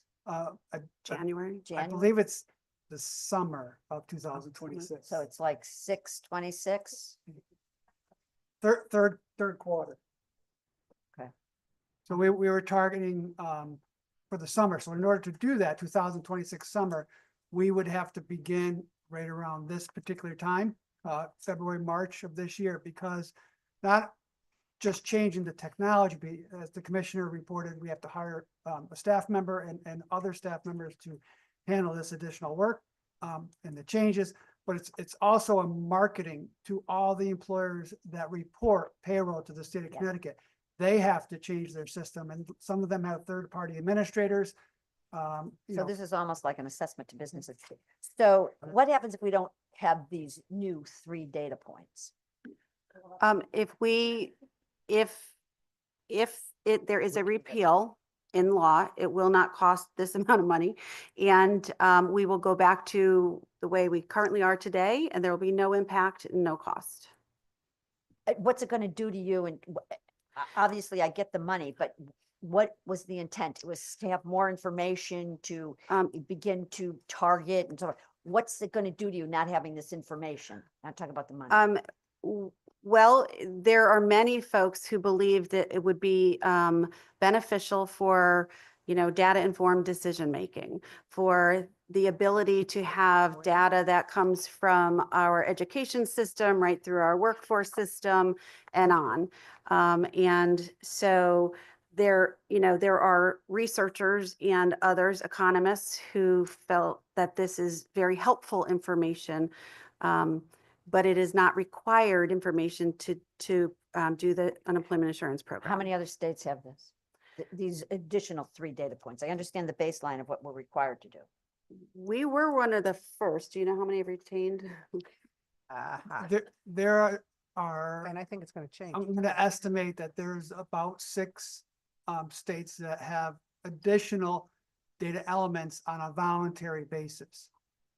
So the 3 that were in the current law were occupation, hours worked, and zip code of work performed. And then that information would have to be supplied by the employer to the agency, and then they would compile it. So that's what the commissioner is referencing. The system has to change in the structure and the data elements. I'm sure the employers probably want to die. Okay. Thank you very much, Madam Commissioner. Thank you, Representative Dayton. Thank you very much, Madam Chair, and thank you so much for your presentation. For the working group, not for today, can we get some information in how our workers' compensation fund is doing? I have the number of claims, and it looks like, we've got a good balance sitting in our workers' comp account, but I'd like to well, Sorry, we don't run the workers' compensation. We have the unemployment insurance trust fund, which is maybe. Okay. So the workers' compensation fund is sitting somewhere else. So maybe just what you were talking about with the insurance, workers' comp insurance fund. Sure, it might be a little confusing because you do see that there's 2 staff or something that we have that are paid from a workers' comp fund. That's for occupational health clinics, but we don't have workers' compensation in our agency at all. Okay. But Maybe I was just confused then. Okay. Typically, one would ask us about the unemployment insurance trust fund, and Yeah. maybe that's the information. That's kind of what I was thinking about yeah. Yeah, so during the pandemic. And you can bring that to the working group Oh. if you've got a whole bunch of information on it, because I know you've done, in the past, you've given us some great reports on all your analysis regarding claims and things like that and stuff. Sure. That would be helpful. The other thing I was thinking about, we've talked a little bit about the platform to employment programs and how that has been helpful. I know we had done a bunch of ARPA money for the DOL youth grants. And I'm just trying to understand, with these grants, have you guys done any sort of analytics on how those have been impactful dollars to our community? Because like some of my colleagues have talked about, the decrease in funds, we knew it was one-time funds, but I have understood from speaking to different organizations like Platform to Employment that they have been very impactful. Likewise, their program that they have done regarding the returning reentry. And, I'm looking at those and, you look at the reentry and it has a recidivism rate of only 1%. Those seem like good dollars to me to spend. And so I'm trying to understand what sort of metrics you all are keeping in regards to getting those unemployment programs really, maximizing our investments in there. And you can bring it to the working group if you. If I could I respond? No. Okay, because I'm not exactly sure of what you'd like, so, but. Go ahead, ask. Yeah, so, because you mentioned platform to employment, I have all of the numbers of how many people have gone through like an SFY 24 for those dollars, including in the individual different segments of platform to employment. But that's completely separate from the youth and the youth dollars. As far as what metrics that we. Well, they did a platform to employment youth program in the They past. served and I 90 thought people. That was part of our ARPA dollars. And I was just kind of trying to understand, we've seen some good results for that. And I was hoping that, the agency could kind of provide an analysis on how those dollars worked and to help, justify why it's good to take away $5 million. Yes, so for the working group, I'm going to give you more than you ever wanted to know. Excellent. I can't Okay, wait because it. I have it all here and I can talk about it. Yeah, Bring- we're give over it all. time and I, We're over, but I I feel the daggers, so I need this. I think Mr. Carbone can give you all the numbers you want without question. So with that, I'm assuming that you'll probably come in on the 12th, like DECD, I think. Okay. But Madam Administrator, I know she's listening, but if she says anything, She's ever watched. yeah, she's watching, trust me. But I think it is the 12th. So whatever details, we'd like to get them ahead of time because you guys have a lot of data and we want to honor your efforts by being able to read it. So we'd like to have it a little ahead of time, like maybe 3 or 4 days ahead of time. Absolutely. Okay. Thank you. Thank you so all. much. Have a great day. Thank you. Thank you for being patient. And let's see, next is the Department of Housing.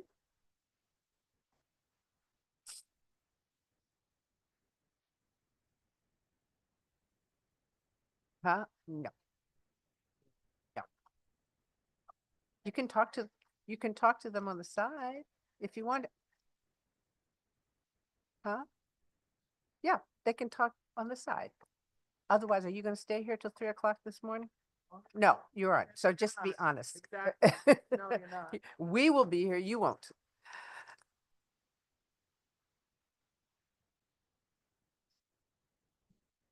Good afternoon. Good afternoon. How are Good- you? Good. Good to see you. Good to see you. Thank you. Thank you. Thank you. So just a brief introduction and then let's get right into it. We're ready. We submitted a written testimony. So Okay, thank you for having us today. thank you. So, Commissioner, Yes. can you tell me how many staff are you, how many staff are committed to you in housing? And then how many are paid for? How many are unfilled? So I have in the general budget, 25 staff, Yep. 25 staff in housing? That's 20, all? 25. And in the budget, there is 1 position. Wait, I'm sorry. Okay, all right, page 20. General funds, yeah.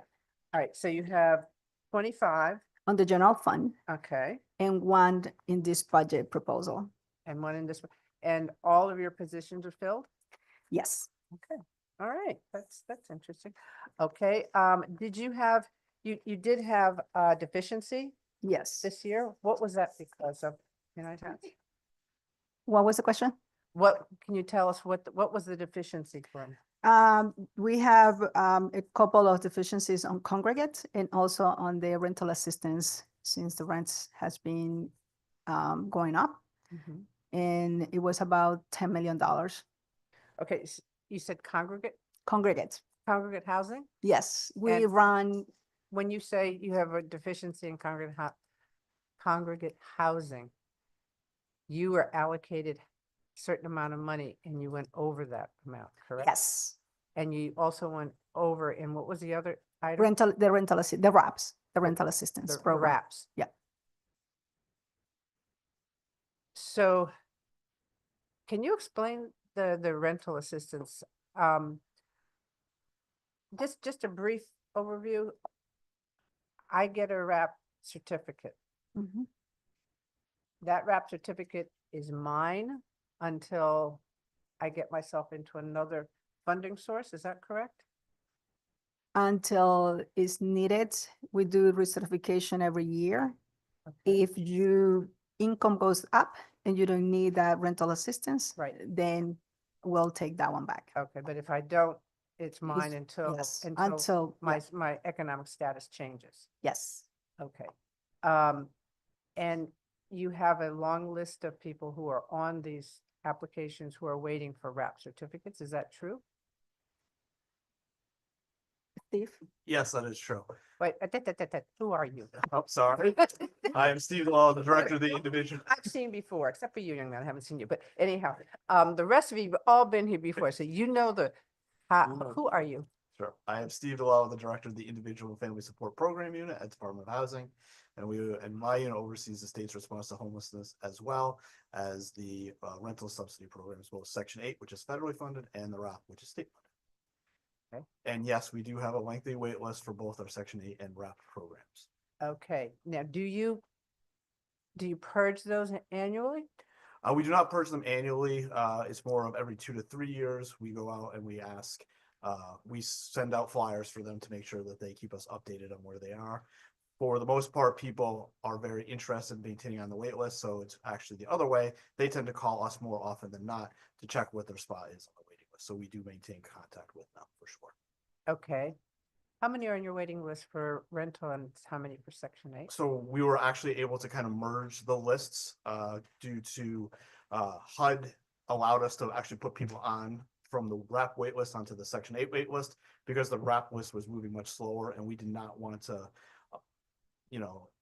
make them any worse for getting a rent subsidy. So we were able to actually move them over to the Section 8 list, which was moving quicker in past years because the turnover in that program was greater. So right now we have about 750 to 800 people currently on the list. So we will be looking to open up that wait list in about 6 months to a year to add more people to the list as we work through those numbers. Okay. What is the median rental cost for a 2-bedroom in Connecticut?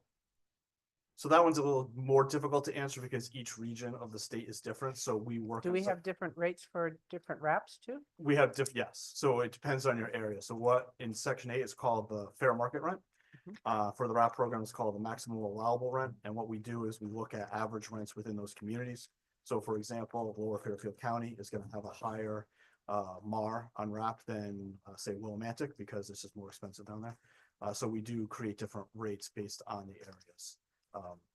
Could you bring to the working group the breakdown for the state of Connecticut for the zones that you have where, Absolutely. and then give us the market rates that the Section 8 is allowed to and wrap.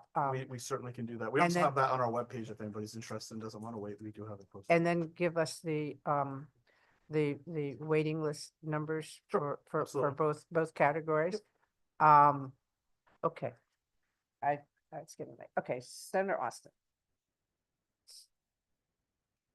Thank you. I want to go back to the question relative to what the average rental rate is. My understanding it goes actually community by community, not zone by zone. Is that what it is? It says that if I ask for what is the affordable housing component of a place, I would get it by Marlboro, by Hebron, that kind of thing. It's not necessarily all of Eastern Connecticut or all of Fairfield County.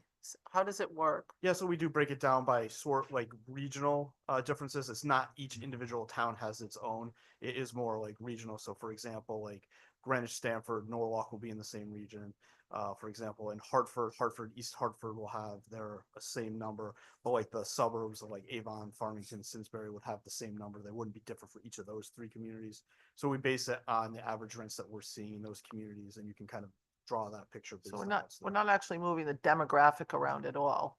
Because if someone's living in Hartford, they're paying X for a rent, and then they wanted to move to Avon. They're not going to be able to afford Avon with the same. We do not hold the individual to the town in which they are living in when they get their RAP certificate. So if they wanted to move from Hartford to Avon, they would be able to use the Avon rate. So it's not like you would have to use the Hartford rate in Avon. You would be able to use the Avon rate in Avon.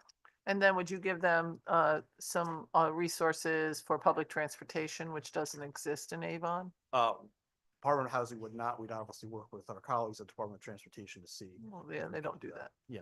I mean, it's up to the individual. All of our programs are housing choice vouchers, like they act like that, which means it's up to the individual to choose where they want to live.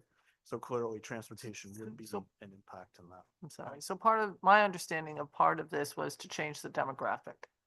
To say that we were going to see different minority-based people moving into other areas. So we weren't siloing our rental capacity.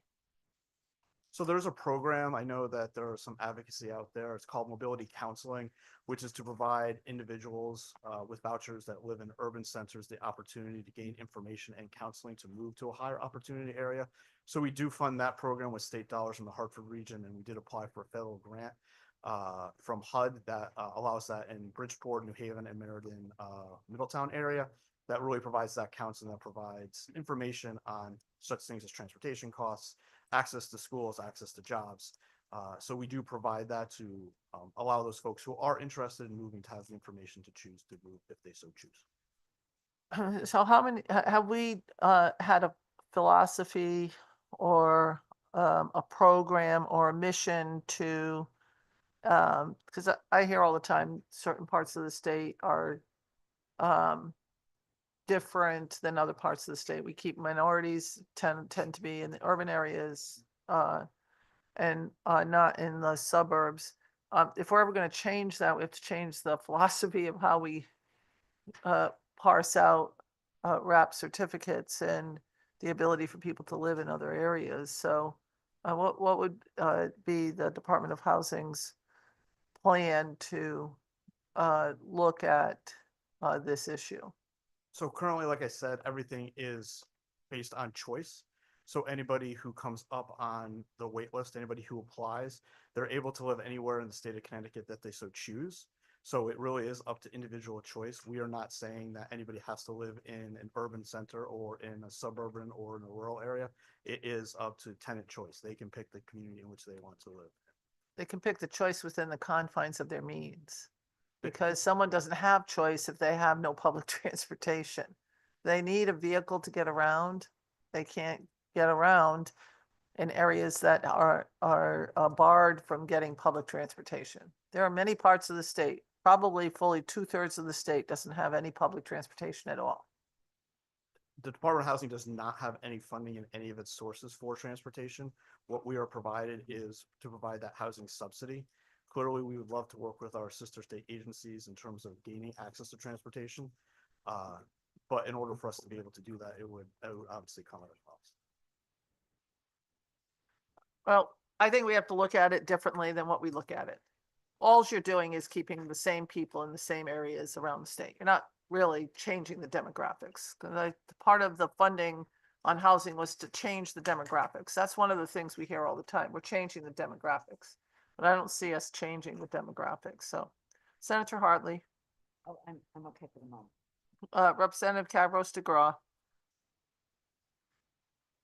I think I got a bad list. Oh.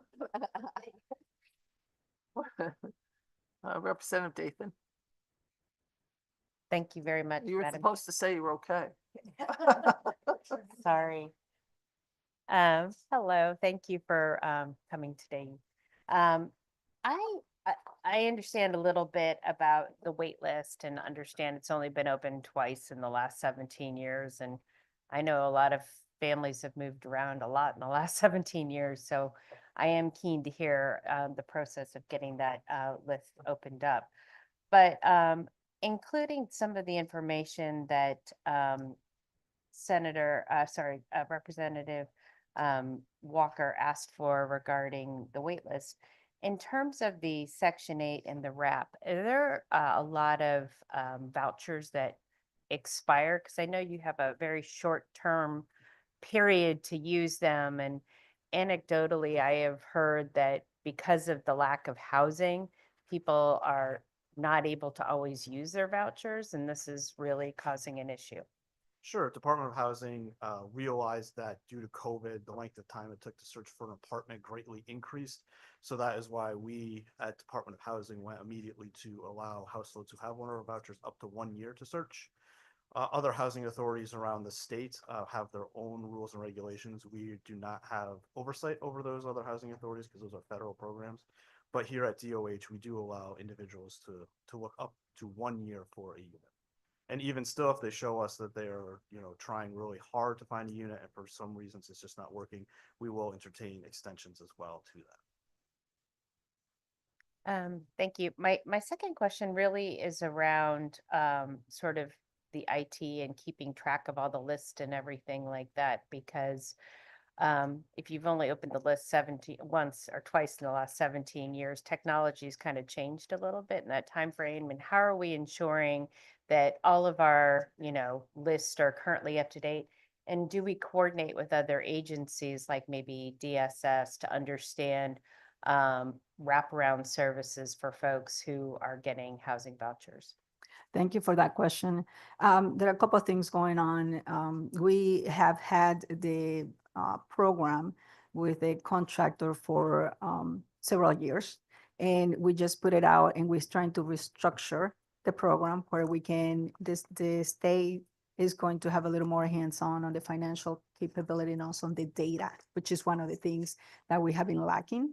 So we also have right now an RFP for a software for data that will help us to, going back to the wait list, to have a wait list and to be able to open it up for both programs. But as Steve mentioned, to have one list that will give us an opportunity that there is a voucher and somebody's waiting for a wrap, that person doesn't have to wait for a long time. So we will open up the wait list once we get this software. It's going to take us about 6 months to a year. We have been working in this for the past year, but we will do that. And I know you mentioned the second question.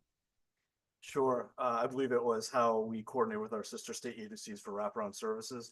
So a lot of our programs, especially on the RAP side, are specifically dedicated to certain pilots and programs. So for example, our permanent supportive housing program that works to house homeless individuals, we at DOH get the money for RAP. And then we partner with our sister state agency, the Department of Mental Health and Addiction Services, to provide the case management services. So they have over 24 million, I believe, to provide that case management. We've also started pilots with some of our other sister state agencies. For example, we're doing great work with the Judicial Branch Court Support Services Division, where they actually provide access to case management. And then we provide the housing, so we are able to do a rapid rehousing, more of shorter term rental assistance to allow people to move on if they are re-entering and are on probation. We have the same type of programs with Department of Children and Families for supportive housing for families. We also did an innovative program at the Commissioner's direction for the Head Start on Housing, in which we provide the rent assistance and work with the Office of Early Childhood to identify people in Head Start who are housing unstable and need vouchers. So I think, as you can see, one of our goals is to make as many partnerships with our sister state agencies as possible. Because while we are the experts in housing, the other state agencies are the experts in the services that they provide. And we love to work with them because we know we can have like a successful housing program if we combine both. Yeah, especially I look a lot at the IDD population, and so that was one of the areas that I was trying to understand how we're supporting supportive housing for people with IDD. And you're right.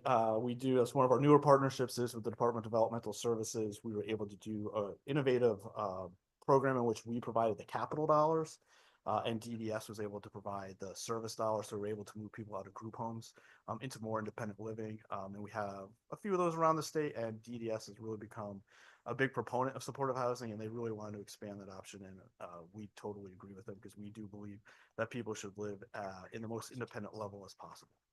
Great, thank you so much. Thank you, Madam Chair. Senator Hartley. Thank you, Madam Chair.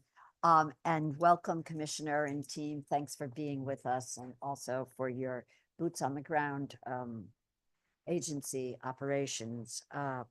So if I might, we've got an allocation here to the opioid settlement fund to maintain services. And the governor takes what, 16.1 in 26 and 18 and 27.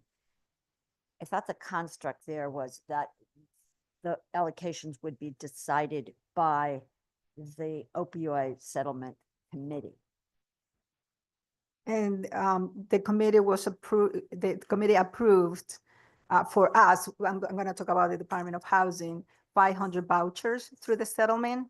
But Steve, the DMAS has the service fees, right? Yeah, so DEMAS is actually providing the money directly to DOH through MOA for those 500 vouchers where they will keep money. I think you're talking two different things. For- Senator Hartley was asking about the money that's under the opioid settlement fund dollars, which is 4.5 for the cold weather emergency. You are not, you that's didn't for hear the- what she said. She said in the first sentence, it says 16.1 for FY 26 and 18 and 27 from the opioid settlement fund to several agencies, of which you are one of them. And so that's what this is about. It's about that piece. So, Senator Hartley. Thank you. Thank you for your clarification, Madam. That's the 4.5 million for cold weather. Okay, but who is the committee? Is it the committee that made this decision on this allocation? Because I thought that that was the construct, that the money goes to this committee, and as a committee, they decide its allocations, as opposed to an executive branch. I think the committee did that. It's in the budget of DEMAS, so I don't have more information unless you know, Steve. Yeah, no, I I do. think that's a question we'll certainly have to come back. It is not, Yeah. it has not been approved by OSAC yet. The opioid settlement committee has not approved any of these. It's just sprinkled throughout the whole budget. It's a total of 16.1 million in year one and 18 million in year two that the governor is saying that he wants removed from OSAC into the general fund budget for them to spend, but that has not been approved or even gotten started with the process of being approved in OSAC for this. It's in it's in several of our agencies that they're looking for a certain percentage of the dollars in OSAC to be used specifically for this. And this one, they're just using it for cold weather sheltering, which is only, I think, from October to March or something like that. Yeah, that's correct with the time frame. So I guess I'm rhetorically saying, is this a little premature, this proposal? Yeah, okay. And then if you could, Madam Commissioner, so I'm seeing about a 17% change here in the subsidized assisted living demonstration.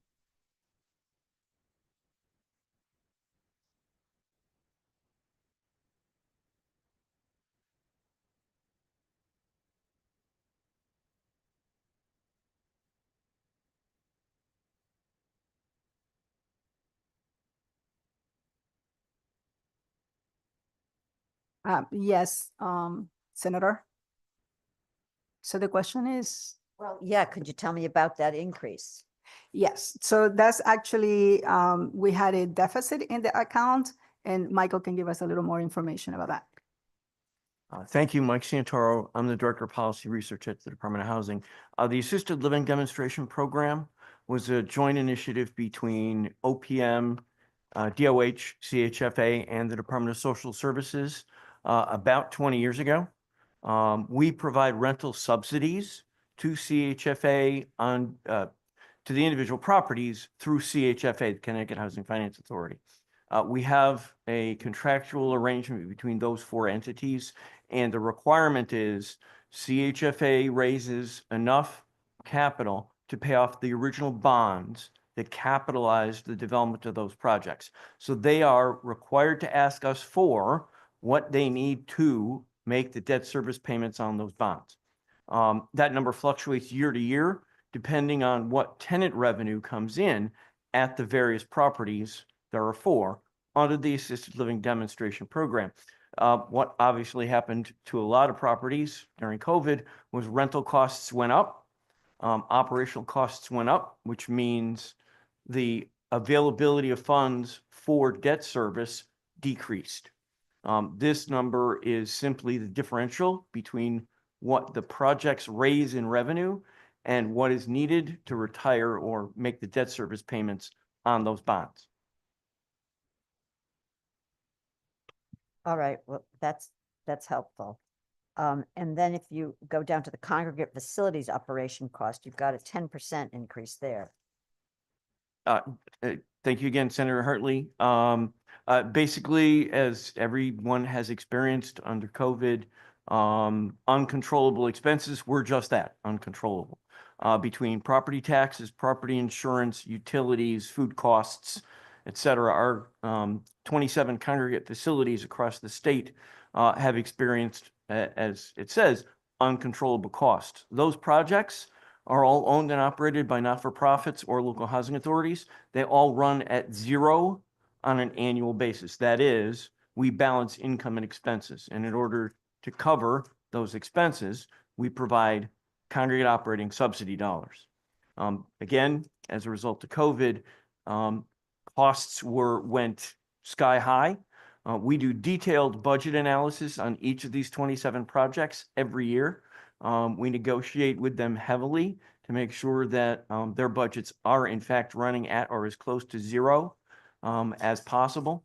And this is simply a reflection of those uncontrollable cost increases. Thank you for that. Can you also tell me the program that we launched, and I'm thinking it's a couple of years by now, the home to own or own to home or Time to own? time to own. Okay, I knew it was something to own. Yes. Yeah, time to own. We have today about 5,600 first-time home buyers. It provides down payment and closing costs as a forgivable loan.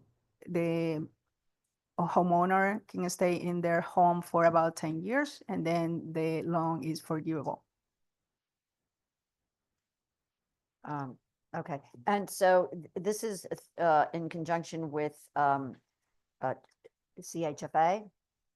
Yes, is in a collaboration with CHFA and the financial institutions. A potential home buyer can go to a financial institution that will be approved for a mortgage. They can also are approved for the forgivable loan if needed. And so there's criteria there, one of which is, I guess, credit score. Yes, they have to qualify for a CHFA mortgage. And so do you know, is that a hard and fast number, line in the sand? I can get that information for you. Yes, please. I would really appreciate that. Thank you, Madam Chair. Can you also bring the geographic location of all of the residents that have been bought under time to own? Yes. Demographic of that. We have 148 towns and we will provide the list. Yeah, I've known people that have applied that were in the lower income that had good credit ratings and couldn't get anything through you. I brought one of them to you guys before. Yeah, me too. So I think that it's not really parsed out in a fashion that is generic. There are certain targeted areas where it's going and doesn't appear to go to everyone. Right. No. Representative Dillon. Thank you, Madam Chair. Good afternoon, Commissioner. How are you doing? Good afternoon. Good, thank you. This may have been discussed already, but for the work group, I'm still having difficulty understanding the rather complicated write-ups on the opioid settlement. There's a lot going on here. It talks about the opioid settlement and how much, just as a writer, it's complicated. There's an opioid settlement, there's money that we're paying out, and the governor's budget also is telling some clinicians that they don't have to pay licensure fees. But it doesn't say which ones here or whether there's any conditions. And so the dollars from the opioid settlement fund are going to a program that helps impaired doctors. Am I right? I'm not sure. I think that that's probably a question for DMS because I think that goes into the DMS budget. So there's Representative, the opioid settlement funds are sprinkled throughout the budget. They're used for different things relative to DOH. They're being used for cold weather sheltering, 4.5 million, but none of it's been approved yet. Okay, maybe we could have a chat about that in the work group and about that. There's a lot more maybe than we need in the write-up. Thank you, Madam Chair. And what cold weather services and to whom would be helpful. And I know Sure. a lot of people probably have questions. I'm sorry. Yes. Sure. Thank you, Representative Dillon. The cold weather funding that is proposed is what we've been able to put, which the legislature has allocated to us for the last few years, which helps stand up temporary shelters during the cold weather months. For example, usually October, maybe sometimes November through March.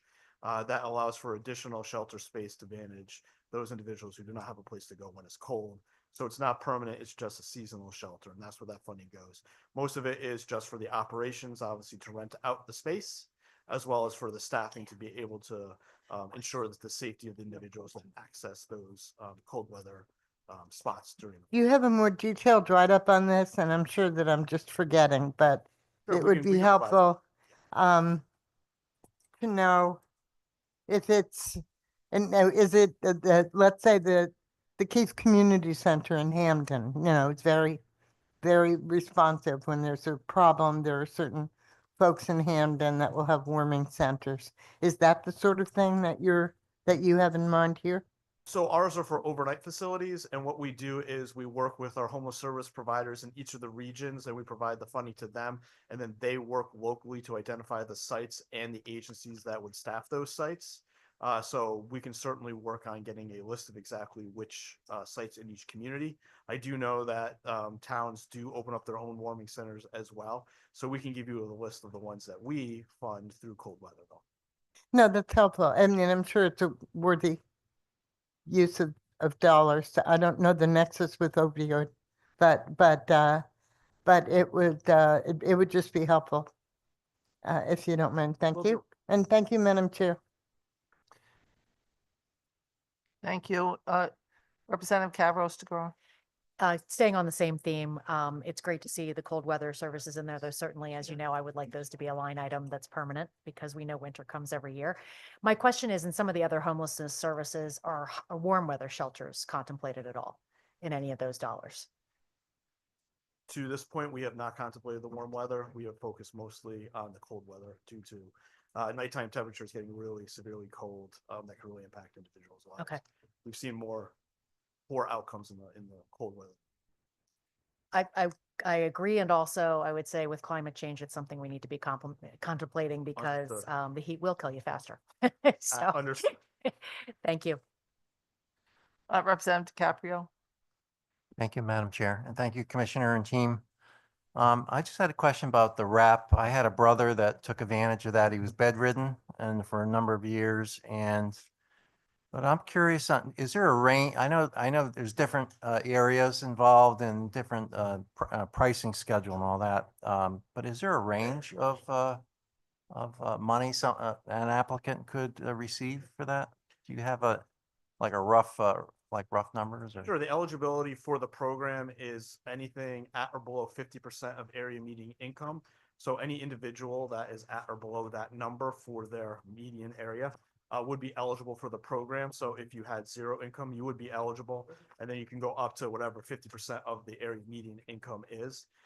And then within that, the participant would pay 40% of their income toward the rent, unless they are elderly or disabled. If they are elderly or disabled, they would pay 30% of their income toward the rent. So for example, say, let's keep these numbers round. Say the rent cost was $1,000. I know that's low, but just say it because it's easier for math. Say it was $1,000 and a person's income was $1,000. That would mean that 30% of their income is $300. So they would pay $300 toward the rent, and the program would pay $700 toward the rent per month. Okay, because the area I have responsibility is close to Willimantic, and I've heard from folks, there that, what assistance they can get is below, what the rents are in the area. So one of the things I had mentioned, and I don't know if maybe this is a dumb question or not, but is there a way for maybe two applicants to put their vouchers together, their wraps together, and to, secure an apartment or a dwelling place that way? Is that something that's ever been done? Putting two separate vouchers in one, we have thought about that idea, but we have not actually implemented it. What we have done is multiple people can live within, one person can be the voucher holder and can have a roommate. Both incomes would need to be accounted for in terms of determining the rental assistance portion, so that is allowable. But we have not had the conversation of combining two separate wraps into one. I know as part of the earlier question, it was asked if we could bring the maximum allowable rents and the fair market rents to our small group meeting, and we will be happy to do so. So you'll be able to look at what we are using for those rents. We try to keep them as updated as possible, knowing the last couple of years, rents have really dramatically increased very fast. They've spiked in certain years, into the fact that 2 years ago, normally we release our maximum allowable rents in May, but due to the rapid increase last year, we actually released it earlier in January to try to help that case, because we're trying to be as flexible as possible to keep up with the increase in rents. But we'll certainly share the rents, and then we appreciate any feedback if you think that they are not meeting the need in any given area. Okay, thank you for that, and thank you, Madam Chair. Representative Paris. Thank you. Just a quick question, Madam Chair. Commissioner, I'm looking here at the summary, and correct me if I'm wrong, I don't see any additional, we may have already talked about this. I don't see any additional positions for your department, or for your agency, excuse me. There is one position in the budget. One additional position. And how many positions did you ask for last year when you came before us? 3 positions. How many positions did you get?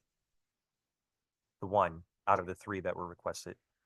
All right, I'm just simply asking because I see that you're doing a lot more work, and certainly with wraps, with a lot of the homeless and cold weather service work, and also with a time to own, I would expect that we put way more positions, at least anywhere between 5 to 8 positions there, 3 positions even for the 3 positions you asked for before. If we could just, I would hope that we could talk about that in the working group in terms of maybe, and look, I get that you have to go by what was given and asked of you. I get that. But if you could just let us know where you're lacking the most personnel in terms of what's keeping you from achieving your work effectively, I think that'll be helpful for us just to know as we move forward. Thank you. Thank you. Senator Hartley. So, thanks very much, Madam Chair. I'm really a little confused. So we got in the crumbling foundations in the insurance fund, we're showing, these are small numbers, but then over on page 23, we've got 4,100 to crumbling foundations to reflect wage. What can you tell me what's going on there? And then you've got 89 to PS. Thank you, Senator Hartley. Again, Mike Santoro. That's actually one staff person.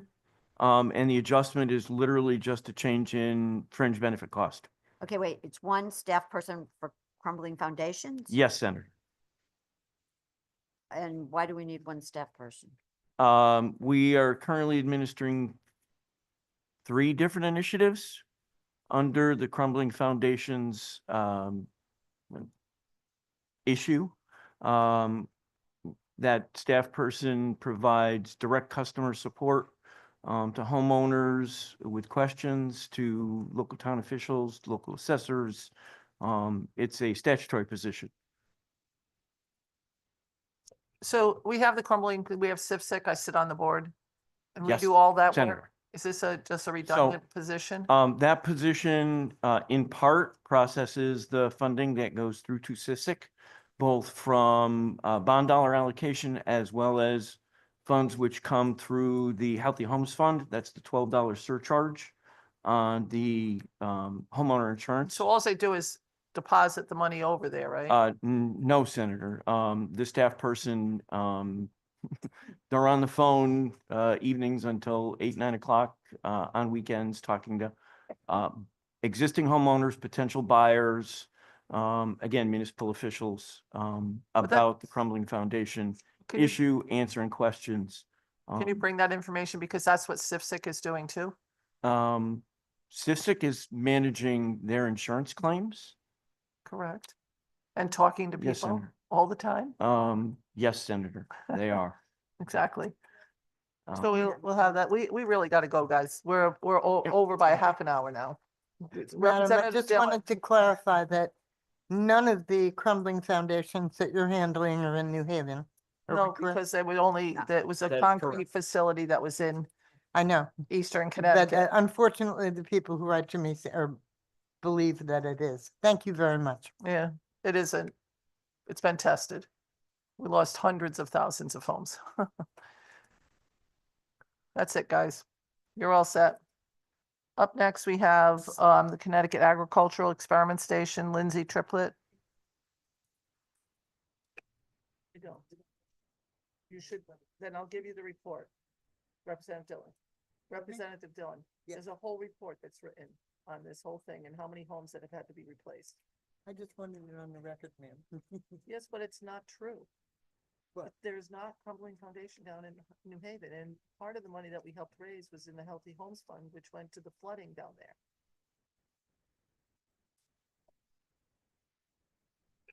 Hi, how are you? Hello, my name is Lindsay Triplett. I'm the Vice Director of the Connecticut Agricultural Experiment Station. How are you? Good, thank you. It's nice to see you. Good to see you You again. have very little in the budget, by the way. Thank you. We try to run a lean agency. Can you just give us an update on what's going on with the different facilities? Because you've had some bond dollars that have built up some of your facilities. Are they built up now? What are we doing? Yes, our greenhouse is about to be opened. I'll let Chief Fiscal Officer Mike Lass give you an update on the Valley Laboratory. Michael Lass, I'm the Chief Financial Officer of the Agricultural Experiment Station. Like Vice Director Triplett said, the greenhouses are ready to open in about 2 weeks in New Haven. And our Valley Laboratory in Windsor is going out to bid in April, which we are really, really excited about. Well, I'd like to see you have to, being able to do some of the work outside of a closet. Yes. Because I've toured both facilities, so I'm really happy to see that that's happening. So the greenhouses will be open? Yeah, about 2 weeks, we're going to have the opening. Oh, They're just doing, congratulations. yeah, they're just doing punch list items now. So thank you for your support on that. Oh, I thought it was great. And you do work relative to mosquitoes and ticks? Do a lot of research relative to those two? Yes, we do both basic research and the state surveillance programs for vector-borne diseases. And because I find that to be fascinating. And then you have a section on wildlife disease prevention. Yes, we have the Forestry and Environmental Science Department that studies tick ecology in terms and its interaction with certain wildlife like deer.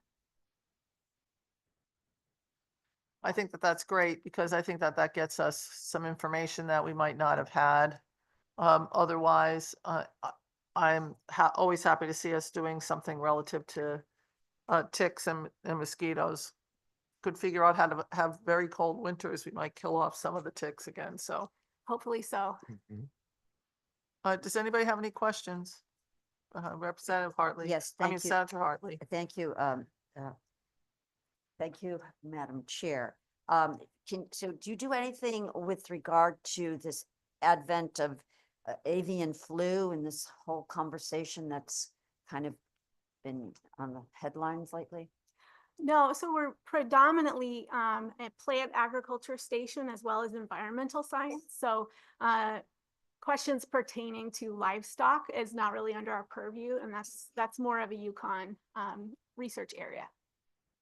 And then I see we've got a line item here for PFAS testing on farm soil.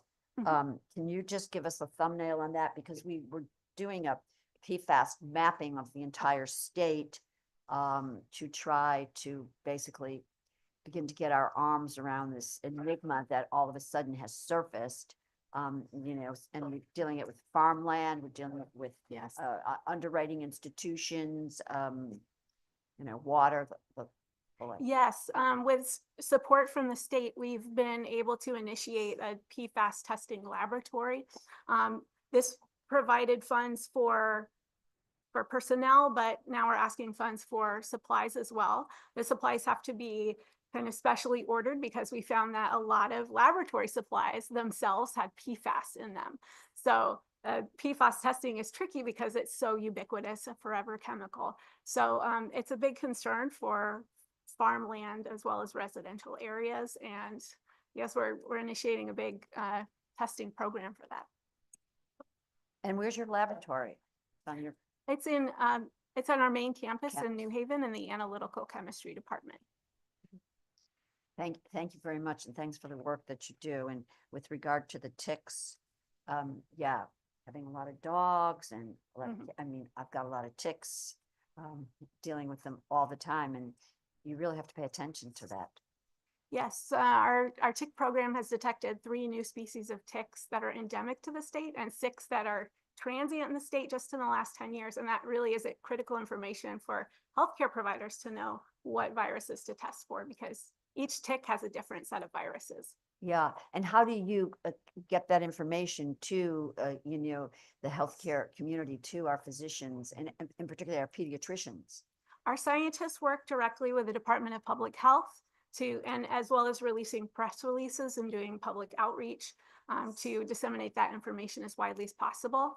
We also take individual samples from members of the public who want to know if the tick that bit them is infected. Oh, I know. Sent it to you. Okay, yeah, that's very helpful. You say there are 3 new strains in Connecticut in the last 5 years? 10 years. Last Yeah, 10. there's new species that have moved upward due to the warming climate. And so are there new and different symptoms that, you know, the general public needs to or has been apprised of, or?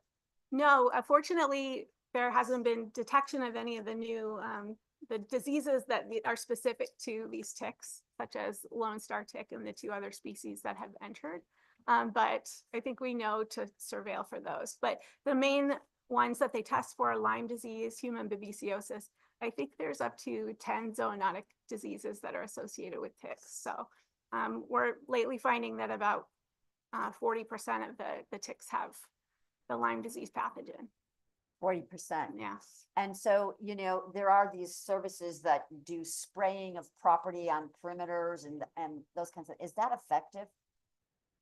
I will have to ask. I guess it depends on the spray, but yeah, we do have access. We have active programs studying homeowner areas, wooded areas, and both in terms of chemical management as well as the types of vegetation that seem to attract the ticks. So I will have to look into that research and get back to the management recommendations. Yeah, I'm just curious about that, because there's a whole industry that's, you know, kind of founded on that. And, you know, you just wonder about its efficacy. Yeah, I know our department works with with towns and town managers, land managers directly to give them the most up-to-date recommendations. Yeah, and then you deal with this also, I mean, we had the issues with the mosquitoes, and shutdowns of some communities that we had the testing and so forth. Is that also from the ag experiment station? You're doing that? Yes, yeah, we test over 200,000 mosquitoes per summer in batches. So this gives a lot of jobs to undergraduate students. So we have widespread passive surveillance for both ticks and mosquitoes throughout the state. And have we had a, you know, a more active season of late with, you know, these increased temperatures?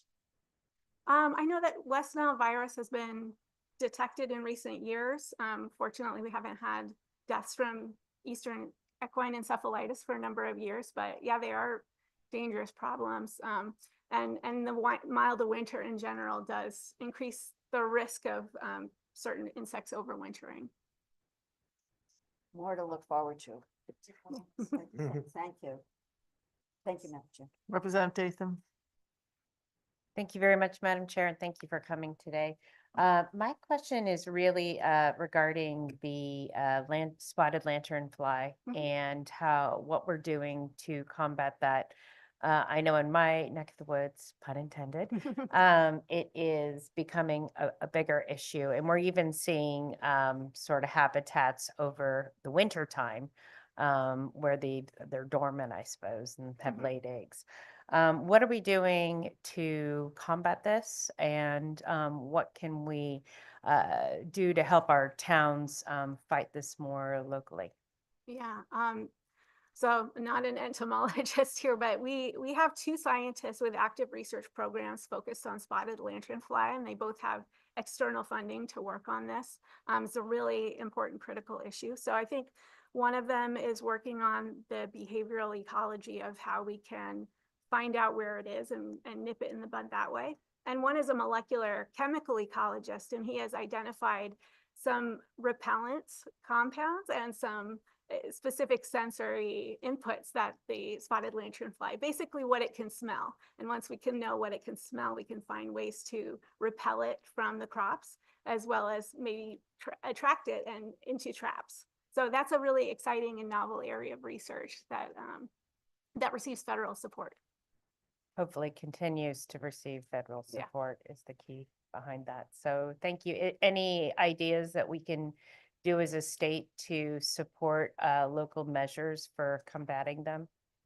Well, I think in Pennsylvania, it's shown that the public campaign about squashing and killing the spotted lanternfly actually became very effective and was successful at reducing the population. So I would just say, keep squashing them if you see them.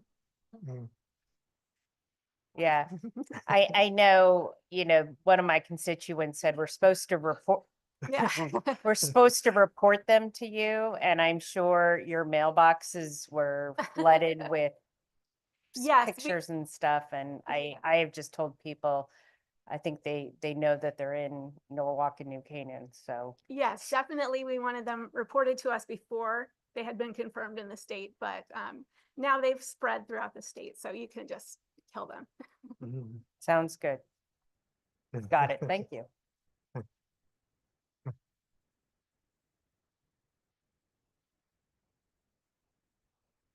All right. Okay, Thank you very much.